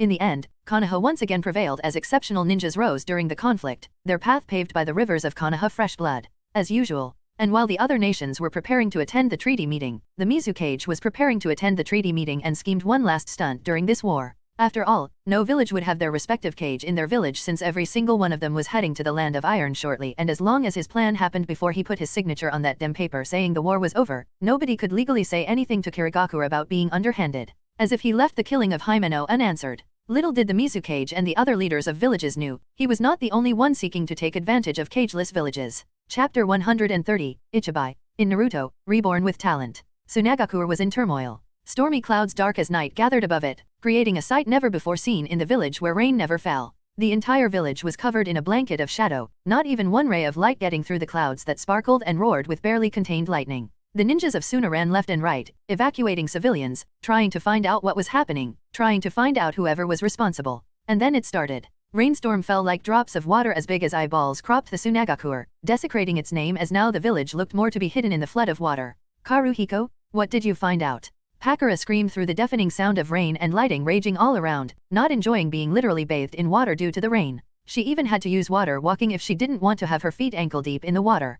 Karuhiko, one of the best sensors of Tsunagakure, was completely shaken. The water level was ever so slowly rising, and he really didn't want to find out what would happen once the lighting started raining down instead of staying in the clouds. Not when the entire village was flooded by water. The storm. It was almost painful for him to convey his findings. The storm is natural, he said, completely defeated. Pakura's mood soured as she heard that. Natural, that meant no chakra was in the clouds or water, which meant there was no hope that defeating the caster would stop it. They couldn't even send wind techniques at the clouds since they were too high up in the sky and their techniques wouldn't reach. Pakura quickly created 30 small, marble-sized orbs of scorch release and moved them around her to evaporate the water in the hope to keep the flood level down. No, there is no way this is natural. Pakura thought in dismay. Downpour. It hit her. The only ninjas who could do this were Rei and Conan of Kiri. That was not so hard to realize considering only they were famous for such large-scale water attacks. But what is their goal? Pakura desperately thought, sending even more small orbs of scorch style up in the air, vaporizing the water as it fell. The village was now a mix of vapor that was constantly being riddled with big drops of water and reforming. The sizzling sound of evaporation fought with the deafening fall of the rain. The visibility was nil at best as the blanket of darkness, vapor, and water covered the Tsunagakure. The civilians and ninjas alike shook in their boots from all the helplessness and despair, not knowing what to do. Pakura quickly lost command. There was no way to coordinate men when her orders wouldn't go further than a few feet through all the noise around her. She couldn't even use sign language due to the abysmal visibility and vapor that covered the village like a mist. Unfortunately, Suna didn't have mind arts to connect with each other as the Yamanaka clan did, and in this kind of situation, they were plainly fucked and Pakura knew it. Forsaking the defense of the village for a second, Pakura thought what could be the attacker's goal as she continued creating small orbs of scorch to fight the heavy rain. It did create the current situation and maintained the utterly abysmal visibility, but Pakura couldn't stop. That would mean letting the water level increase. Considering there were natural walls of hardened sand around Tsunagakure, letting the water level rise could very well end with creating a lake where Tsunagakure stood, completely flooding it. And even then Pakura couldn't create enough scorch balls to prevent the water level rise completely. She was able to only slow it down. After all, the village was huge and Pakura could cover a few blocks at best. So, the water slowly rose, covering more and more of the village. This had to happen 2 days after the Kaze cage left. Pakura gritted her teeth, but then it hit her. There was only one valuable thing Tsunagakure had readily available. The bastards are after Ichibai. Her eyes widened before hardening. Pushing half of her whole reserves into one massive orb, she guided it far up the sky above the village, and then, using her sheer knowledge of her village, she navigated through the thick vapor towards the main hidden treasury of the village where the Ichibai sealed into a jar was currently held. Rei finished copying most of the high-level jutsu scrolls and the sealing of 10% of the Tanuki's chakra, and damn was the beast loudly cussing during the process. Rei would naturally leave the Ichibai for Suna as he did up till now. He only needed a sample of its chakra, and honestly, he only took 10% because the sand fuck was just so annoyingly loud. Rei loved hearing the screaming cussing. For Ichibai, he even stopped mitigating the pain of chakra absorption after a few seconds in his presence. The sage of the six paths really must have liked them vulgar. Rei shook his head in amusement. He was about to walk away when, on instinct, Rei raised a water wall in time to intercept a ball of scorch release, sending superheated vapor all over the room before Rei blew it away with a burst of wind jutsu. And there she was. The hero of Tsunagakure, Pakura of the scorch release, gasping for air with wide eyes betraying how scared she was, meaning the subtle fright-inducing illusion seals woven into his black garbs worked, shivering despite the hot air just blowing past her, meaning the chilling illusion seals also worked, but determined to stop him. Cute. Rei thought in amusement. The woman would clearly not give up despite being downright horrified and wanted nothing other than to faint. You won't steal Ichibai, she cried out, barely capable of doing so without stuttering, and 2 scorching balls appeared next to her shoulders before they flew at Rei, not even giving him time to answer. I think I already got what I wanted. Rei quipped and raised his hand in the direction of the incoming balls, and all Pakura could see was white. The entire room was covered in snow. How? She mentally shrieked, noticing her scorching balls freezing of all things, and only then the change in temperature hit her as she barely heard Rei's whisper before she fainted from the mix of low temperature, fright, stress, and exhaustion. Snow release, snowfield. Rei hummed as his new mix of nature energy, wind, and water release covered the room in the blanket of white snow that had the ability to steadily bring the temperature lower and lower. The temperature in the room was getting chillier by the second, and Pakura's body was horribly shivering despite her being unconscious. Rei could only sigh as he cancelled the snowfield. He didn't want to kill Pakura. If anything, she would be a nice addition to his future plans if Tsunagaku betrayed her. He didn't want to be a rogue ninja for the rest of his days, and the most prudent way to achieve freedom was to create a village. Modern-styled village, at that. No way would he do all the administrative work himself as the other cages do. Pakura was up there with the most important people to secure for this plan, so he couldn't just let her die. Not to mention, he was quite impressed by her determination. Where others would flee with their tail between their legs, she stood her ground. The woman was something else, Rei decided. I guess that kind of foolish bravery will have to be beaten out of her later on. Fighting a battle where she would surely die without even knowing if it was the only way. I am sure Mei would like to have her own apprentice in due time. Rei chuckled, picking her up onto his shoulder before disappearing from the treasury room. The clouds above the Tsunagaku were finally cleared, letting the ever-present desert sun warm shine on the village as the vapor slowly disappeared, leaving only glittering water flooding the village, reaching up to 3 meters in height. The civilians hiding on the highest floors and ninjas in the streets fell on their butts in relief, thanking whatever deity it was finally over, and they survived. Oddly enough, not even one casualty came from this ordeal. On the floor of the highest building in the village, the Kaze Cage Tower, unconscious Pakura peacefully laid, right under a massive message carved into the roof.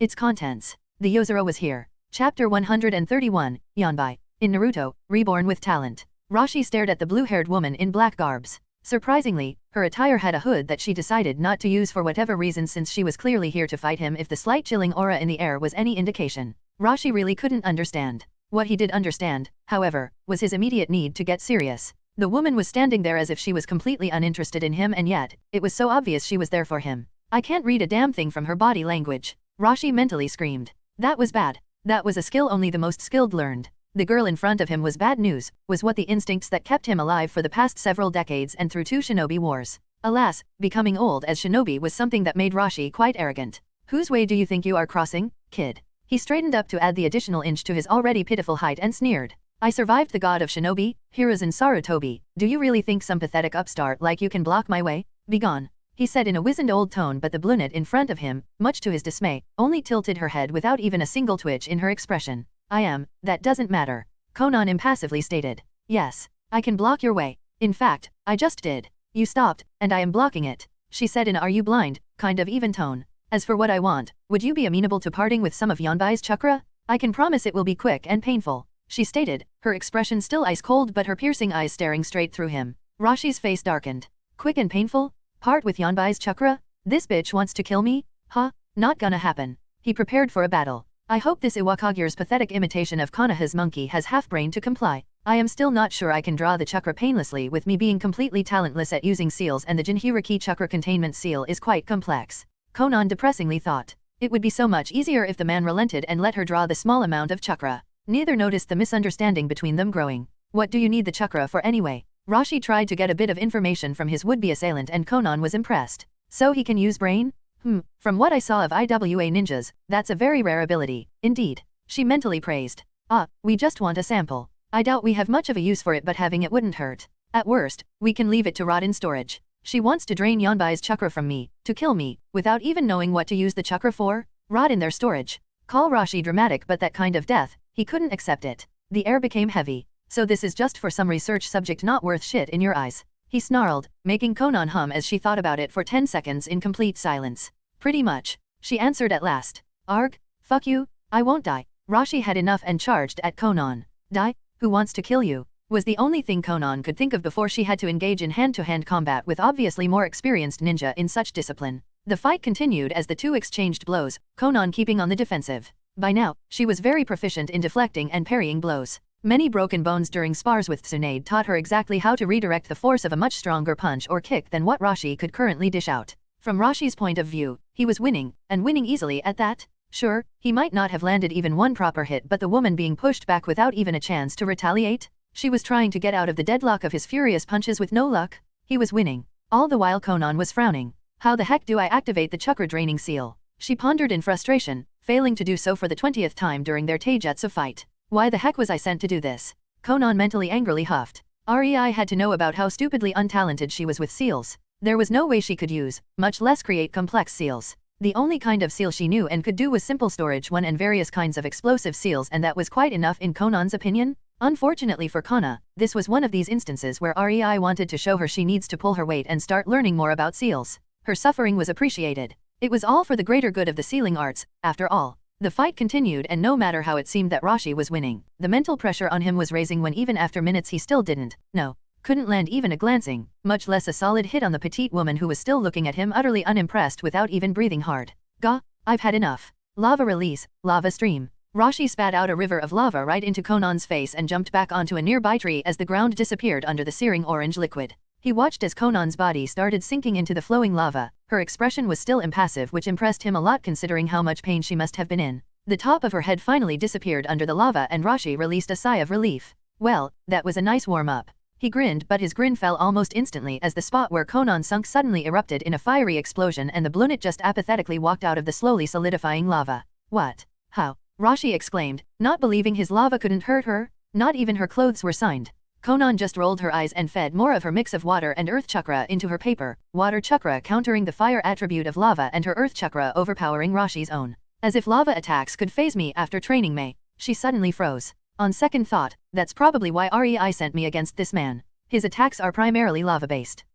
Food for thought later, perhaps. Conan relaxed and looked at Rashi. You are really unlucky, you know? No matter what kind of lava attack you use, I can just brush it off. She said in an apathetic tone with a hint of mocking pity which made Rashi mad. He gritted his teeth and decided. Getting into lava chakra mode might take a bit of my lifespan, but for this bitch, I am quite willing. Yanbai's chakra erupted around him, enwrapping him in dark orange bubbles mixed with a light orange aura as the temperature around him rose to searing heights. He was about to gloat, trying to unnerve his enemy when he froze, noticing a small and calm, barely present smile on his opponent's face. And then, nothing.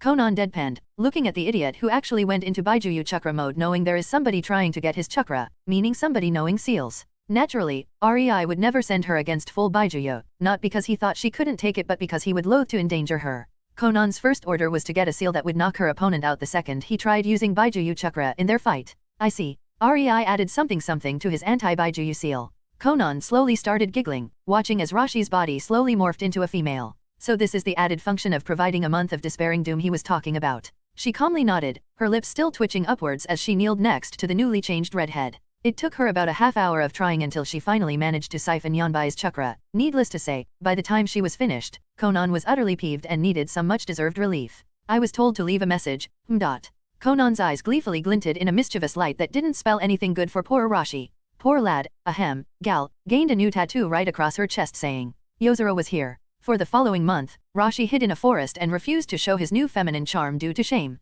To his complete delight, after a month he finally changed back into being male, but something stayed the same. For some reason, his female self was unlocked and Rashi felt weird and Yozuru was still there. Until the end of his days, Rashi never went to public baths anymore. Chapter 132, Nanabi. In Naruto, Reborn with Talent. Tsunade stood with her arms crossed under her chest and her face hidden deep under the hood of her black cloak, staring at the slowly gathering ninjas of Hidden Waterfall Village. Sure, maybe challenging the entire village by her lonesome self via breaking the legs and arms of some arrogant sexist jonins did not give her the best first impressions, but she was a woman on a mission. Rei wanted her to show to Kigaku they are weak to protect Jinhyuriki were his words. Tsunade had no idea why exactly he cared enough and not just ordered her to sneak in, break some skulls, take the chakra from the utterly defenseless newborn who wouldn't even notice, and discreetly leave without leaving even a single trail. But she was not complaining. Alright. She was missing a good fight, and one versus a minor village was as good of a fight as she could get since Conan's earth-hardened paper rain was simply too strong to overcome for her, and Mei was not yet on the level to give her a proper challenge.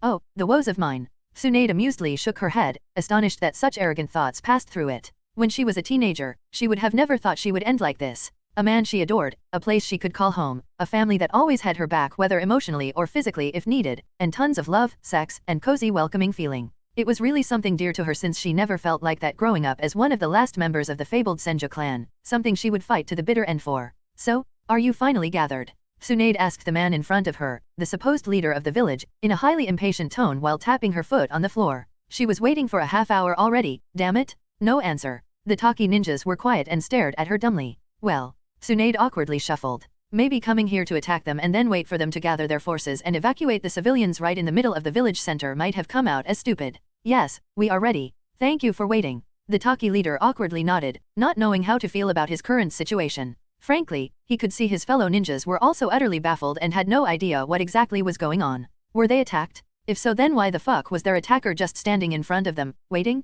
Was this some kind of joke to the clearly feminine figure? Needless to say, anger sparkled in most Taki ninjas at the arrogance shown to them. Well then, what are you waiting for? Come at me. Tsunade loudly exclaimed, letting her hands fall from under her chest to freely hang alongside her body and crouched slightly while spreading away her legs in a taijutsu stance. At her shout, all hell broke loose. The Taki ninjas leaped at her, kunous blazing, shurikens swishing through the air, only for the projectiles to be sent flying away alongside the first line of the Taki ninjas. Nevertheless, the army of Waterfall didn't get discouraged as the air started to become full of powerlessly sailing bodies of their comrades whenever a squad approached the invader. Tsunade stood her ground, not moving even an inch from her position, using her arms and hands to redirect every weapon, deflect every projectile, throw every exploding tag into the air, punch away every ninja who approached while doing it lightly enough to not kill anyone. Genins, Shinins, and Jonins alike rammed into her defenses, trying to engage her in hand-to-hand combat while overwhelming her with their numbers, only to despair when they noticed they were unable to make her take even one step back as she still somewhat relaxedly stood in her initial place. Blocking a punch, grabbing a wrist, throwing her opponent into the air, away from her. Using her elbow to hit a forearm of incoming punch to steer it away from her body, clench the collar of her opponent, and throw him into her another would-be assailant, causing both to be out of commission. Letting a kick land on her stomach, smirking at how her clearly Jonin-level opponent flinched as the bones in his leg rattled due to the impact, grabbing his ankle and using him as a club to bat away 3 other opponents before also throwing the half-unconscious man away. Tsunade was brutal and efficient, her steel-like body not even feeling the blows she allowed to land thanks to the mixture of Rei's technique of melding nature energy into the body and her own sage arts. Not that the barely noticeable black highlights around her eyes would be noticed to be as anything else than an eyeliner even if she didn't wear the hood. Since she started using sage arts, Tsunade felt her body becoming nigh impenetrable. Except for Rei, of course, hee. She daydreamed, grateful for the hood hiding her blush and small nosebleed as she distractedly baited away yet another Jonin, breaking a bit more of his bones than she initially wanted. Seeing the poor man, the Taki ninjas stopped their vain attempt at attacking her and retreated, creating a distance between them and Tsunade who didn't move even an inch since the start.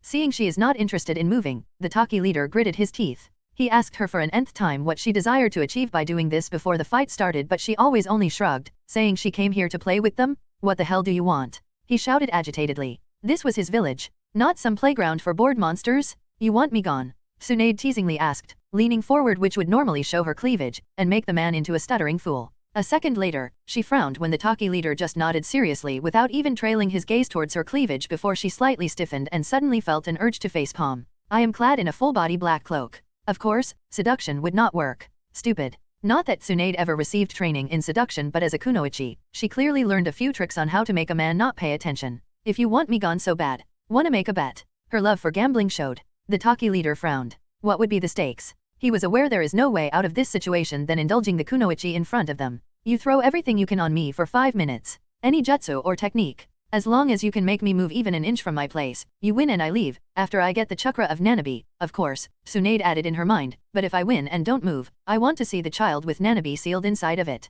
She quickly saw the reluctance of the Taki leader and so she decided to force him to accept through his subordinates. You know, until now I never went for a fatal hit. Not one of your subordinates is dead yet. I think it would really be in your best interest to comply with my bet. She shrewdly voiced out with a teasing tone that caused a shiver to run up the spine of every single Taki ninja present. Not long after that, the second round started. Technique after technique rained onto Tsunade in hundreds and she decided to get at least mildly serious. Wind jutsus were blown away by the wind pressure of her punches. Fire jutsus were stifled by the violent winds generated by her punches before they could even approach her. Water jutsus were dispersed as the water was sent flying away, yet again by the pressurized winds of Tsunade's punches. Earth jutsus, an earthquake-causing stomp was enough to snuff out any chakra in the ground that could potentially endanger her winning the bet. Honestly, 3 minutes in, and the Taki ninjas knew they were utterly outclassed when they saw the nonchalance of their enemy, punching the air and completely mitigating whatever jutsu they threw at her. At the last minute of the contest, the Taki ninjas just shook their heads in exasperation, knowing they lost. Ever so reluctantly, the Taki leader presented baby Fu, making Tsunade coo at the small girl, which caused the baby girl to giggle and prompted Tsunade to swoon even more. This in return made all the frustrated Taki ninjas lower their heads in shame when they saw Tsunade take a step forward to get a better look at the girl. Defeated by a baby not even a month old. They wanted to cry. Tsunade really liked the chocolate-skinned baby. She was cute, but that didn't stop her from discreetly activating the Baijuyu chakra draining seal hidden on the palm of her hand as she put it on the girl's stomach, tickling her. 5 seconds later, Tsunade had the sample for REI without anyone noticing. I wonder how long it would take Conan to do this. I bet Paperbrain would have to rely on angering the Yonbai Jinhyuriki in order to activate the knockout seal. Tsunade chuckled. She knew how Jinhyuriki are normally treated, and since she quite liked the small baby girl, Tsunade turned towards the Taki ninjas. You will treat the girl right. I don't want to hear about any physical abuse. If you don't like her, don't bother with her. But you won't beat her up, nor will you stand still seeing she is physically abused. And God help you if I hear she was raped in this village, because, at that moment, the annihilation of Takigakuer will be assured. Do I make myself clear? She threatened, releasing some of her killing intent that silenced any possible protest and made the Taki ninjas take a step back. Only now the fact that the woman was really a monster was hammered down. The killing intent was almost inhuman in their opinion. Tsunade worked hard to intertwine her killing intent with her senjutsu chakra, making it even more terrific. After all, the Taki ninjas only very reluctantly agreed to her demands, so Tsunade added something. If you really can't come to love and accept the girl when she is about to become a genin, I will come and take her away. My visit was more to show you how utterly outclassed you are and how her presence could be a threat to the village since you don't have the strength to protect her. And just like that, I made my plan to take the girl under my wing when she is a teenager acceptable. Tsunade grinned before silently disappearing. The only indication that Takigakuer was ever invaded were the various marks of jutsu all around on the surrounding buildings. The Taki leader let out a relieved, stressed, and tired sigh before his eyes narrowed as he spotted something written in front of him, right on the spot the woman was standing during the fight. He actually had to take a step back to see it since the writing was quite big. After he read it, he blinked, then blinked again, and then let out an exasperated groan when he recognized the ground was marked by almost unremovable earth jutsu. The writing stated, Yozuru was here. Chapter 133, Nibi. In Naruto, Reborn with Talent. Kumogakuer was quite busy this time of the year. It was the harvest season, and that, for a mountain village like Kumo, meant their ninjas run back and forth between bodyguarding, bandit extermination, and supply delivering missions for farmers and various traders going and coming to sell their crops. It didn't help the situation that the Raikage left some days prior to the peace treaty. While the ninjas were grumbling about signing such a worthless piece of paper that eventually meant nothing, the civilians were quite happy. Alas, it was happiness brought by ignorance. Not that the ninjas would enlighten the civilians about it. If anything, the Raikage wanted nothing more than to storm Kirigakuer in revenge for the death of his beloved. To kill every single man and woman from Kiri who was part of the Nagari Isles invasion. To kill Ringo Amarai who was the commander. His rage was legendary after that mission. He single-handedly reduced an entire mountain to rubble and cemented the public opinion on his position as the third Raikage's successor. What many didn't know, however, A was also afraid. Afraid of Rei of Kiri, the monster that manhandled him and Killer B as if they were children. May, wearing a straw hat and a bit battered old-looking civilian clothes, merrily strolled through the gate to Kumo, not even being stopped by the guards since she was just one of the numerous children of farmers coming and going to help their parents to sell the crops. As long as they couldn't feel chakra from her, everything was just peachy. Just like that, May infiltrated Kumogakuer through the front gate, inwardly snickering that Rei's chakra hiding technique and some old clothes were all she needed to get in. But really, the Kumogakuer is incredibly beautiful. May looked up the houses built either on the tops or on the sides of the mountain and the bridges connecting them. It was an ethereal sight, and she really believed no other village could surpass Kumo when it came to the natural beauty of the place. Not really it has anything on Rei's dimension though. May scoffed and turned to enter a side alley. Apparently, that was not such a bright idea since the second she was far enough, 5 thugs who obviously followed her into the alley blocked her path. They were about to open their lustfully grinning mouths, but May couldn't really be bothered. 5 kunaus and 5 thuds later, she was again on her way, deeper into the alley. When she decided she was sufficiently out of sight and nobody followed her. Boil release, steam clone jutsu. The air thickened until a small amount of smoke soundlessly burst out, not unlike when someone creates a shadow clone, but unlike shadow clones, this smoke didn't reveal a body, rather it gathered into a smoke-like figure of May. Here, May handed each clone a pouch with a set of 100 spying seals which the clones quickly absorbed into themselves, causing it to sink into the smoke. Put this all over the village, especially in restricted areas. May ordered, and the 5 figures vanished as if dissipating. Huh? Who said I can't be subtle? Take that, Conan. May smirked, remembering Conan's distraught expression when she showed the woman the sneaky use of her steam clones. They can dissipate into the air, becoming wisps of barely noticeable chakra, and get wherever they want, capable of squeezing themselves even through the smallest of crevices. The only thing capable of showing them were incredibly strong seals, which meant May's clones were much better than Conan's when it came to sneaking around. Needless to say, Conan's eyebrow twitched for days on end, much to May's delight, when that little tidbit became clear. And then, much to May's displeasure, Conan came with the marvelous idea of, let May take care of the spy network. And just like that, the tables turned and now it was Mei who was perpetually scowling and Conan who was smirking like a loon at her suffering. After all, Mei hated sneaking around. Melting something? Easy. Bathing enemies in lava? Sure. Drowning somebody? Fun. But sneaking around? Nua? Having hundreds of clones sit around in a room, shifting through the material on spying? Blah. Maintaining a spy network? No. Freaking way. Fortunately or unfortunately, REI intervened, and Conan stayed in charge of the spy network while Mei became the person who was tasked to spread the spying seals. Not that it lessened the playfully condescending smirks of Conan that threw into Mei's face that insufferable message of I am still more useful to REI. Conan liked to subtly portray. Despite everything, Mei could only wistfully smile as she really couldn't imagine her life without these small rivalries between herself and her sisters. Hours passed quickly while Mei toured the civilian-accessible parts of Kumogakure, trying out the local cuisine, getting to know some people, and just eavesdropping to get some information while she waited for her steam clones to be finished. Finally, 3 hours later, all 500 spying seals were installed, no one from Kumo the wiser. And now, the last part of my mission. Mei nodded to herself and used a self-withdrawing seal her clone put near her target. Yujito Nii was a 12-year-old and already a ninja of Kumo for 2 years. She was not like Uncle B despite knowing they were the same. He was a hero while she was mocked. He was the right-hand man of the rakeage while her throat hitched as she remembered her unpleasant memories and the slashes of her sword became faster, more ferocious, scarring the poor wooden dummy on the empty training ground far away from the village. She wanted to run. Slash. She wanted to prove herself being useful. Slash. She wanted to gain respect. Slash. She wanted to be treated normally. Slash. She wanted to get stronger. Slash. She wanted her suffering to stop. Slash. She wanted many things but that was when an amused snort woke her from her anger-induced rampage. You really love slashing things up, don't you? You would get along well with our resident sword loon. A feminine voice alerted Yujito to the presence of somebody unknown to her. Her body instantly tensed as she quickly turned around only to blink when she spotted a bit older auburn-haired girl in civilian clothes. Worse yet, the girl didn't seem like a ninja. Her posture was far too relaxed and lazy. She didn't give off that tense feeling other ninjas do. She was a perfect picture of a harmless civilian. Who are you and how did you get here? This place is off limits. Yujito evenly warned only to get a pointed and piercing look from the girl. Oh, is that so? Fine, the girl uncaringly shrugged. I am Mei, by the way. She sat down into the grass and Yujito barely prevented herself from gaping. The civilian girl just completely ignored her warning. If you don't introduce yourself I will call you Gur-chan, you know? Since you were growling at the poor wooden dummy.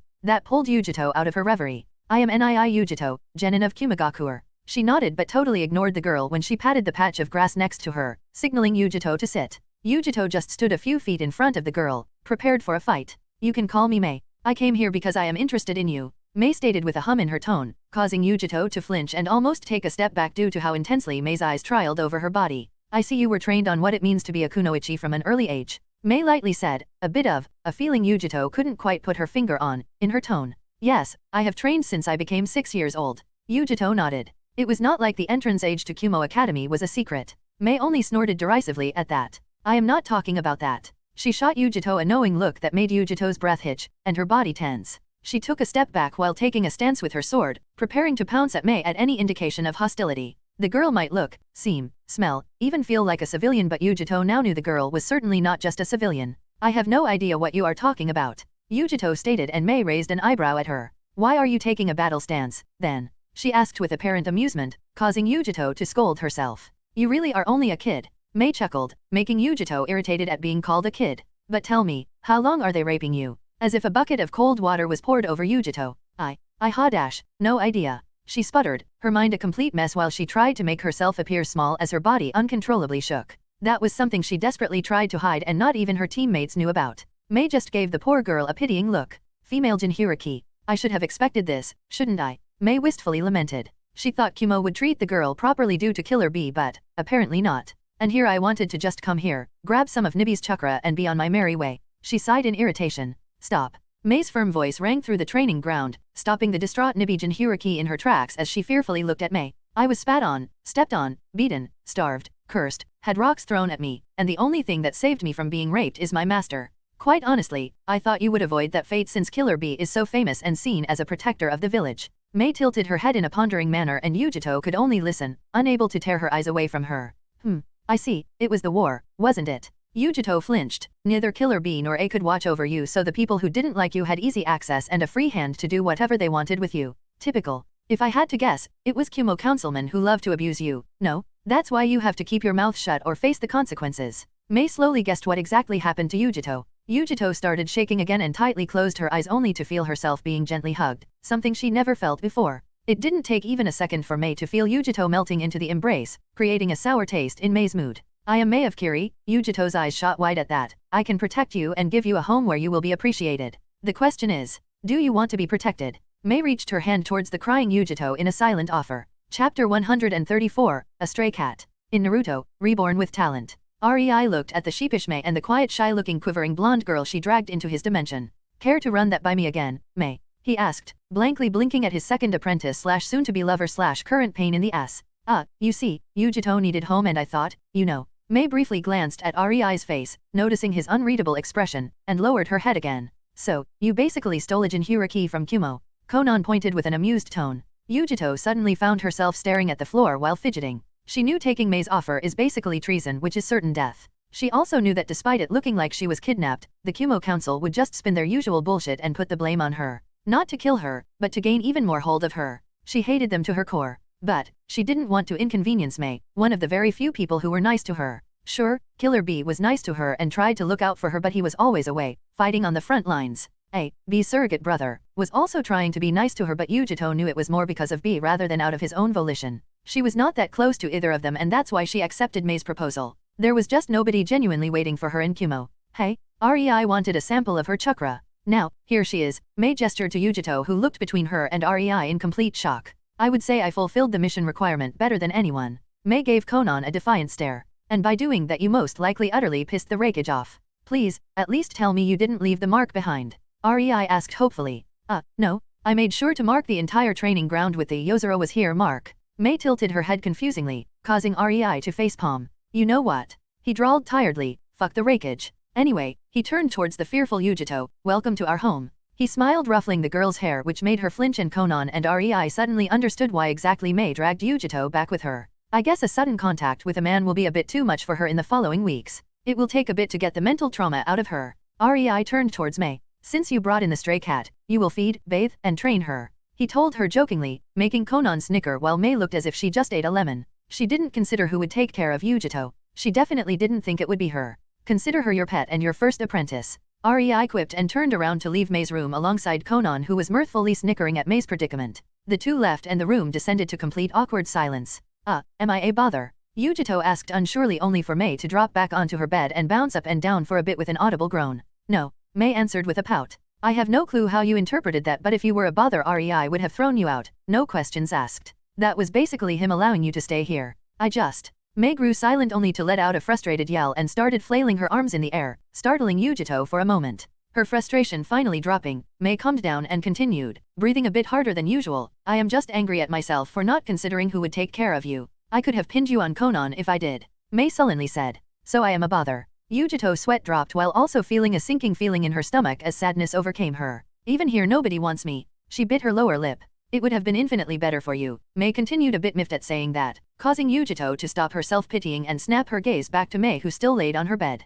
Conan trained me. Conan trained Ringo. Conan trained Tsun. Ahem. Mei coughed. My second sister Tsu. Only Tsu can match Conan when it comes to the women here, and even that is only when Conan is not using some of her jutsu. Being in Conan's care would give you the best training available. That's why I wanted to pin you on her. Mei explained, and Yujito's heart warmed as her eyes widened at being told. Mei thought about what would be best for her. This Conan, is she? Conan of Kiri? Yujito asked unsurely. The woman looked around 18 at best and definitely didn't seem to be somebody who tore Kumo fleet to shreds by herself, brutally killing thousands in the process. Nor did she look like someone whose specialty was drowning people alongside their own castles. Yes, she is the strongest one of us women here. Mei huffed. But I thought you gained your SS rank sooner. Yujito tilted her head. Mei's story about how she decimated the IWA army of 10,000 mercenaries and over 500 ninjas was legendary. Sure, many versions were outright retarded, but still, Mei's fame was a big factor in why Yujito took the offer of protection. And who do you think trained me? Duh. Mei rolled her eyes, causing Yujito to avert her eyes in shame, but for the first time since she entered Rei's dimension, a small smile appeared on her lips.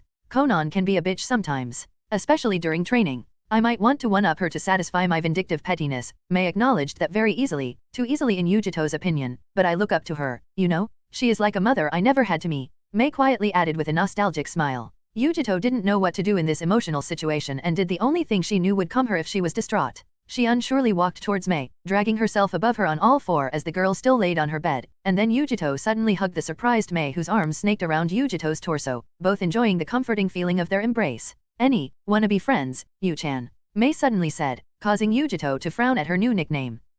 Yujito made what she later deemed to be at the same time the best and the worst mistake in her life. She agreed. "Good. That means I will have to train you so I won't be embarrassed by your strength. I wonder if Ringo would like a sparring partner." The poor stray cat had no idea what was in store for her in the future. Chapter 135, Sanbai 1. In Naruto, Reborn with Talent. The next day came and Yujito was settling in well. Unfortunately, the operation to round up the remaining samples of Baijuyu chakra couldn't wait despite the surprising addition of Yujito. Yesterday, Conan acquired Yonbai's chakra, Rei got hold of Ichibai's chakra, Tsunade took a liking to the Nanabi girl and got some of her chakra while Mei brought in a freaking Nibijin Hiraki. Now only Sanbai, the most important of the bunch, remained. Why was he the most important? Because Rei wholly believed in using whatever waves Akatsuki will create in the future to provide yet another cover for his next steps. For that, Sanbai had to go to Yagura. Well, there might or might not be a scheme of Rei, or two involved in that, but details aside, even the messages of Yozora was here were basically just warnings to other villages that Yozora can threaten them, at least, that's what the villages would see, and partially, that was really their purpose.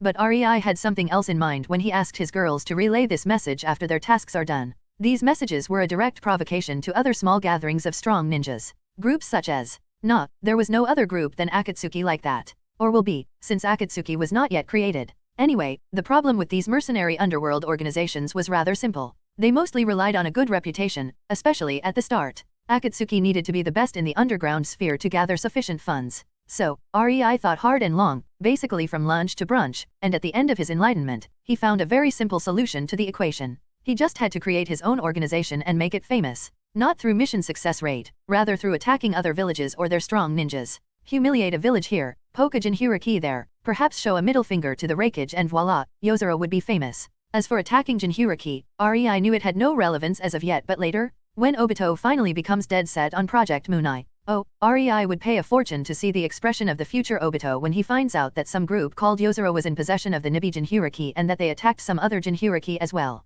When the boy finally realizes he has competition. Better yet, once Yozora gained notoriety, Akatsuki would have to step up their game in order to get more funds, so Rei hoped they would come to light sooner than in canon and other nations would focus on them. He certainly planned to help this to happen as best he could. Not that it would be so hard since he knew Akatsuki were a bunch of arrogant self-centered pricks. Meaning they would never rest until they claim first place in the notoriety. Rei decided they could have it and he would even give some intel on them at the right time to the right people. The more eyes on them, the less on him. Nobody could say he was not generous. I feel bad for the girl. Tsunade impassively said, looking at the cave where Rin was screaming bloody murder as the Sanbai was in the process of being stuffed into her. It was already evening, so she found a spare minute to visit Rei, Conan, and Mei, observing the place while Ringo was preparing herself. This was her mission. She could have been a good medic if only she learned how to freaking fight. Stupid fangirl of that Kakashi boy. All she knows is healing, which is nice but utterly useless in the field if you are captured in a second. Tsunade brutally summed up Rin's situation, not leaving the girl any dignity left. Sure, Tsunade wanted to see at least one medic on a team, but that didn't mean she would suffer an incompetent medic ninja who could not even properly throw a kunai.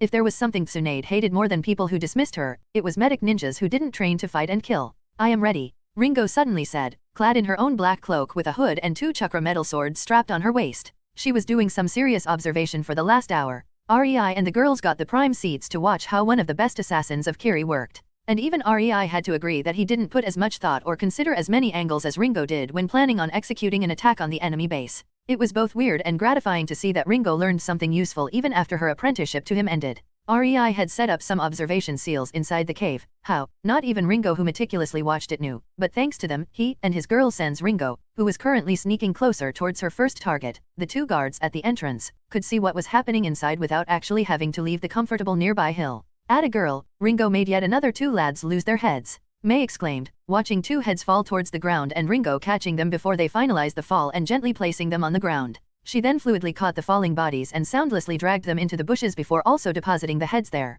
Yeah, well, that was fast. Rei nodded. Ringo's movement of preventing bodies from creating any sound was certainly well practiced. Even he doubted he could do as well as she due to the sole reason of him not really having the needed muscle memory for it. Obviously, by now, Ringo was doing it on instinct alone. Rei then snapped his fingers, activating the observation seal, and a hologram-like structure of the cave appeared on the right side while a screen appeared on the left side in the air. The girls gawked at it, seeing something like that only in cinemas, and Rei smirked. It is so easy to impress. He shook his head. While this world had televisions, in fact, his Biribiri company sold the best of them, they were not really that widespread nor modern, so seeing such a screen was something of a novelty for the girls. Well, that just means I will have to add television to the house in the dimension. Maybe we could have a nice evening with popcorn while watching movies together. Rei stopped thinking about it when he noticed Ringo bypassing the first line of defense, starting to take care of the Chunins from behind. Let's see what is in our newest member, shall we? Conan calmly said with a slight trusting smile. Humph, it's not like this is hard for Ringo. This mission is actually right up her alley.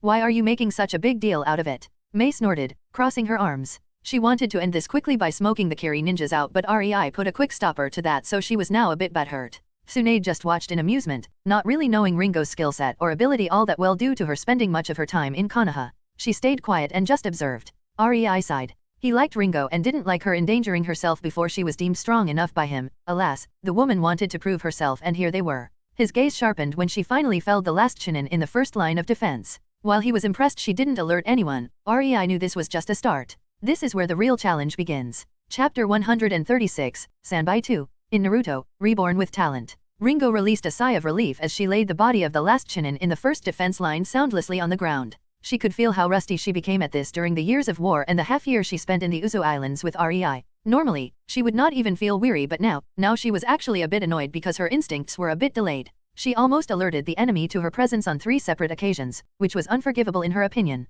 The more I train with Mei, the louder in my approach I become. Sigh, that girl is really a very bad influence on me, isn't she? Ringo bitterly smiled, walking up the wall until she crouched upside down on the ceiling, sneaking deeper into the cave. Rei said the Rin woman managed to run away, but I see no way she could do such a thing with all these ninjas around. The Mizukage must be bonkers if he really wants to unleash Sanbai in Konoha. Sure, some tree huggers would die, but Konoha would gain Sanbai, which in turn would surely be an unimaginable loss in the opinion of the council. What is the old coot thinking he is doing? Ringo mulled over the actions of the third Mizukage as she silently walked on the ceiling, high above the heads of Kiri Jonin. It was quite easy to avoid any and all sentries when she knew the protocols and how Kiri trained their Jonins and Umbu to counter this exact way of infiltration. Hence, it didn't take long for Ringo to be behind the second line of defense, the one manned by Jonins. She turned around and started looking for lone targets. Ringo knew she would be unable to terminate every Jonin and Umbu, but the success of her mission depended on the number of Kiri ninjas she would be able to dispatch without anyone noticing. She only needed to thin the proverbial herd in order to create an opening for herself. After 3 minutes of searching, Ringo scored. She found 2 Jonin going at it like rabbits in a remote area of the cave. Needless to say, the man and woman could only look at each other in shock as her sword ran them both through. I am really good at connecting people's hearts, am I not? Ringo smirked, but it didn't last long before she noticed the man pissed himself as he died, right into the woman, and Ringo grimaced. I didn't need to see that to lead a happy life. Ringo hopped onto the ceiling again and searched some more through the Jonin area. Her next target was 2 men playing cards in a room sculpted into stone. Obviously, these were the highest-ranked Jonins since they were here only to observe and command. Not like it helped them when Ringo appeared crouching on the table, and before they could even widen their eyes, each of her 2 swords removed 1 head. Thankfully she didn't need to worry about the sound of falling bodies since they were in a quite remote area of the cave system. These chakra hiding and self-soundproof seals of Rei are plain cheating. Ringo pouted a bit before gathering all valuables, weapons, and exploding tags from the corpses. Not like they would actually need them anymore. Ringo proceeded with her mission. Creating a lighting clone to kill via quick shock, wrapping her fist in lighting chakra and ramming it from the back through the chest of one ninja, using her swords for quick kills, or simply throwing a shuriken or kunao at a vital place fast enough for her victim to be unable to react. She managed to kill 12 Kiri Jonin out of 36. She counted. Honestly, not everything was that smooth. Many of them noticed something off, but thankfully her instincts and experience were good enough for her to dispatch them before they alerted others. But now the hardest part, huh? Ringo frowned. She knew Umbu were specially trained for this. She also knew she could not keep the fact that some Jonin disappeared hidden for long. Moreover, she had no idea what kind of tracking jutsu bullcrap would the Umbu have. For all she knew, they might already be alerted to her presence and preparing despite the Jonin being utterly oblivious. After all, only very skilled trackers can ever make it into hunter squads of Kiri Umbu, and that most of the time means some special type of jutsu for such things. Ringo moved towards the Umbu area, this time not on the ceiling because she knew the Umbu would be too careful for her to let her sneak on the ceiling. While the Jonins were occasionally looking up, the Umbu would have hidden sentries posted even on the ceiling and the walls. In fact, it was a standard procedure. This might be a bit of pain in the ass. Ringo mentally grumbled as she spotted no less than 4 Umbu guarding every single of the 3 entrances to the third and final defense line in the cave. 2 stood right in the middle of the corridor while 1 was above them on the ceiling, hiding in the shadows, but it was the last ones who worried Ringo. They were hardest to find for the sole reason of being members of the Hojiki clan, which meant they hid in a puddle of water near the wall slightly behind the 2 Umbu guards standing in the corridor. If I want to get through I will have to either soundlessly kill the guy on the ceiling in a way that won't alert anybody. Bah, that's impossible. Ringo whined. This setup was incredibly well thought out. The guy on the ceiling watched the entire corridor from above, and that meant he had his eyes always planted on the two obvious guards below him. The guy in the puddle however served more as an ambusher for any idiot who made it this far and was incompetent enough to not spot an unnatural puddle on the ground. No laughing? It actually happened more often than not in the shinobi world. The real problem was the puddle guy had a clear line of sight on the guy on the ceiling at any given moment, meaning no matter who Ringo attacked, the other three would be alerted the second she showed up. After 10 minutes of observation and consideration, Ringo decided to go for the middle path. The guys on the left one looked a tad bit too familiar with each other, not due to how they acted but due to how deceptively relaxed they were in each other's presence. Umbu never took their guard down, not even towards other Umbu but the guys there trusted the others, which meant they had a fair share of missions together under their belt, which in turn meant their teamwork was better, which would be bothersome and could cost Ringo precious seconds.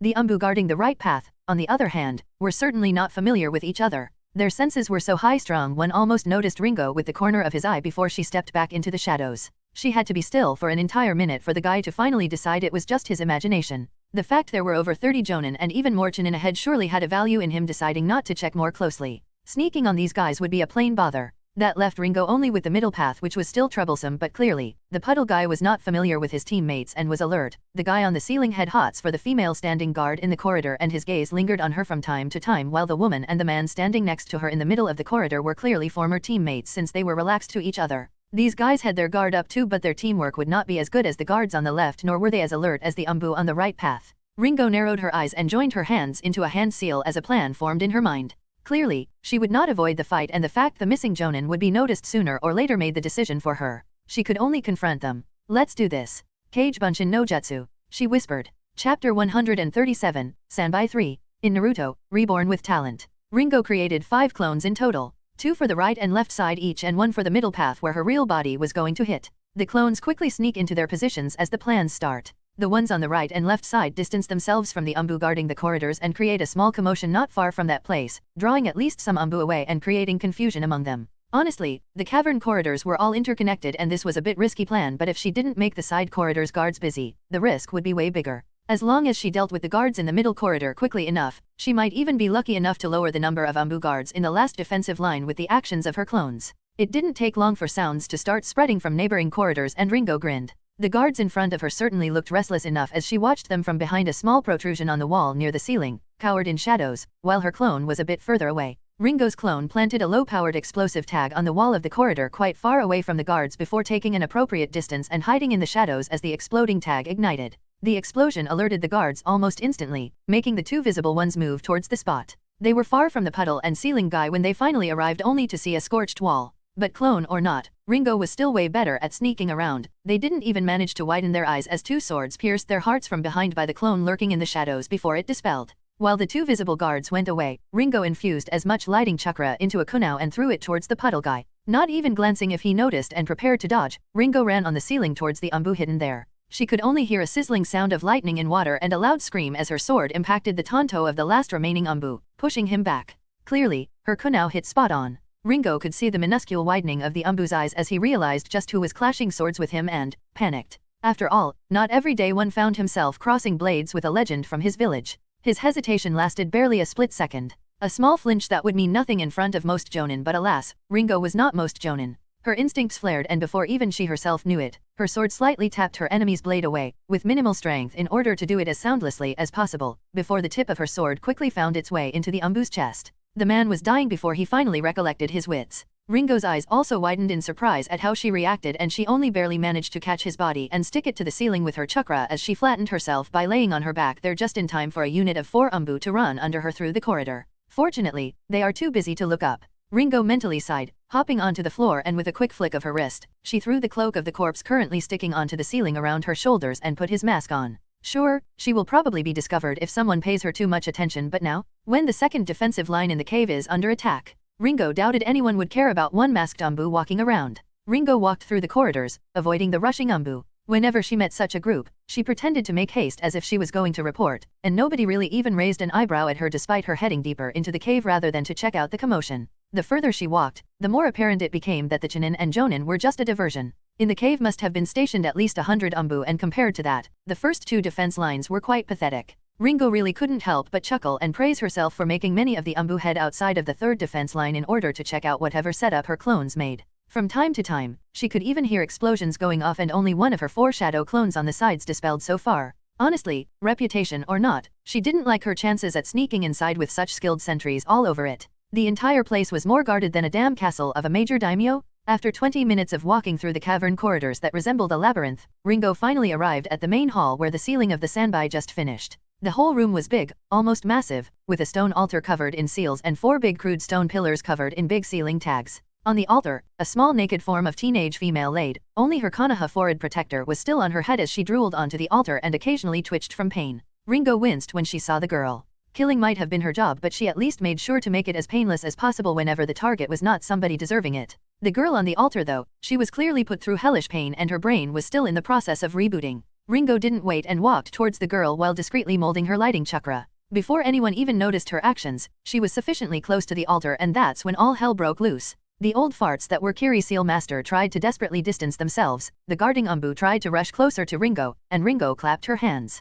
A loud bang resonated through the cave before a static noise unbalanced everyone in range. The second this happened, powerful lighting tendrils coursed out of Ringo's connected palms, creating a cage around the altar, completely cutting out the guards. To think this is not even a jutsu yet, just an exercise for manipulation of my lightning chakra. Ringo smirked and walked towards the girl before she took a ceiling tag given to her by REI and after 20 minutes of trying drew some of the sandby's chakra into it. Mission completed, Ringo sighed as she saw her lightning cage being surrounded by no less than 30 Umbu and flexed her chakra. The lighting cage instantly morphed but the Umbu guards didn't have time to rush in since the lightning took shapes of various animals, bears, wolves, dogs, deers, and many more, before it started engaging the Umbu who did their damnedest to avoid the moving concentrated lightning constructs. The biggest of them, however, was a big Chinese dragon made of lightning that rammed its head into the side of the cave, creating a way out through the wall. Ringo briefly glanced at the waking girl on the altar and shook her head before uncaringly walking out. And just like that, the last piece is collected. Chapter 138, Kazaki's Return. In Naruto, Reborn with Talent.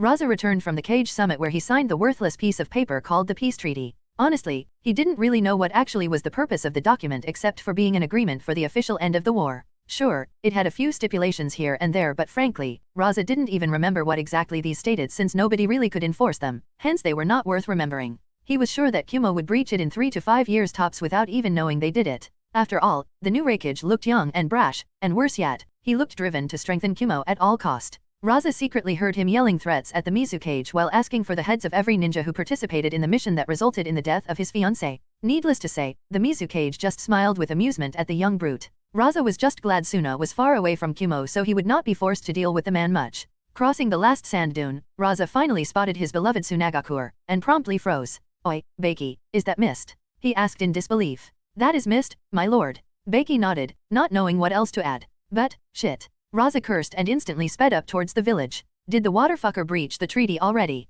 Fortunately for Suna, the Mizu cage had no interest in them. The visit from Yozora happened 2 days ago but there was still an enormous amount of water all around constantly in the process of vaporizing. The entire Tsunagakur was veiled in a thin cover of water vapor. Raza didn't even look at the guards standing at the sides of the corridor in the sand wall. He just ran forward, passing the bewildered Chunins at a speed they could not follow. Why are Chunin guarding the gate when they can't even intercept someone at Jonin level speed? Raza idly thought but it was quickly squashed as he finally entered Tsunagakur. He stared in bewilderment at the houses made of hardened sand soaked in water, some of them partially dissolved. The buildings in Suna depended on the environment where rain never happened. This new flood or whatever it was destroyed quite a bit of building and the damages, oh the damage? Suna looked half buried in sand and half flooded by water. Even now the Kaze cage was actually ankle deep in the water. What the heck happened to my village? He screamed with wide eyes. Oh, Lord Kaze cage, one passing Jonin saw him and jumped in front of him, taking a kneeling position before slightly frowning due to having to kneel in the water.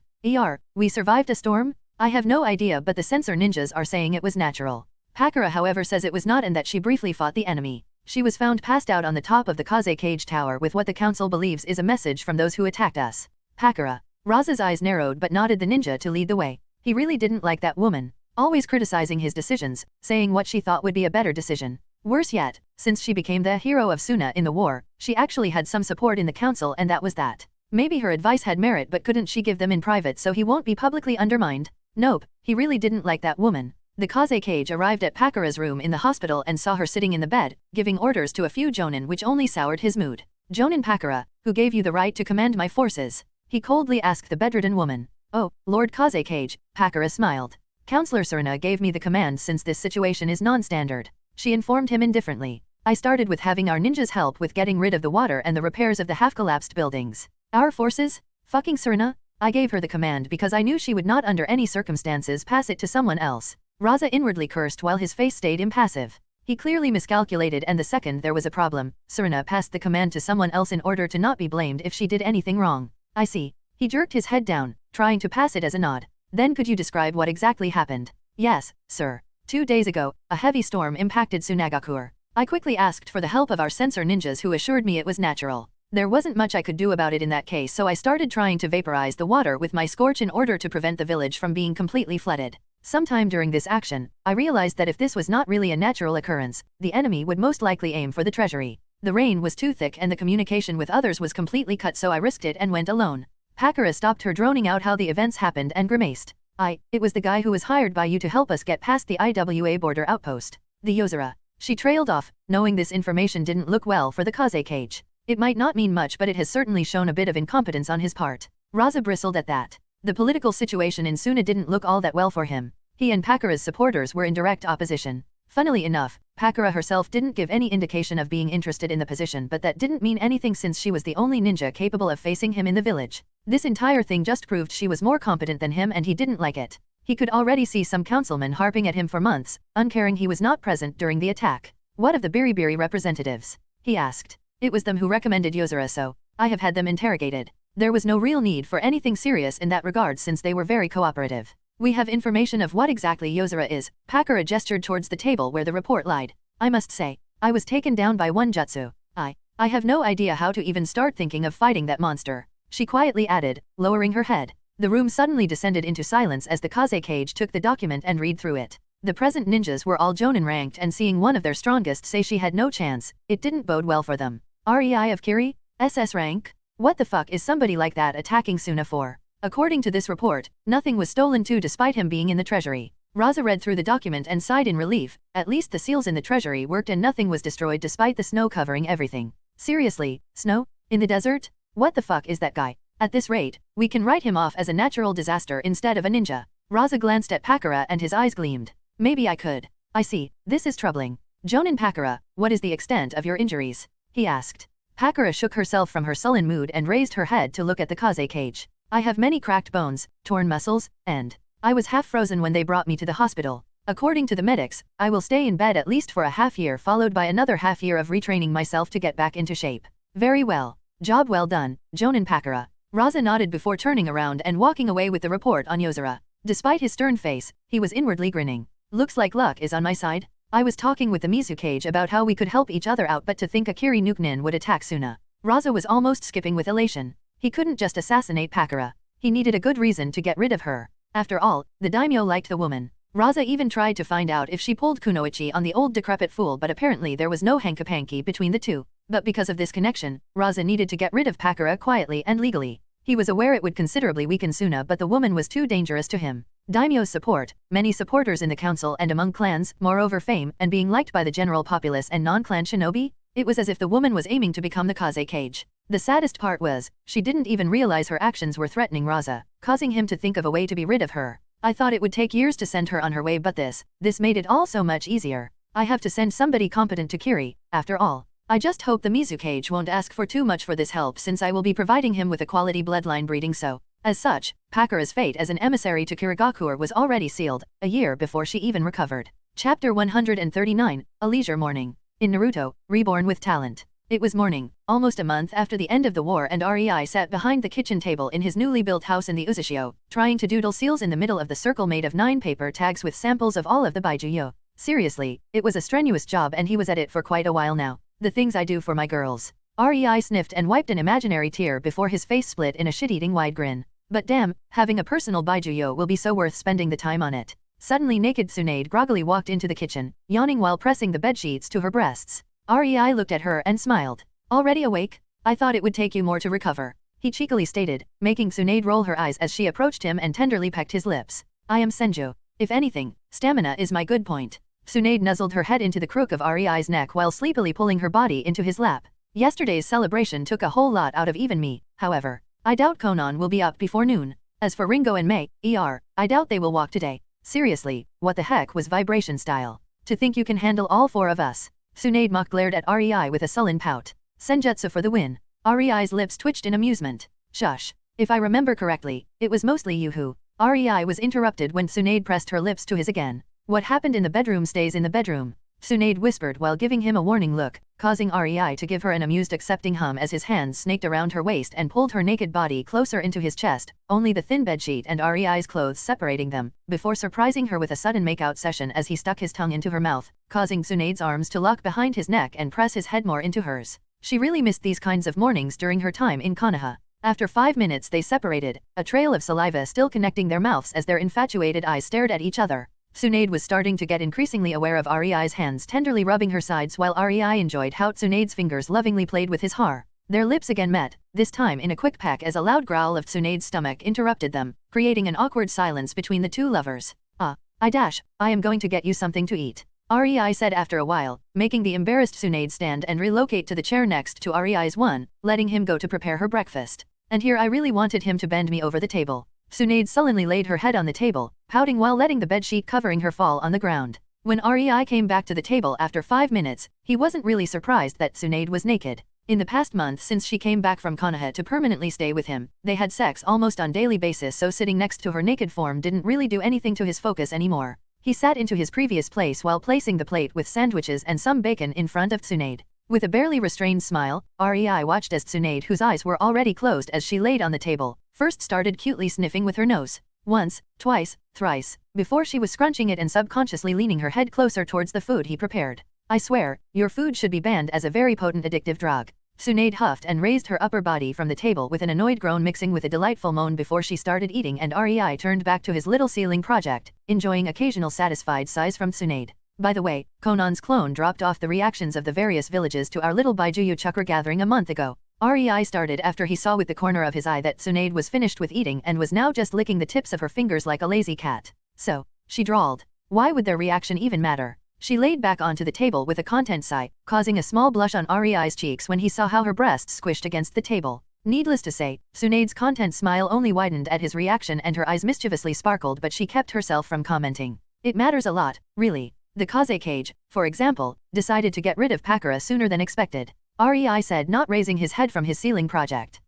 So this Pakura will be our new sister? Tsunade asked, a bit interested. No matter that it grated at her pride and she promised to get more stamina, yesterday Rei fucked all 4 of them to the ground, so she naturally welcomed another addition to their family. Pride be damned. Rei shrugged. I like the girl. No, I like her a lot. Unique bloodline, a mastery at Kuno handling that could potentially rival even Ringo's sword skills. She was a solid S-rank ninja for years. Plus I already made my preparations. The rest depends on her. If she is willing, then yes, she will become one of your sisters, the last one of them. In fact, I don't intend to breach the number 5, mind you? Rei hummed while erasing the entire left side of the seal with a frown as he understood the foundation was fundamentally flawed. Last one. Tsunade muttered under her nose before sighing dejectedly. Yup, definitely have to step up my stamina training and potentially pull the girls through it too if Rei decides to refuse taking more than 5 girls. Damn, such a pain. She huffed before refocusing on the important stuff to get her current predicament out of her mind. What about the other hidden villages? Rei flashed Tsunade a knowing smile before turning back to his seals.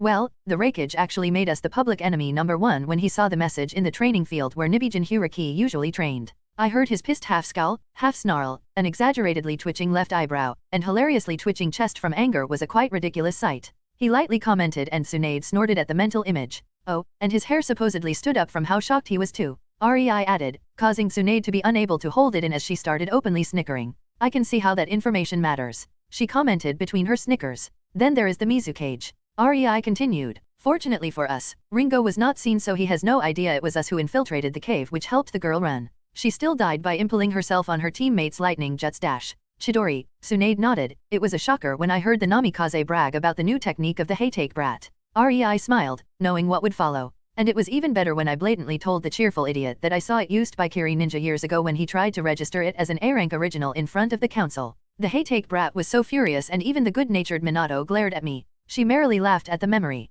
Though their protests quickly quieted down when I used Chidori in front of the whole council, my eyebrow smugly raised at them. It is a known fact that lightning is not my nature and I never really met with neither Minato or Kakashi, so they could not teach me the technique. Let me guess, you told them you thought it looked cool so you learned it. Rei chuckled. Exactly. Tsunade beamed.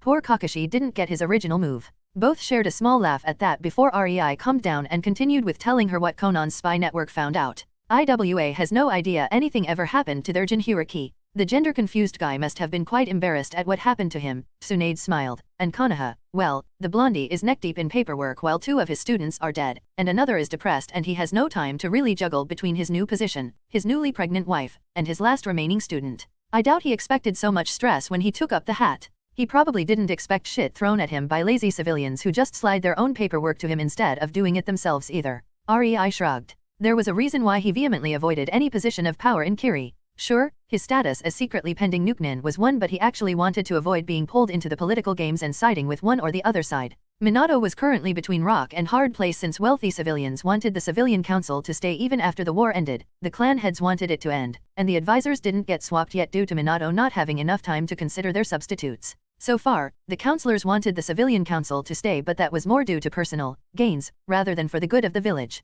Surprisingly, the Hokage's paperwork actually only increased since the establishment of the civilian council, despite its main function was to lessen the bureaucratic burden on the leader. Sad thing, becoming the big honcho. A truly sad fate, being unable to push work on somebody else. REI gently shook his head, spotting that Tsunade actually fell asleep. He formed a chakra string and pulled the bedsheet from the ground, putting it over her shoulders while using chakra sealing method to channel temperature seals on the bedsheet to make sure Tsunade is warm and won't catch a cold. As he watched at her contents smile as she slept, REI sighed. In the end, everything he did was worth it if he could enjoy and share his happiness with his girls. Chapter 140, Training 1. In Naruto, Reborn with Talent. REI leisurely sat on the porch of his mansion in the Uzashio, contently watching Mei and Ringo spar with weapons while hordes of his clones were rebuilding the village. He especially loved Mei's sullen exasperation at the bored and completely almost half-asleep look on Ringo's face. Well, at least we know Mei will not be a swordsman. REI chuckled, sipping the tea Conan prepared for him. I guess. It is quite amusing how she is flailing her tanto around like a petulant child.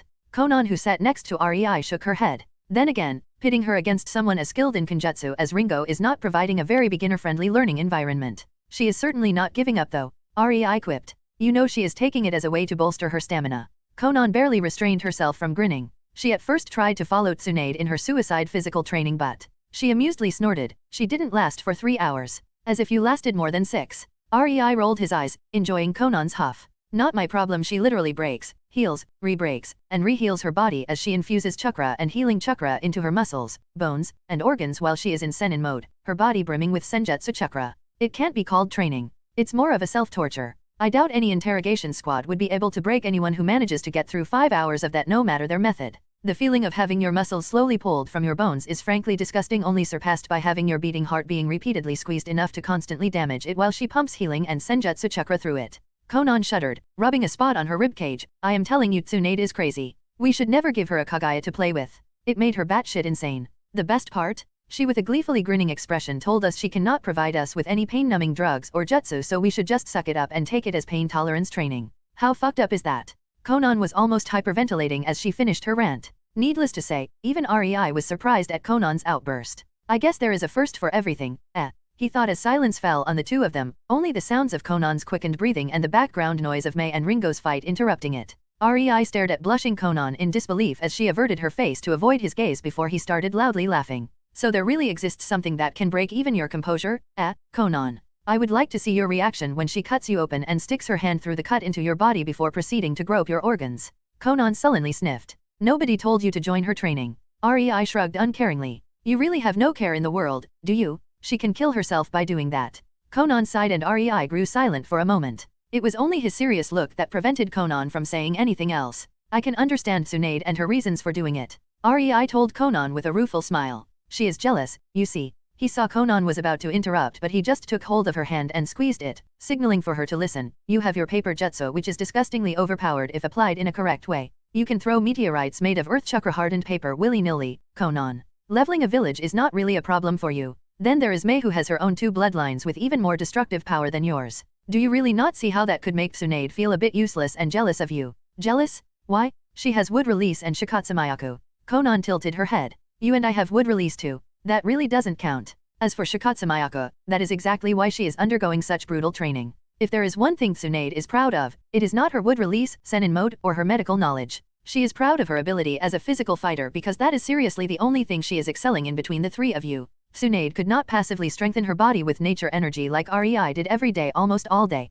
Honestly, take away all the ninjutsu variants with nature energy from REI, he would still have an incredibly powerful body after almost over a decade of using that method. His way of strengthening it was gradual and took a lot of time, but he could honestly overpower Tsunade in Senin mode. Tsunade actually approached REI before she started with her insane body training. The punchline of every body strengthening technique using chakra or any energy was according to her repeated breaking of the cells while recreating them stronger as chakra nourished them. This way, the body gradually became stronger. Hence, Tsunade decided to quicken the process. She is the best medic ninja in the world. She knows her limits and won't go beyond them, nor will she cripple herself. The stronger her body becomes, the easier and safer it will be for her to use the Shikatsumayaku. That bloodline is really twisted. There are adverse effects of using it and a whole lot of problems. And while most of those are negated by her Senju physique, Tsunade requires a strong body to use Shikatsumayaku without much of a strain. Actually, nobody but she could use it to its best capacity, since any internal injury, no matter how small, caused by using that bloodline she will discover and heal thanks to her vast medical experience. Tsunade is actually building herself into the juggernaut of the team, you know, REI said, completely trusting that Tsunade knew what she was doing. REI was really a bit curious about the limits of the Shikatsumayaku when used by a senjutsu user with a ridiculously strong physical body. She wouldn't even need to use it outwardly. Just plating her organs and the inward side of the skin in internal bone armor would make her incredibly hard to injure, considering that the Shikatsumayaku makes the bones way denser than normal, and with the addition of chakra, it was as if she wore plate mail made from chakra metal under her skin. You didn't mention Ringo. Conan tried to change the topic as it grew a bit uncomfortable. She didn't want to question Tsunade's capabilities as a medic but her methods. Conan really didn't like seeing Tsunade suffer because of her damn pride. I doubt Tsunade counts Ringo as important enough to care about her as she cares for you and Mei. It will take a lot of time until that happens. Plus Ringo is weak for now and her specialty is clearly tracking and swords. No real world breaking bloodline to speak of either. REI hummed and Conan nodded in understanding. I see. She does have a long way to match even Mei, she said, her eyes straying towards the redhead who was boredly deflecting Mei's wayward slashes. Conan really didn't think Ringo could survive Mei for longer than 3 minutes if the girl tried to really kill her. After all, it was Conan and REI who trained her, and they put a whole lot more effort into it than when they trained Ringo. Mei was, in the end, loyal only to them since the start. Not really. I saw some of her ideas and I can tell that Mei would really have to step up her game if she wanted to stay above Ringo in combat power. REI's eyes sparkled with excitement. Despite everything, when it comes to lighting release, Ringo is a genius and she indeed deserves praise. Her newest technique is frankly mind-blowing. Conan just raised her eyebrow at him in a questioning way which made REI frown a bit. Don't give me that look. I was really surprised when I saw what she came up with, and while we kept it a secret, my clones helped her with the technique for 3 months already. She is almost finished with it. Honestly, it can probably make her completely impervious to Mei's mist. REI gleefully smirked, and I can't wait to see what face will the pipsqueak pull when she realizes it. Conan slightly smiled and shook her head before her eyes landed once again on the petite sword-wielding redhead, her opinion of her slightly changing. Maybe I am a bit too harsh on Ringo? Maybe I am still underestimating her. Chapter 141, Training 2. In Naruto, Reborn with Talent. Both Conan and REI watched Mei and Ringo in silence, REI leisurely enjoying their sword fight, in which Mei was grossly outmatched, while Conan observed only Ringo and her movements. She was not interested in the farce of a fight whatsoever. Slowly, Conan's discerning eyes started widening as she spotted what she previously didn't even bother noticing. Her style changed. Conan pursed her lips in concentration. Indeed, it did change. She frowned. Ringo became slower? No. She stopped dodging. Why would she? Conan narrowed her eyes. Someone who didn't intimately know Ringo's fighting style would not catch up on it, but Conan had trained the redhead. If anyone knew how Ringo fought, it would be her. She no longer dodges everything. She fights as if she was heavily armored and most of her opponent's attacks didn't even matter. REI smirked as he saw the focused look on Conan's face with the corner of his eye. He quickly understood that Conan noticed. Ringo's style simply became more reckless. Blows that she would previously in no way let even graze her, the weakest but dangerous ones, now ever so slightly scraped her. She still tried to evade, but the new technique of Ringo is a game changer for her, and I made sure the girl understood it. REI thought while merrily shaking his head. I really look forward to when she is finally comfortable testing it in a real fight. Just then groggy Yujito walked out of the house, rubbing her eyes and stretching like a cat. Good morning, she mumbled, just loud enough to be heard. Oh, Yuji-chan, finally awake. REI teased while gesturing towards the spot next to him, causing the girl to happily nod and sit where he told her to. As if you didn't know I woke up. Yujito cheekily puffed out her cheeks. The month she spent with REI and his girls really improved her overly serious nature, and she became more playful, truer to her feelings. She was no longer wary whenever REI was around. A second later, REI's clone stepped outside with a tray of scrambled eggs, toasts, and 2 fishes for the resident cat. Naturally, it started to prepare breakfast the second she woke up since REI had the entire place covered in various seals, among which, various detection seals were quite common. Yujito's expression brightened like the sun when she saw the tray with breakfast, and especially the fishes. REI proudly chuckled when he heard her audibly gulp her saliva down. The girl was getting quite used to his cooking. Without even waiting, Yujito started chomping on the fish first. Yes, eat up, kitty. May wanted to start your training today. You will need all the energy you could muster. REI shrewdly grinned. He knew what May prepared and honestly, Nibijin Hiraki or not, he was pitying the girl. Maybe I should teach May some common sense when it comes to instructing others? Nah, practice is better than 1,000 words. Sorry, Yujito, your sacrifice will not be in vain. His lips slightly twitched, which was noticed only by Conan, who hid her silent snickers behind the sleeve of her purplish-black kimono. Yujito started choking on her food, clearly wanting to say something in return if her narrowed glare was an indication, but Conan spoke first. Well, I think you should stretch before May is able to get you in her care. Anyway, REI, you promised me a sparring match yesterday. Still up for it? She leaned closer towards him and kissed his cheeks with an expectant expression, making REI's eyebrow twitch. In the end, he sighed and relented. He knew there was no avoiding it. She clearly knows I hate fighting her because it is so hard to hit her. Why the heck did she have to come to enjoy sparring against me? It is pure torture chasing her all over the field. Dem 7 Swordsman of the Mist. I clearly remember she got this bad habit of enjoying making her opponents irritated when she started sparring against them with her clones while she hid in the treetops, snacking on sweets as they made fools of themselves. REI stood up, resigned to his fate, and followed excitedly, skipping Conan to the nearby empty training field while leaving Yujito to her much-needed breakfast. Unfortunately for him, there was no member of the 7 Swordsmen present, so it was him who had to suffer. Needless to say, his desire for Ringo's new jutsu to be showcased and Tsunade's power-up was not entirely without any ulterior motives. He desperately needed a new playmate for Conan. Maybe I should fetch Kisame later on. This is pure bullshit. Yujito subconsciously muttered as she watched the fight between REI and Conan. Yes, fight. It was not a sparring match. Not when both threw around assuredly lethal moves. What kind of madman did I agree to join? She dryly laughed. Most of the time, the only thing Yujito could see was blue lightning flashes and a flurry of paper slices. She couldn't even hear the sound of fighting as the sound of static deafened her, and more often than not, she had to cover her eyes from the ferocious winds generated from the exchange. She got only glimpses of severed limbs and, well, she now really didn't look forward to the training May prepared for her if this was any indication. Isn't that similar to the Raikage's speed? Yujito mentally screamed. In the field, REI, holding his Chokyuto, zapped from one place to another, cutting Conan's limbs, piercing her heart, decapitating her, only for the blood to sprout the second he slashed through her flesh. Then a second later, the blood burst into uncountable red paper slices as her body changed to variously colored paper slices. By that time, however, REI was already exchanging blows with yet another Conan who attacked him a split second after he scored a hit on the previous one. Hago Romo, have mercy on my soul. REI whined. He cut off Conan's hand. He turned around and pierced the head of the Conan that appeared behind him right through her eyeball. Never. He kicked the body away, getting his sword free out of her head and fluidly slashing towards the right, slitting the throat of the next Conan. Ends. He kicked behind himself, hitting the knee of the next Conan, unbalancing her while he heaved the sword up and brought it down on her in a downward slash, bisecting her. The entire surrounding was now just a flurry of paper, forcing REI to saturate his body with lighting chakra and bolt away from there in order to avoid being caught in them. This repeated again and again and again, for the next hour. 7,150, 7,151, 7,152, 7,153. REI counted. How many freaking times do I have to almost kill you until you are satisfied, Conan? It's been an hour already. He stopped, lowering his sword, and Conan appeared in a flurry of paper 4 meters in front of him, totally fine in pristine condition. I take it, you like my newest masterpiece, she said with a very rare full-blown content smile on her face, making REI scowl. Only you could create such a complicated yet perverted thing from a foundation made on most basic jutsu.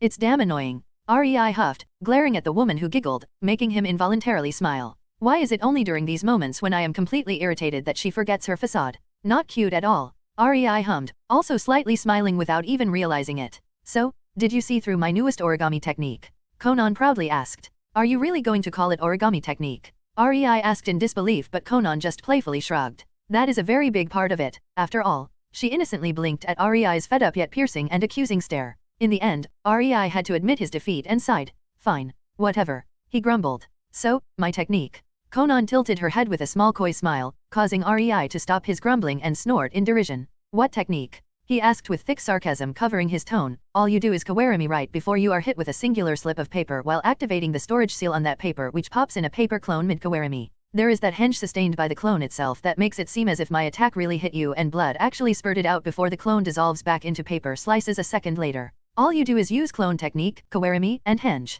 Rei wanted to scream. So why the fuck is it so hard to freaking hit you? What is this bullshit? You didn't even try to dodge. You didn't take even one step during the entire fight. Kawarimi, kawarimi, kawarimi? The fuck is that shit? He raged. Conan just heartily laughed at his outburst with a teasing look. Cool, isn't it? Cool my ass. Rei whispered under his nose. He was moving at solid rakeage level speed when the guy was using his lighting armor, and yet, despite his senses being enhanced, even he couldn't spot the moment when she substituted herself with the paper. To think her origami would reach such a level. She is a monster, no doubt. At this rate, there is no way to win against her without a large massively destructive area of effect jutsu. The way she used henge to actually simulate blood and gore while she transfers herself to her opponent's blind spot and attacks while he is distracted due to scoring the hit. That's outright nasty. I can see how most shinobi could fall for that. Everyone stops for a millisecond if their enemy doesn't dodge an obvious attack they are certainly capable of evading. Whether they want or not, their brain starts to think about whys, and that momentary pause is when she strikes from behind.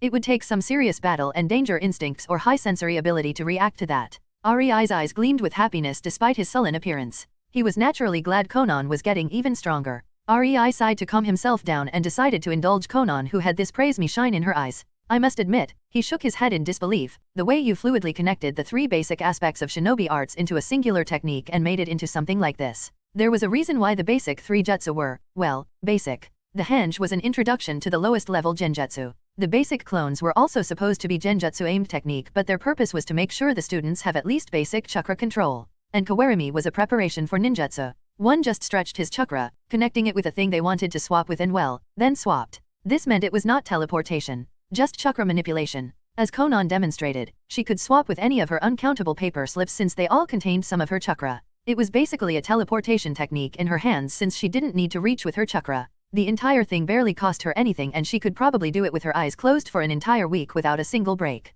How broken jutsu. Rei inwardly chuckled and walked towards Conan, and with a gentle smile, he lovingly rubbed her head while tenderly hugging her. Good job, honey. Chapter 142, Mei's Idea of Training. In Naruto, Reborn with Talent. Conan and Rei finished with their sparring match, and alongside still flabbergasted Yujito, they went towards the training ground where Mei prepared something special for her kitty charge. The second Yujito showed her face, excited Mei dragged her towards the middle of an obstacle course, if it still could be called that. Rei could somewhat see parts of the obstacle course used to train Umbu ramped up to insanity levels. Lethal traps, maiming traps, and worse yet. So this is why Mei wanted those area-effective chakra-constricting seals, gravity-heightening seals, and water-like environment-simulating seals. Rei thought with a sweat drop as his throat went dry. And they say my training methods are brutal. Conan mentally deadpanned at the clueless Mei. She couldn't help but feel proud. Does she want to kill me? Yujito did the clever thing and fearfully took a step back. This, Mei proudly gestured towards the huge death trap she prepared, is my masterpiece. As the Jinhyuriki of the Nibi, you are naturally nimble and agile, so training those aspects is a must. She exclaimed with twinkling eyes, making everyone's face twitch. So I asked myself, hey, Mei, how could we help Yuji-chan? And the answer was obvious. Obstacle course. Mei, sensei. Yujito asked unsurely, looking at the obstacle course. And the corpses around. She pointed towards the bodies or parts of bodies still strewn all over the course. That. Mei dismissively waved her hand around. Don't worry. I just borrowed them for testing purposes. Rei facepalmed.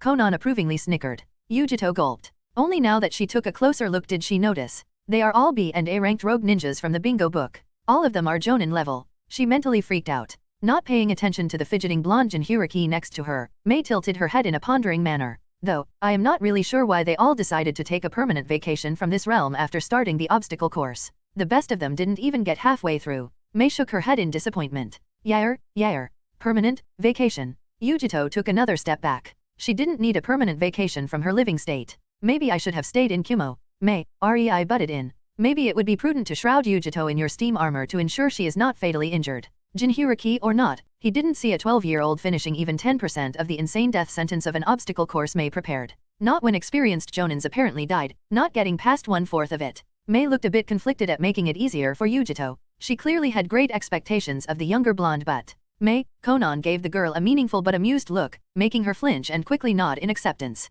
Good girl. Conan smiled at Mei while inwardly she was facepalming. No matter how you look at it, with all those restrictive seals affecting the entire area of the obstacle course, even shinins would be reduced to civilians. Just the water simulating seal would make this almost impossible ordeal unless one had incredible body strength, but REI walked towards the two girls, wrapping his right arm around Mei's shoulder to cheer her up while wrapping his left around Yujito's to make her feel better. He felt there were things that just had to be said. After all, this was also training for Mei on how to train someone. Mei, you are expecting too much of Yujito. She is barely high genin to low chinin level right now. You can't compare her to yourself when you were 12. You were already training for years with us at such an age. Yujito didn't have personal trainers. If you want to help her train, you gotta start slowly and be mindful of her needs. Not. His voice turned awkward, try to kill her with the first exercise. It took some persuasion, but in the end, Mei relented to go easier, much easier on Yujito. Needless to say, the resident kitty holder was elated at hearing her life was spared from having any restricting seals placed on her during the course and the fact her life was safeguarded by Mei's jutsu, REI seals, and to give her a bit more comfort,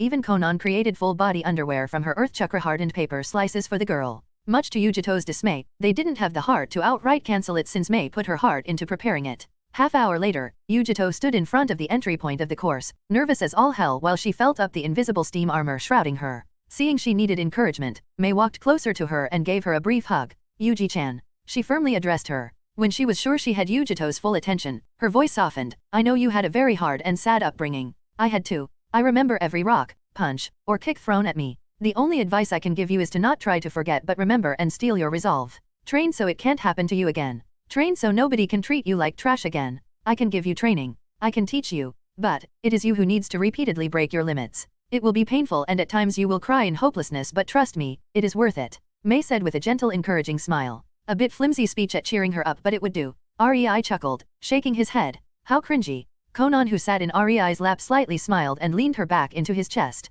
Then again, that might be exactly how she felt training under me and REI. They watched as Yujito gained a determined look and turned towards the obstacle course. And then, it started. Yujito ran inside, masterfully running through the first corridor, which was riddled to the brim with projectile trap seals that spewed konaos when somebody was near them. She almost made it look easy. She is actually using surface walking to run on the wall where the amount of trap seals is the lowest. At least we can be sure she can use her brain well. Conan pointedly commented, causing Mei to be a bit depressed when she remembered the numerous hours of Conan telling her she was doing cool-looking but moronic things. Yujito reached the second obstacle. Vertically laid poles in a sea of swirling fog that kept close to the ground. The half-melted, slowly sizzling bodies in the fog gave Yujito a clear image of what would happen should she fall. With a gulp, she used all the nimbleness and dexterity of a cat she could muster in order to jump from pole to pole, trying to get through the obstacle as fast as possible. She stepped on the third pole, and discovered the room was not as simple as it first appeared. Gravity-enhancing seals with an area of effect around the pole, isn't it?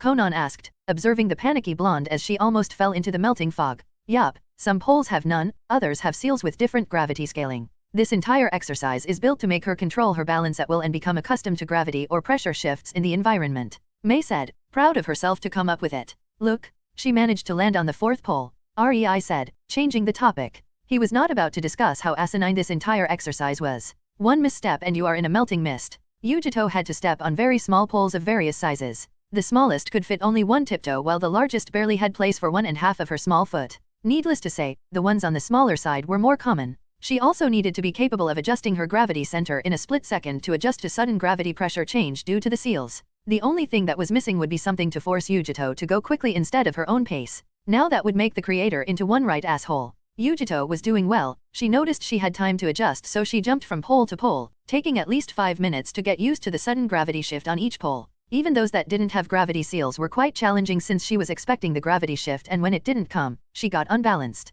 Many times did REI think she would finally fall as she flailed her hands, only her natural cat-like balance saving her. Conan could see Mei getting excited as Yujito was about to jump from the 10th pole to the 11th. She only managed 1-0 before. REI deadpanned, seeing the pole under Yujito fall down a second after she landed on it, causing her to fall into the melting fog. Only the steam armor around her prevented the girl from being made into a mushy goo by the fog. REI slowly turned his gaze towards Mei and gave her a dry look. Really? Now he understood why so many jonins died without even completing 1/4 of the course. It was the work of a completely sadistic bastard. The whole thing was made to be impossible to pass. Yup. It wouldn't be an obstacle course without proper traps to give her a bit of a push. Mei brightly smiled before frowning. But to think she would fail at the second obstacle out of 20. You were right, REI, Yuji-chan needs a more refined approach. I am not gonna ask what exactly refined means. Clearly, Mei got her inspiration and training ideas from somewhere. He glanced at amused Conan. Sorry, Yujito. It's for your own benefit. This concerned observer is unable to ease your suffering. Chapter 143, Practical Training 1. In Naruto, Reborn with Talent. Ringo stood in between a small man in green spandex with thick eyebrows and Konoha headband who was on his ass and the group of the 7 swordsmen of the mist. Well, I heard the Mizukage sent his 7 best to cause some mayhem in the land of fire, but to think you would be bullying. Ringo glanced at Do and shuddered, whatever that green creep is. Amarai, Reiga Kurosuke sneered. Shouldn't you be hiding in some hole? Going rogue, bringing such a shame to the title of Kiba wielder. I will enjoy making a funeral for you, he said, reminding others who was the woman in front of them. Funnily enough, half of them were new wielders. Capable but nothing like the ones in May's generation. Sparkling shit stain, you can't even handle your own little sword. Making this into a pissing contest? Seriously? Acting cool doesn't suit you. Ringo rolled her eyes, ignoring his enraged spluttering, and drew the chakra blades she received from REI years ago, attracting the attention of the swordsmen. They naturally knew a quality blade when they saw one. Ringo decided to indulge them. These two have no names. REI told me it is the swordsman who should be known, not the swords. While I might not wholly agree, I can see his reasoning. You all are nothing. You have no reputation by yourselves. You are known for the reputation of the weapons you wield. The reputation that was given to them by the feats of their past wielders.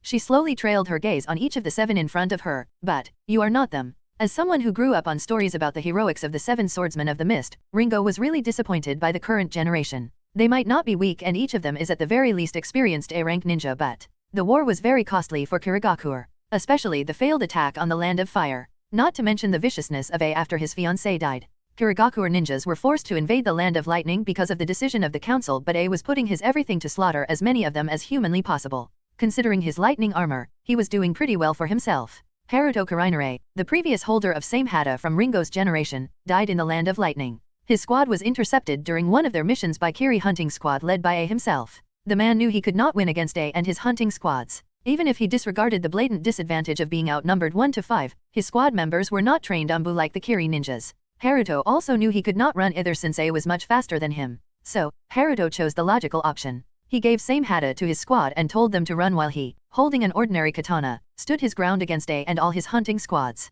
The man actually managed to hold them all long enough for the Kiri ninjas to run away with same hata. Without his sacrifice, Kiri would have lost one of its 7 blades that day. Compared to that, Ringo Riley looked at Fugyuki Sukazan, the newest wielder of same hata. She could see the man was compatible with the sword. If he were not, same hata would not choose him. But compatibility only meant he had high enough chakra reserves and his chakra was tasty enough for same hata. Without the sword, the guy was a bit lacking, to be honest. Ringo knew of him, and even now she asked Conan for intel about the wielders of the 7 swords. Frankly, Fugyuki depended too much on same hata's abilities in her opinion, which made her respect for the guy drop. Same hata was overpowered. Even a total beginner genin level swordsman could defeat a chunin level opponent with the sword by just waving it recklessly. Hence, Ringo didn't feel the need to respect Fugyuki himself, rather than the blade he was wielding. Her eyes trailed towards the wielder of Kubikaraibasho Jizo Baiwa, and she smiled. The man was a total asshole, but Ringo couldn't say he was not skilled. Mari, your successor just might live up to your expectations. Ringo mentally noted with a small amount of relief. The previous owner of the Kubikaraibasho, Mari, was the only other woman in the group in Ringo's generation.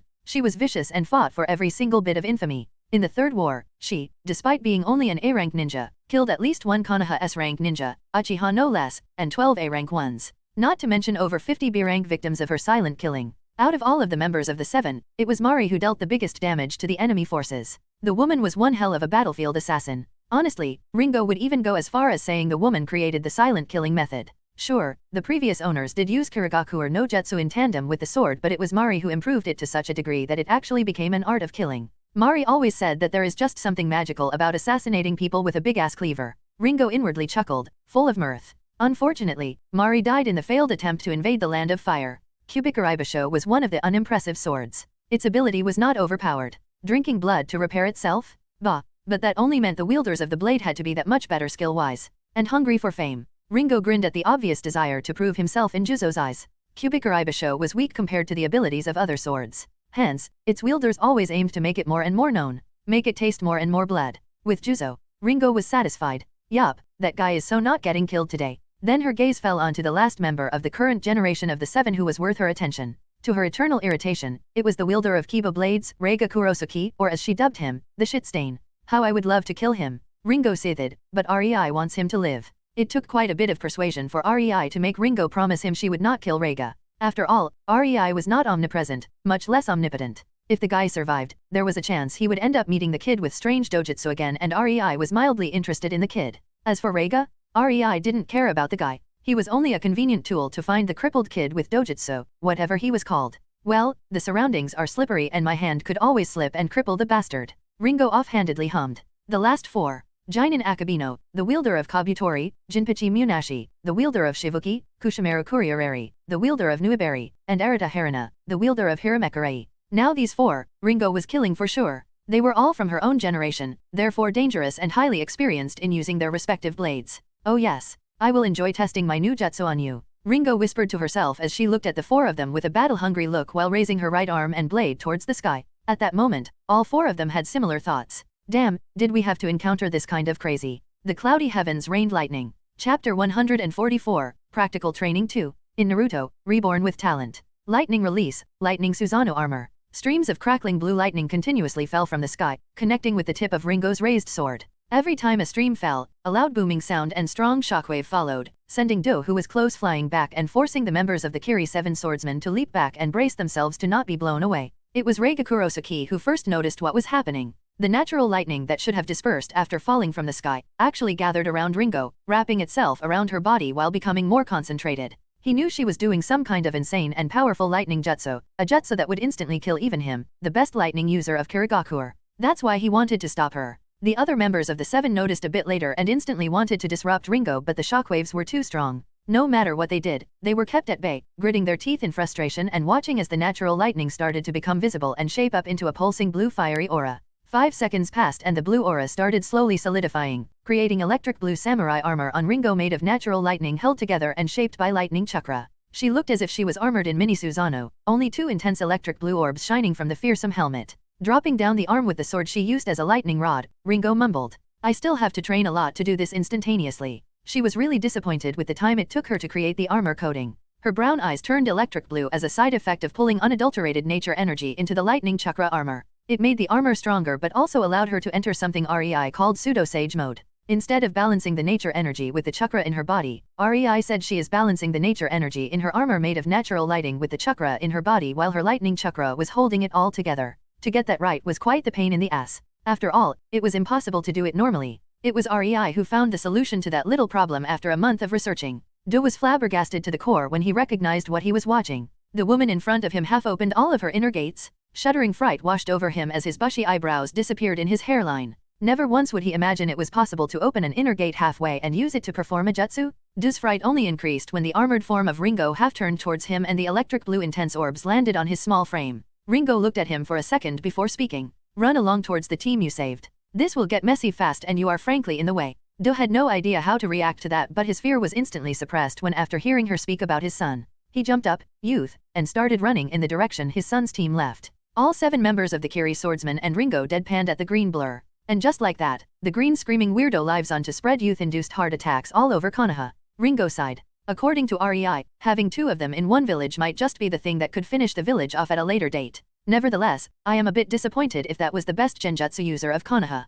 He didn't even use his unbreakable youth genjutsu REI praised so much. She shook her head in disappointment with a relaxed posture, but the corner of her eye already stalked her first prey. Fugyuki Tsukazan only barely managed to raise Samehada in order to block Ringo's slash, who just appeared in front of him without any telling sign. Shit! Her speed was enhanced to such a degree. He thought in a slight panic as sparks flew from the spot where Samehada met Ringo's nameless chakra blade covered in a bluish fiery aura that occasionally crackled with lightning. The panic quickly subsided however as he realized they were almost matched when it came to strength. That was a big surprise too though. He was considered to be one of the physically most able in the Kiri 7 swordsmen. After all, wielding a greatsword required a great deal of strength. So the former wielder of Kiba blades, swords that needed agility and flexibility instead of strength, was quite surprising. Fugyuki flashed the bored Ringo a brief grin as he saw his comrades react and jump towards Ringo. They were still a bit far away but, touching Samehada with a sword covered in chakra? This woman really learned nothing during her brief stay as one of the 7. There was a reason why Kiba wielder never fought against Samehada wielder.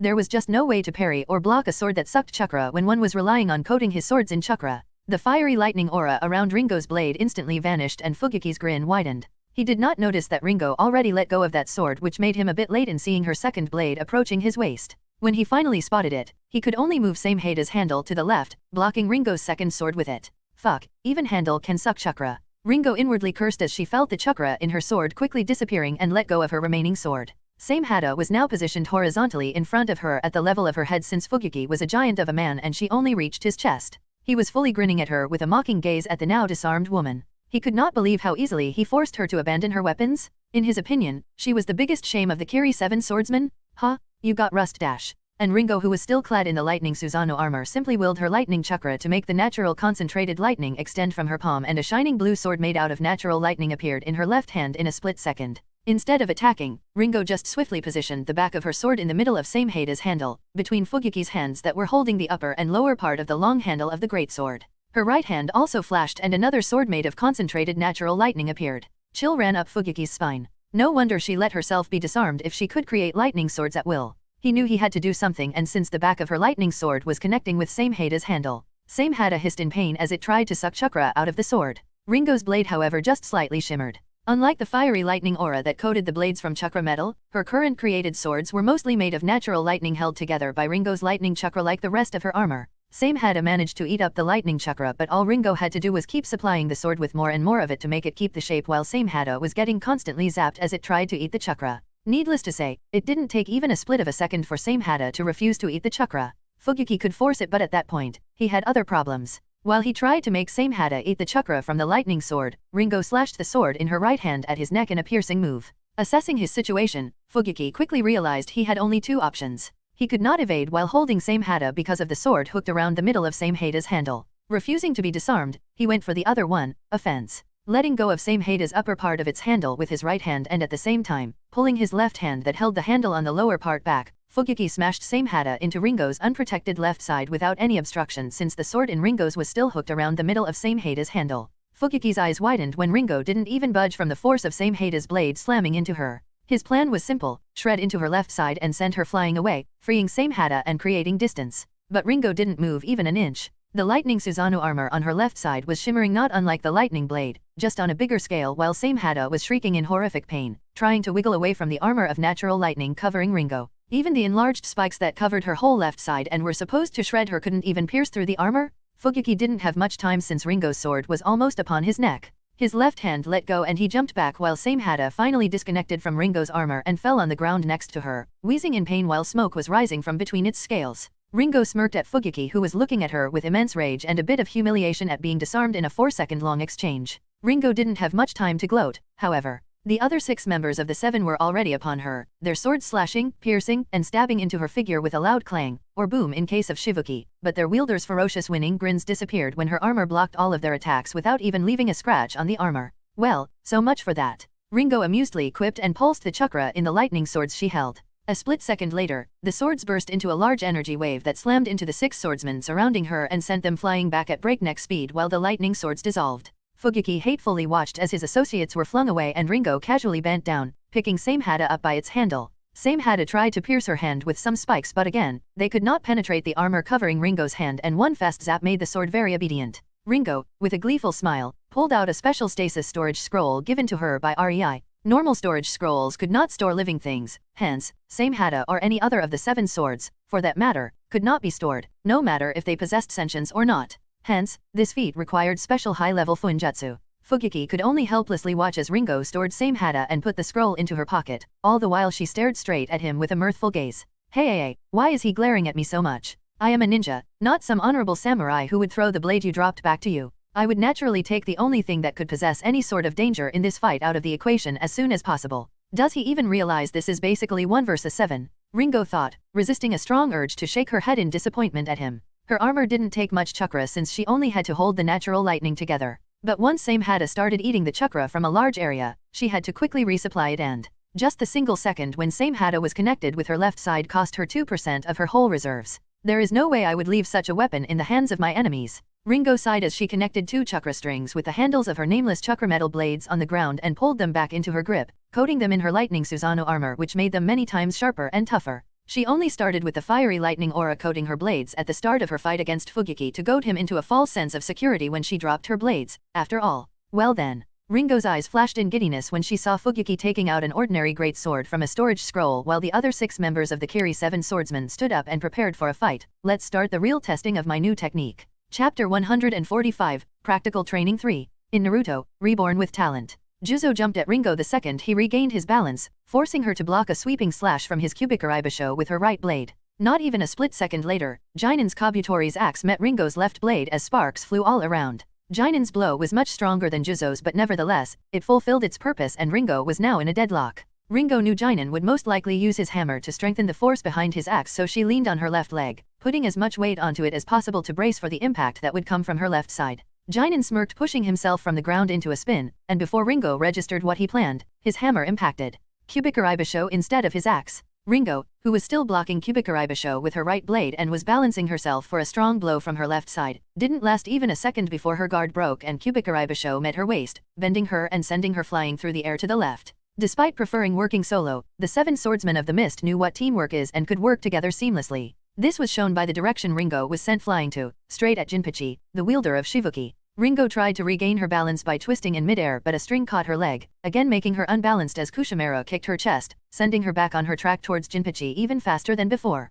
Kushamaro landed onto his feet, and instantly fell onto his ass as smoke started rising from his right leg, the one he used to kick Ringo's armor. Clearly, he got zapped by the natural lightning in return and would not regain his nimbleness anytime soon. Jinpachi held Shivuki like a baseball bat, and when Ringo's body was finally in his striking range, he swung. A booming explosion resounded from his explosive sword as the dust was sent into the air. The ball of dust was broken up not a second later by Ringo's body that was sent flying in yet another direction by the explosion, right at the wielder of Hiramekarei, who was already waiting for her with a hammer made of chakra. Ringo however twisted her body midair as she was about to reach into Arata's striking range. This time, there was nobody able to stop her. Her foot kicked the ground, which completely changed the trajectory of her flight, making her crash through the air towards the ground instead of towards Arata. Crouched on all four, Ringo slid on the ground in front of Arata, who didn't expect her to do something like this. Ringo seamlessly transferred all the kinetic force from her flight into sliding, mitigating it slightly, and then she pushed against the ground, again changing the sliding into the spin. It was so fast that Arata didn't even have time to register when exactly she appeared in front of him, as her body was about to spin from right to left, and with that, her right blade was rushing towards his neck. Ringo was already in Arata's guard. He didn't have time to change the shape of Hiramekarei, and with a massive weapon like the chakra hammer, it would be hard to counter, so he was forced to go defensive and block.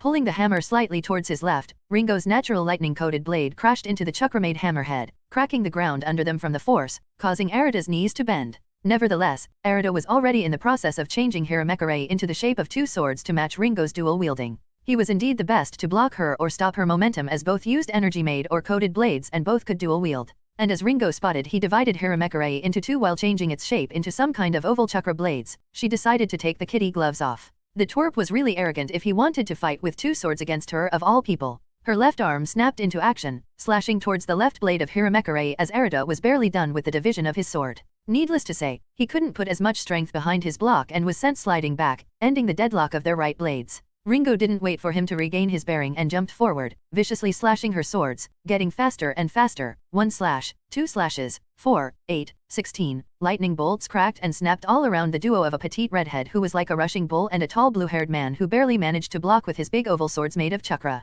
Ringo's speed was increasing by slash, and Arata had really a big problem to block her fast-paced combo. Slowly, he started redirecting, parrying while retreating backward. Ringo's sword stopped as 3 blades landed on her from behind. Kubikaribasho, Kabutori, and Kiba wielders put their best into it, wanting to injure her while she was focused on Arata.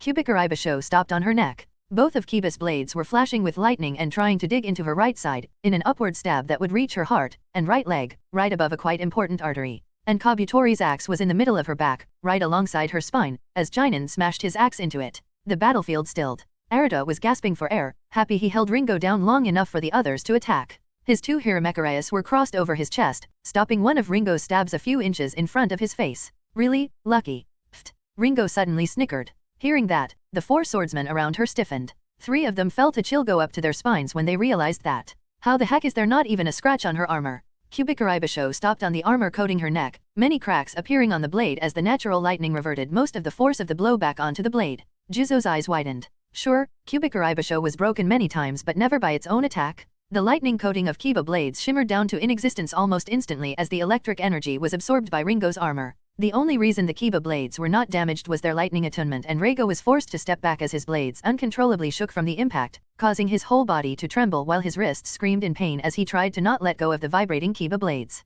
Kabutori, the second Jinen, stuck his hammer onto the back of its axe, trying to use it as a wedge to break through Ringo's armor and dig into her spine. The force was completely negated. At least from his perspective. He didn't feel a thing. His axe though, the whole force of his blow and that of Ringo's armor's counter was focused solely on the axe, causing it to shatter into pieces as 2 opposing forces squished it. Needless to say, Jinan was horrified at part of his sword that was supposed to be able to penetrate any defense being broken. Lightning armor, force reflection. Ringo's eyes gleamed. Did the idiots think I would not prepare for them? The previous exchange where she was sent flying was enough of a lesson for her. Clearly, having superb defense didn't mean she could not be unbalanced or sent flying. It might be still in the stage of development, but Ringo naturally already implemented a few tricks into her armor to increase her defensive and offensive power. Arata didn't see what happened behind Ringo. He still thought she was affected by the 3 blows to her back, and he just had to keep her in a deadlock while his associates penetrate her armor and finish her off. But with a mocking smile, Ringo suddenly lengthened the blade he was blocking. The one he stopped just a few inches in front of his face. And Arata was sent on to a permanent vacation as his head was skewered by a blade made of natural lightning, creating a charred hole into it.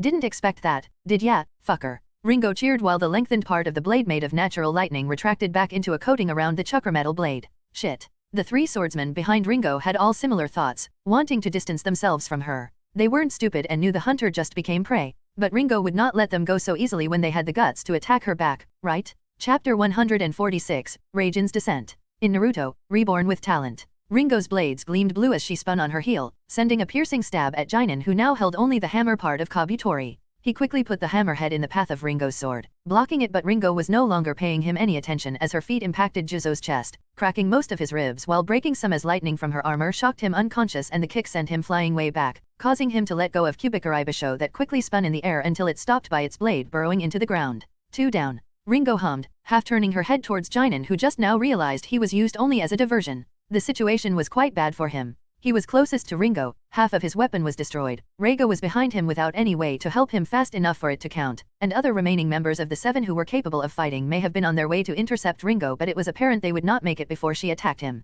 Jinan took a defensive stance with his hammer. For now, he had to endure. Ringo looked behind where Kuriarari Kushimaro was running at her, trying to hide his injured leg by acting all right. She then glanced to the right where Jinpachi Munashi with his Shivuki was also approaching at a fast pace. To her left, Fugyuki Sukazan ran at her with an ordinary katana. Smart. Ringo thought as she looked at the giant of a man. She knew he could run faster. That meant he was letting others engage her first. For someone who lost his sword, which was his best advantage, this was indeed the best approach. And finally, in front of her were Jinan, and Reiga, who was still slightly trembling but looked determined to kill her. Ringo smirked. There was just one last test to do. Stabbing her swords into the ground, their lightning Susanoo armor coating disappeared the second she let go of them and lightning started to surge around them. The sky above her also started crackling with blue bolts as Ringo's lightning chakra seeped into the swords, making them perfect lightning rods. Watch out! Reiga shouted as his eyes briefly widened when he recognized the technique. Gritting his teeth, he started pouring his own lightning chakra in big amounts around himself in preparation for Ringo's technique. That's Raijin's Descent. He was, however, too late. Lightning release, Raijin's Descent. Ringo gleefully shouted, grinning like a loon with her arms theatrically spread apart, her hair standing up from both excitement and the exhilarating feeling of the static electricity coursing through her body. From the black clouds above, 2 blue lightning dragons coiled around themselves in a swift descent. Their maws as big as a house deafeningly roaring at the ground, they were fast approaching. It barely took 2 seconds since they appeared high in the sky for them to crash on top of Ringo's head. A deafening boom resounded through the surrounding lands while the lightning painted the world blue as the lightning energy instantly raced through the area. The trees in the radius of a few kilometers lost all of their leaves. The trees in the radius of a few hundred meters became charred. The ground in 100 meters radius became shallow but still a massive crater, and the air crackled with spontaneous electric discharges all over the whole supercharged area. Raijin's Descent. A secret self-sacrificial technique passed from Kiba user to Kiba user through special scrolls. The so-called above S-rank one-time final army killing move. Ringo was hunched over with her knees bent from the strain of 2 S-ranked lightning dragon jutsus smashing together into her as she discharged a large amount of lightning chakra around herself. It was not to protect her body, rather it was a part of the technique. She had to envelop herself in the pure unadulterated lightning chakra of the amount of high-level S-rank jutsu that would supercharge the 2 S-rank lightning dragons upon impact. When the 3 S-rank level energies met head-on, pushing against each other, naturally, the 2 S-rank lightning dragons would win because the amount of energy was bigger. At this point, the user who is serving as director for the 2 lightning dragon jutsus would be torn to shreds because of the immense pressure of 3 S-rank forces focused on one point, her. But the jutsu would continue. The power and energy contained in the 2 S-rank lightning dragon jutsus would literally be deflected from being vertical to being horizontal due to coming into contact with the S-rank lightning chakra the user exerted. This would also boost the 2 S-rank lightning dragon jutsus before it would all explode in a horizontal surge of lightning energy and pressure, devastating kilometers of land around the area of impact. It was not only Madara and Hashirama who were well above their peers in their time. Every village had 1 or 2 of these hidden experts who could fight these 2 even if such a fight would mean sacrificing their life. Hashirama would never decide to go the peaceful way and hand out the Baijuyo in wishful thinking for peace if the villages could be easily conquered by him without much bloodshed. His diaries certainly said enough. In the end, he was raised to be a ninja, not a monk. Shit. Ringo let out a deep breath and cursed. She could already feel the bruises forming on her body as her bones creaked. Thankfully, nothing is broken or cracked. She gritted her teeth through the pain as she straightened herself and stretched her protesting muscles who were just put through a literal shredder made of pure energy. She would never use the jutsu if she didn't know she could survive it. Her armor would protect her butt. Kurigakuer had some recounting on Madara's and Hashirama's power, and Raijin's descent was something made to counter Madara's Susanoo or Hashirama's wood techniques. In close range, the trees would be literally liquefied and Susanoo would be breached, injuring the user if not killing him. 60% of my chakra, huh? Ringo bitterly smiled as she realized how much of her chakra she had to use to concentrate her lightning Susanoo armor in order to prevent her muscles from tearing and bones from breaking. The armor still had massive cracks all over it but was somewhat intact. Well, considering this would be way above my chakra reserves limit before bonding with REI, she subconsciously smiled while a slight blush dusted her cheeks as she thought about that while looking around, not forgetting she is still in combat. The first person she spotted was Reiga Kurosuke, who was a few meters away from her. He was kneeling on one knee, tightly gripping kiba blades stabbed into the ground as faint, slowly dissipating bluish shimmering coating covered his body and swords. It was almost depleted and the man himself was already unconscious because of chakra exhaustion, but he survived. If he was even a meter closer to Ringo, his chakra reserves wouldn't make it. Well, I was ordered to leave him alive. Ringo sighed and shook her head. I so hate calculating these things. The next thing Ringo realized was that Jinin, who stood closer to her and was in fact in front of Reiga when she started her technique, was nowhere to be found. I guess he was vaporized alongside the hammer, then. She shrugged. Not every weapon could withstand such concentrated lightning chakra at such a close range. Kiba survived because it was from the start attuned to lightning. Her own nameless blades were covered in a protective chakra layer, but Kabutori? It had no chance without Jinin coating it in chakra, and the guy had no time for that. What a pity to lose one of the 7 swords. Ringo clicked her tongue. She looked to the right where Fuguki should have been located. Honestly, she didn't put much thought into his survival, so she had no idea if he withstood the jutsu. The second Ringo spotted his body, she mirthfully chuckled. The earth dome he hastily created for his protection must have been run through instantly, burying him in the dirt without him even knowing how or when he was knocked out.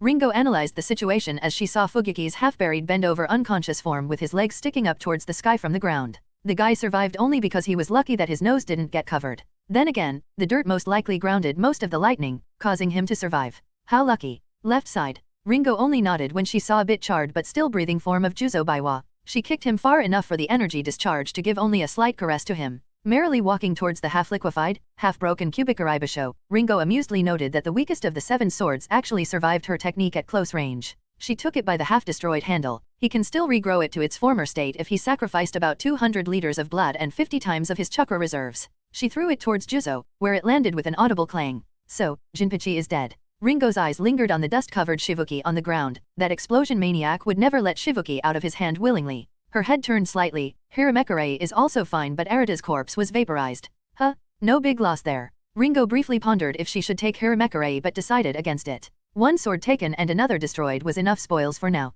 Kiri still needed its swordsman. Ringo relaxed. I guess this is I-. Kushimera's Nuiberi stabbed into the biggest crack on Ringo's chest, right above her heart. Sparks and lightning discharges flew around as the Nuiberi trembled from the strength its user used to push its tip against the impenetrable yet cracked lightning armor. Ringo blinked and Kushimera's sweat dropped as he realized he fucked up. Oya? You are still breathing? Ringo asked as her empty hand snapped in Kushimera's direction, taking hold of his masked face before she pulled him closer towards her. Normally he would surely dodge since he was the most agile of the 7, even surpassing Ringo's past self, but now, Kushimera's left side was incinerated. He lacked his left hand. He lacked half of his left leg, half of his left chest and stomach. Only the fact his wounds were burned shut prevented him from bleeding out by now. Ringo sighed in exasperation. Kushimera was always vicious little shit. Of course, he would try to score a killing blow despite being half dead when his enemy finally relaxed. How the hell did he even survive? She didn't try to talk to him. There was nothing to talk about. She just started a chidori on her free hand and speared his chest through, tearing his heart out before using lightning discharge to destroy it. Blood started slowly dripping from under the chin of his mask as his body slackened. Kushimera Kuriarari died. Ringo threw his body onto the ground and stretched her arms up before leisurely walking towards her chakra blades stabbed into the ground and picking them up. Oh well, job well done. Time to go home, I guess. Chapter 147, The Start of a Town. In Naruto, Reborn with talent Rei caressed Ringo's hair as she dozed off in his lap after she carefully threw same hata at Yujito with words, I think this one will fit you well considering you are Jinhyuriki. It was funny how no matter Yujito protested that great sword and nimble cat-like fighting style didn't go together, Ringo just shrugged her off and said she believed Yujito would find a way before promptly monopolizing Rei's lap for herself with a smug self-satisfied expression. She must be really exhausted, Mei commented, half glaring at Ringo clad only in a skimpy yukata after taking a long bath to scrub off all the dust from her fight. How could it be so? Mei started carefully poking Ringo's butt, making her whimper, bouncy. She muttered to herself while her free hand was comparing her own. Rei just chuckled and let the girl to her own fantasies while he read his notebook where all his rough ideas on his Baijuyu project were written. It was a very slow-going and tiring process. His days were filled with research, sex, and more research, but he was sure it would be worth it in the future. Strong or not, neither of his group was at the level of the endgame Naruto or Sasuke, much less Kagaya. The anime made it seem so easy. In under 4 years, a total orange-loving Hokage-screaming loser became a deity-level powerhouse. In under 4 years, an edgy duck-butt-haired language-impaired HN, Avenger wannabe became a deity-level powerhouse. All because of some nonsense about being the reincarnations of Indra and Ashura, some magical eye power, and beast sealed in the stomach. When one really looks into how exactly Naruto and Sasuke got so strong, it is really sad because they are nothing but predetermined to be such. What hard work. I bet at least half of the Jonin put more hard work into being a ninja than Naruto's bird brain could ever comprehend or Sasuke's avenging tunnel vision could discover. Rei sighed. I am so jello ahem, pissed. Becoming Jonin was not really all that easy. The amount of seemingly useless skills one had to perfect was mind-boggling. It was not all just about firepower and killing things. Not entirely. Rei was putting in the hard work. Training, studying, researching, earning money, playing politics through the Biribiri company, and much more. He was progressively getting stronger too. He was also making his girls stronger and was delighted when they put in the needed effort to become incredibly strong without him even having to ask them for it. But the main characters? What the fuck was with some old deity-class world-peaking geezer touching the two boys and them suddenly gaining the necessary additional power to face against Kagaya? Maybe I should have chosen some plot armor bullcrap during my reincarnation. Rei hummed jokingly, getting back to his Baijuyu creation research as he enjoyed Ringo's silky hair in between his fingers and her soft cheek pressed into his thighs. In the end, as long as he had his girls and all people he cared about were happy, was there even a reason to complain? Rei sat on his couch with Conan sitting on his right side with her back straightened and with a pondering expression on her face while Tsunade was sitting on his left side, leaning on his arm, totally uncaring about the meeting. Only these two knew what Rei wanted to say, and while Conan was racking her brain to think about how to improve or make Rei reach his goal easier, Tsunade didn't care. If Rei told her to do something, she would do it, but leaning on Rei was more enjoyable than thinking about the current topic. Opposite them, Mei sat in Ringo's lap.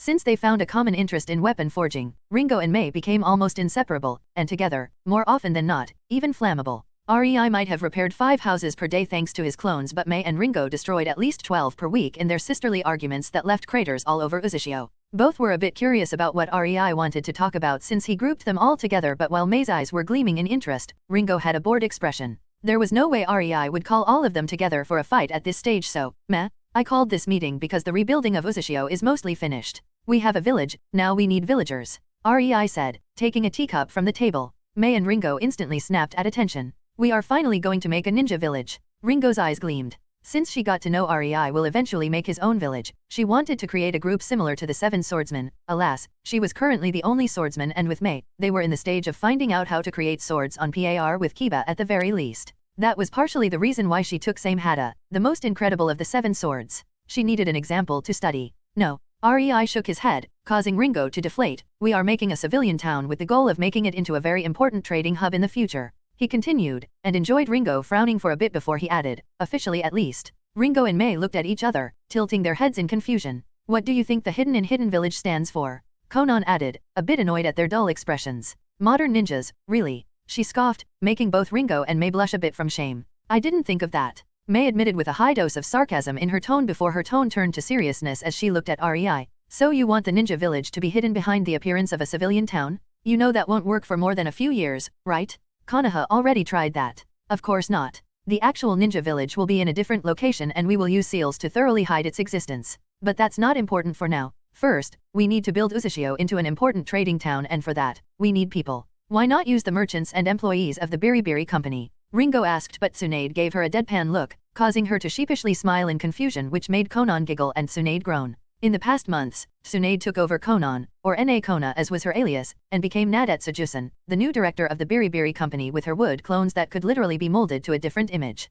Nadatsujusen was a tall tanned lady with an average chest, blue eyes, and blonde hair of a darker shade. There was no way to relate her to the real Tsunade in any way. Plus the wordplay with her name was so lame, childish, and elementary no self-respecting ninja would actually believe it to be more than a dumb coincidence. Obviously it's to avoid exposing that Uzumaki and the Biribiri have ties. The entire success of the Biribiri company is built on the fact that we have no affiliation with any village or nation and provide equal services to everyone at the same price. Tsunade explained with a patient tone before gesturing to Conan. It took Conan and Caribou years and the entire Third War had to happen to firmly establish this fact in the minds of our clientele who believed us to still be biased towards Kirigakure since we originated in the land of water. Make no mistake, the Mizukage and the Water Daimyo were pissed at us for not showing any favoritism towards them during the war. Showing a favorable relationship is fine but outright putting our people to Uzumaki is a blatant show of favoritism and bad for the business. And I am not even talking about the message such an action would send. Despite her tendencies, Tsunade was groomed to be very skilled in politics and economy from an early age. It was just that most of the time, she disregarded everything in favor of resolving her problems with a straight punch to the noggin.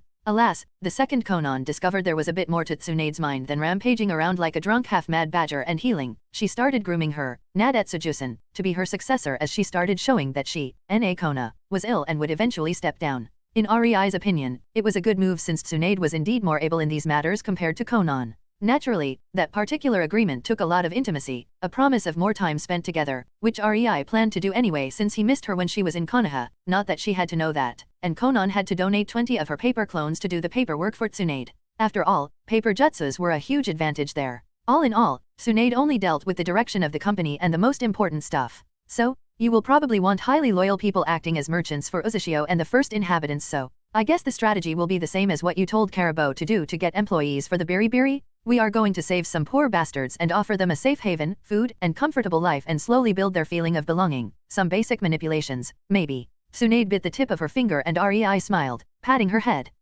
Conan, and Tsunade are going to the land of grass. Ringo and Mei can focus on their forging or training Yujito in Mei's case. He gave the pouting girl a knowing look before his expression shifted to seriousness itself. But please, stop fighting in the open. If you feel the itch to destroy a big plot of land, go to the dimension. He strictly said, narrowing his eyes at the two women who gulped and started frantically nodding. Rei smiled. That is all I wanted to say to you. Chapter 148, Harima Village 1. In Naruto, Reborn with Talent. 3 figures were walking on the muddy road in the countryside of the grass country, clad in black cloaks. These cloaks were the same and yet different from the ones Yozora members wore. Thanks to a special illusionary seal, they were tattered and seemed to portray a guise of poverty while still being fully capable of covering the wearer's identity. Rei never really understood why Akatsuki members always wore their cloaks. Or how the heck did they manage to infiltrate a hidden village while wearing it, for that matter. He was a ninja and the first thing ninjas did not do was scream "I am here" with his clothing. That was also the reason why neither he nor his girls wore their ninja forehead protectors anymore. Finally, Rei and his party arrived at the entrance to Harima village.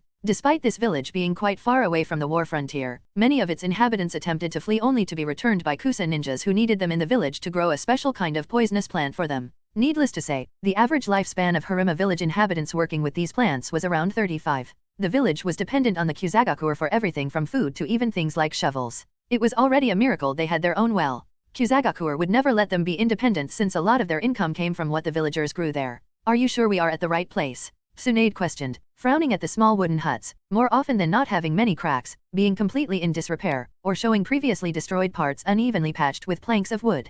Tsunade turned towards Conan with a pissed-off look. You said an Uzumaki family is living here. Rei only nodded in agreement. Long ago he distributed bloodline identifying seals of his own creation to the peddlers and merchants working for the Biribiri company. He had quite a lot of places where Uzumaki clan members lived in relative peace but he nor the Biribiri company could not do anything during the war in most cases. Frankly, so far the Biribiri company found means to take in only 20 Uzumaki from the 212 discovered cases of people with bloodline ties to the Uzumaki clan. Most of these didn't even know they were Uzumaki clan members and more often than not they were affiliated with some ninja village. At this point, they have so scattered the revival of the Uzumaki clan without any major help would be just a pipe dream. Just remember that Uzumaki are not our primary objective. Rei lightly said and started walking towards the village. Kazuto Karaki looked at the villagers gathered in the square, all underfed and wearing shabby clothes with many tears. His cold brown eyes scanned every single one of them until they stopped at one pale-skinned young girl with red hair, amethyst eyes, sunken cheeks, and a slightly bulging stomach. Kazuto could only click his tongue at that. He knew the brat she was expecting is his. He made sure none of the male villagers dared to approach her and his men knew well she served him exclusively. The position of overseer of Harima village was a poor one without any way to get rich since the villagers didn't have much but nobody could say it didn't have at least some advantages. But who would have thought she would get pregnant? Kazuto glared at the woman who was kneeling a bit away from him, causing her to flinch. Should I just kill her? But she has that bite heal ability? If it came out I killed her when she could become such a valuable asset for the village. Kazuto was not really exceptionally strong. During the entire war, he survived on his smarts rather than bronze, and even his high position was thanks to his skills in flattery. This situation was not really different. He kept her ability in secret for the entire duration of the war for his own benefit. Whether it was satisfying his lust with what was in his opinion the prettiest girl in the village, or having an easy-to-use healing tool. Meh. I will just take her to the village, and when the higher UPS get to know of her ability, they will take care of the matter for me. As long as I play my cards right, a bit of threatening her with her parents will be enough to ensure her mouth is shut after I take her to Kusagakur. Nobody has to know I knew about her ability for years. Kazuto's eyes then landed on the two people in their late 30s kneeling next to the girl. Alas, they would have to die the second the girl left the Harima village to tie loose ends. He could only sigh in sadness at that. His poor subordinates will be saddened. The girl's mother was the second prettiest woman in the village despite her advanced age. Honestly, Kazuto didn't like it when he took over the post. He outright hated how the villagers were treated, but the position of overseer of the Harima village was the only thing that prevented him from being sent to the front lines. At first, he only took the red-headed girl as his servant only from pity, because he knew the ninjas appointed as his subordinates were always those nasty, vicious, and bitter forever genins who just love to make other people, those weaker than them, suffer to alleviate the feeling of their own incompetence and stress from living on the edge. But as years went by, he got used to it. He only did what was necessary for the Kusagakur to thrive, at least, that was what he told himself every time he saw his servant girl cry in the corner. The stupid cow doesn't even know how good she has it. Other girls would jump to be in her place. Kazuto mentally scoffed when he saw the girl clutch the hem of her tattered clothes with her hands. Keiya Uzumaki, you will accompany me to the Kusagakur.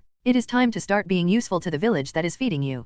Kazuto bluntly exclaimed, making the girl and her parents' heads snap in his direction with scared expressions. He smirked, walking closer to her before grabbing her hair and yanking it back to make her look at him. Don't worry, you will still be considered my slave. What? Do you have a problem with my decision? They could only lower their heads in acceptance. Neither Keiya nor her parents wanted her to go alone to an unknown village, much less a militaristic one like the Kusagakur when she was pregnant. Life in the Harima village was not comfortable, and most of the time it could be called downright cruel because of the ninjas who were stationed there for the village's protection, but at the very least, they knew what to expect from such a life and were already used to it. Work diligently in the fields, bear with some bullying from the ninjas, not like they could overdo it too much, and spend as much time in the comforting presence of the family in order not to mentally break. Going to the Kusagakur was a big unknown, and it scared Keiya to think how she would be treated there. If the way her family was treated here was any indication, going to Kusagakur frightened her to no end, especially since she would not have her family to encourage her. I sure as hell do have a problem with your decision, twat. A low gruff growl of a very pissed woman resounded through the surroundings as a monstrous killing intent and chakra pressure flooded the square.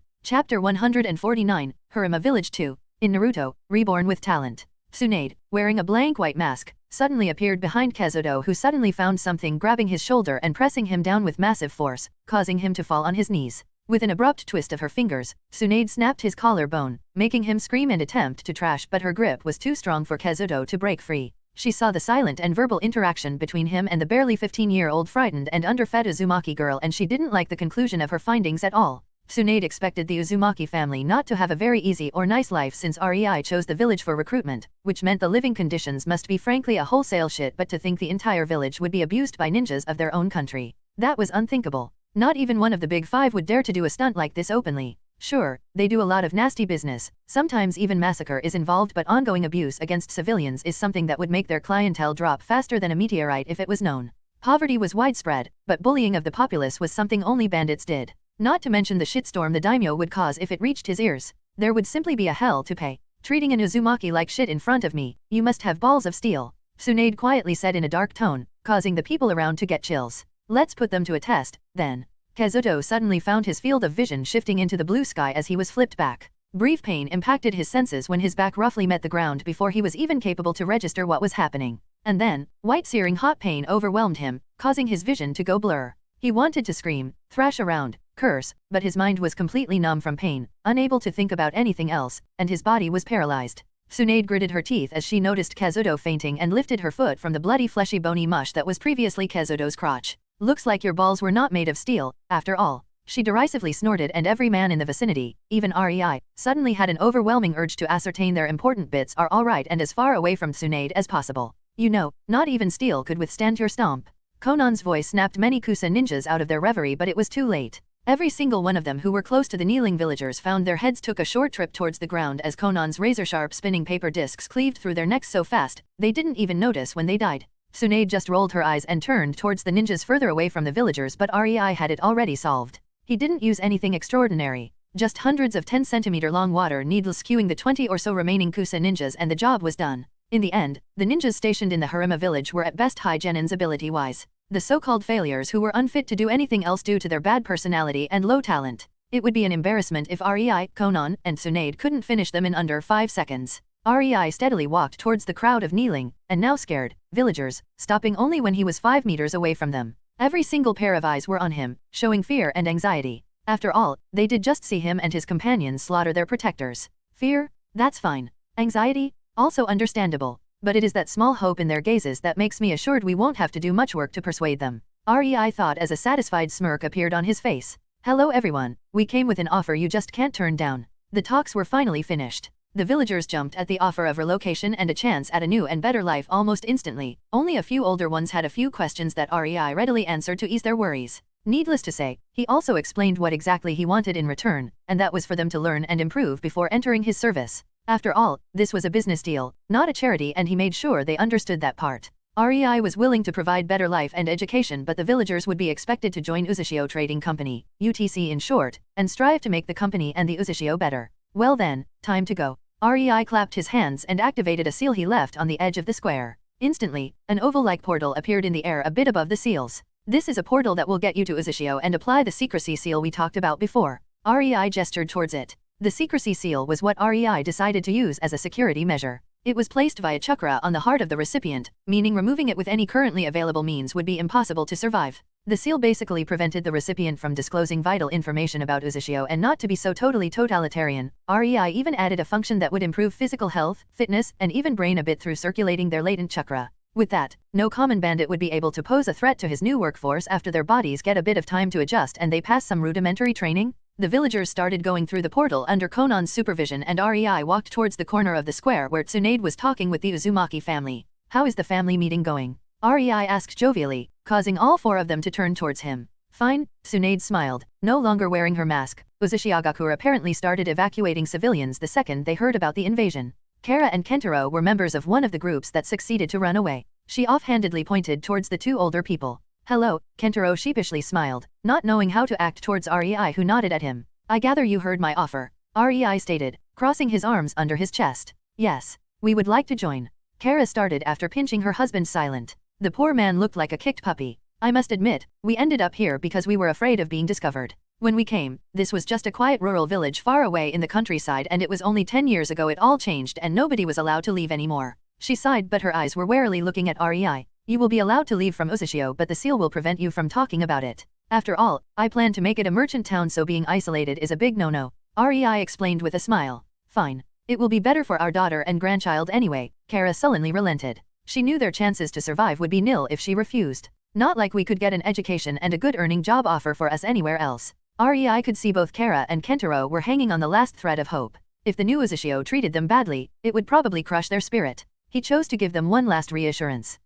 Don't worry. Tsunade is somewhat of a family with you, and she would beat me up if I didn't treat you well. Rei laughed, gesturing to the woman who was chattering the time away with Kaya a bit away from them while also giving the young pregnant girl a quick medical checkup. It didn't take long for the Uzumaki family alongside the other villagers to leave through the portal, and Tsunade rejoined Conan and Rei. So, portal? That's the first time I am seeing it. She hummed. Well, dear, Rei snaked his hand around her waist and pulled her closer. You are not the only one who improved. My clones are non-stop researching new seals. This one will be a good way for our future most trusted merchants and ninjas to go around the elemental nations without anyone being able to intercept them. The problem is only the means to keep it all secret for a long period of time. Hence, the secrecy seal. Conan added. Hence, the secrecy seal. Rei nodded, his cocky smile getting wider and wider. Don't worry, for our future ninjas I have a better version in the process of making. No matter what, I will make the first really hidden village in the elemental nations. So, what about him? Conan pointed at the only alive resident of the village except for them. Tsunade turned her head towards the fainted form of Kazuto, her lips twisting into a scowl. Just leave him there. If he survives, living with such an injury will be hell, and if he dies, it would take a few days of hell anyway. Both Rei and Conan nodded, turning back towards the portal and walking through it. The second the portal closed, the fields of poisonous plants suddenly flared up in fire. There was no need for Rei to leave the last batch of them available for Kusagakur. Now, was there? Chapter 150, New SS Rank. In Naruto, Reborn with Talent. The third Mizukage sat in his office, drinking his afternoon coffee and reading his last report for the day when suddenly, various clan heads and division leaders, basically the whole freaking council, barged into his office looking constipated. What are you all doing here? The Mizukage tilted his head in confusion only for the councilmen to angrily narrow their eyes at him. You sent the 7 swordsmen to the land of fire. Tsurumi Surin, the head of the Surin clan, barked out in an accusatory tone. Oh, so that's why the old geezers are gathered here looking at me as if I stole their spare teeth. The Mizukage finally understood before he returned back to his paperwork while starting to talk. Ah, no worries. The treaty had a few loopholes and this is one of them. He dismissively waved his hand around while feeling smug about this scheme of his. Due to the nature of ninja work, there was no way the treaty could contain a clause of complete forbiddance to enter a territory belonging to one of the 5 big nations. The treaty only said a big force is forbidden to be dispatched onto the territory. I sent only 7 of them. No matter how you look at it, nobody can say anything. The third Mizukage smiled smugly, thinking how he used the system to screw Konoha and the Land of Fire over. One of the councilmen patiently started but was quickly interrupted by the Mizukage. Ma, don't worry. Everything is just fine. I know that ordering them to destroy a few important towns might be too much but I have full trust in our 7 swordsmen. They know when to run. Plus, he took out a few files. I have already made sure to create fail-proof documents saying the mission was a valid one given by a noble from the Land of Earth who hates Konoha and lost a lot of money due to the newly established tax law of the Land of Fire. All ways how anyone could screw us over diplomatically are covered. Now we only have to wait for the 7 to return. Lord Mizukage, the swordsman the head of the Hoshiki clan tried but you are still not convinced. The Mizukage frowned, not raising his head from the document he was the whole time reading. You really think the ability of our strongest ninja group is so weak? He sighed in exasperation and continued in a bored drawl. Fine. I can assure you nothing can happen to them. Konoha is still consolidating their power and most of their jonins are focused on border outposts. Most of their umbu are on illegal and secret missions out of the Land of Fire. The only Konoha ninjas doing missions located inside the Land of Fire are chinins at best and our 7 swordsmen can eat those guys for breakfast. This entire thing was meticulously planned. I even used a lot of our umbu to draw Konoha's attention elsewhere so our boys can rampage all they want in the Land of Fire while I am focusing on tightening the defense of our territory in case Konoha wanted to retaliate. Not even a mouse will move in the Land of Water without us knowing about it. See, I got it all thought out. No need to wordash. Shut up. The head of the Yuki clan, Himeno's father, burst out as he glared at the Mizukage who finally raised his head and looked at the elder in bewilderment and confusion. I've got enough of your bullshit. We came to tell you the 7 swordsmen have returned. 4 are dead, and the remaining 3 will need a few months of recuperation at best, and at worst their injuries will never heal, permanently lowering their fighting potential. The mission ended up in a failure. The second they were heading towards the first targeted town, they encountered a freaking Ringo Amari who merrily slaughtered her way through them without even getting a single scratch. Moreover, she destroyed Kabutori and stole Same Hada. He finished while breathing hard, greedily gulping air and gripping his chest. Just remembering it almost gave him a heart attack. The more he talked, the more the Mizukage's expression darkened. How could they be back so soon? Then his question changed. How could they have failed? The second the Yuki clan elder mentioned Ringo, however, there was only one response the Mizukage was able to give as his expression turned ugly with a grain of powerless hopelessness in it. Fuck it all. Again them. Minato Namikaze sighed for the nth time as he filled his 100th paper in the office of the Hokage. If I knew I would become a paper slayer upon achieving my dream, I would never volunteer for this shit. Fighting hundreds of IWA ninjas was much more enjoyable than bickering with old geezers, doing paperwork, and why the heck do I feel as if my work became ridiculous? Leading this village is worse than explaining to a 5-year-old boy that girls do not have cooties or giving the talk to my students. Minato mentally raged. Is it only me or the councilmen in this village are all mentally disadvantaged?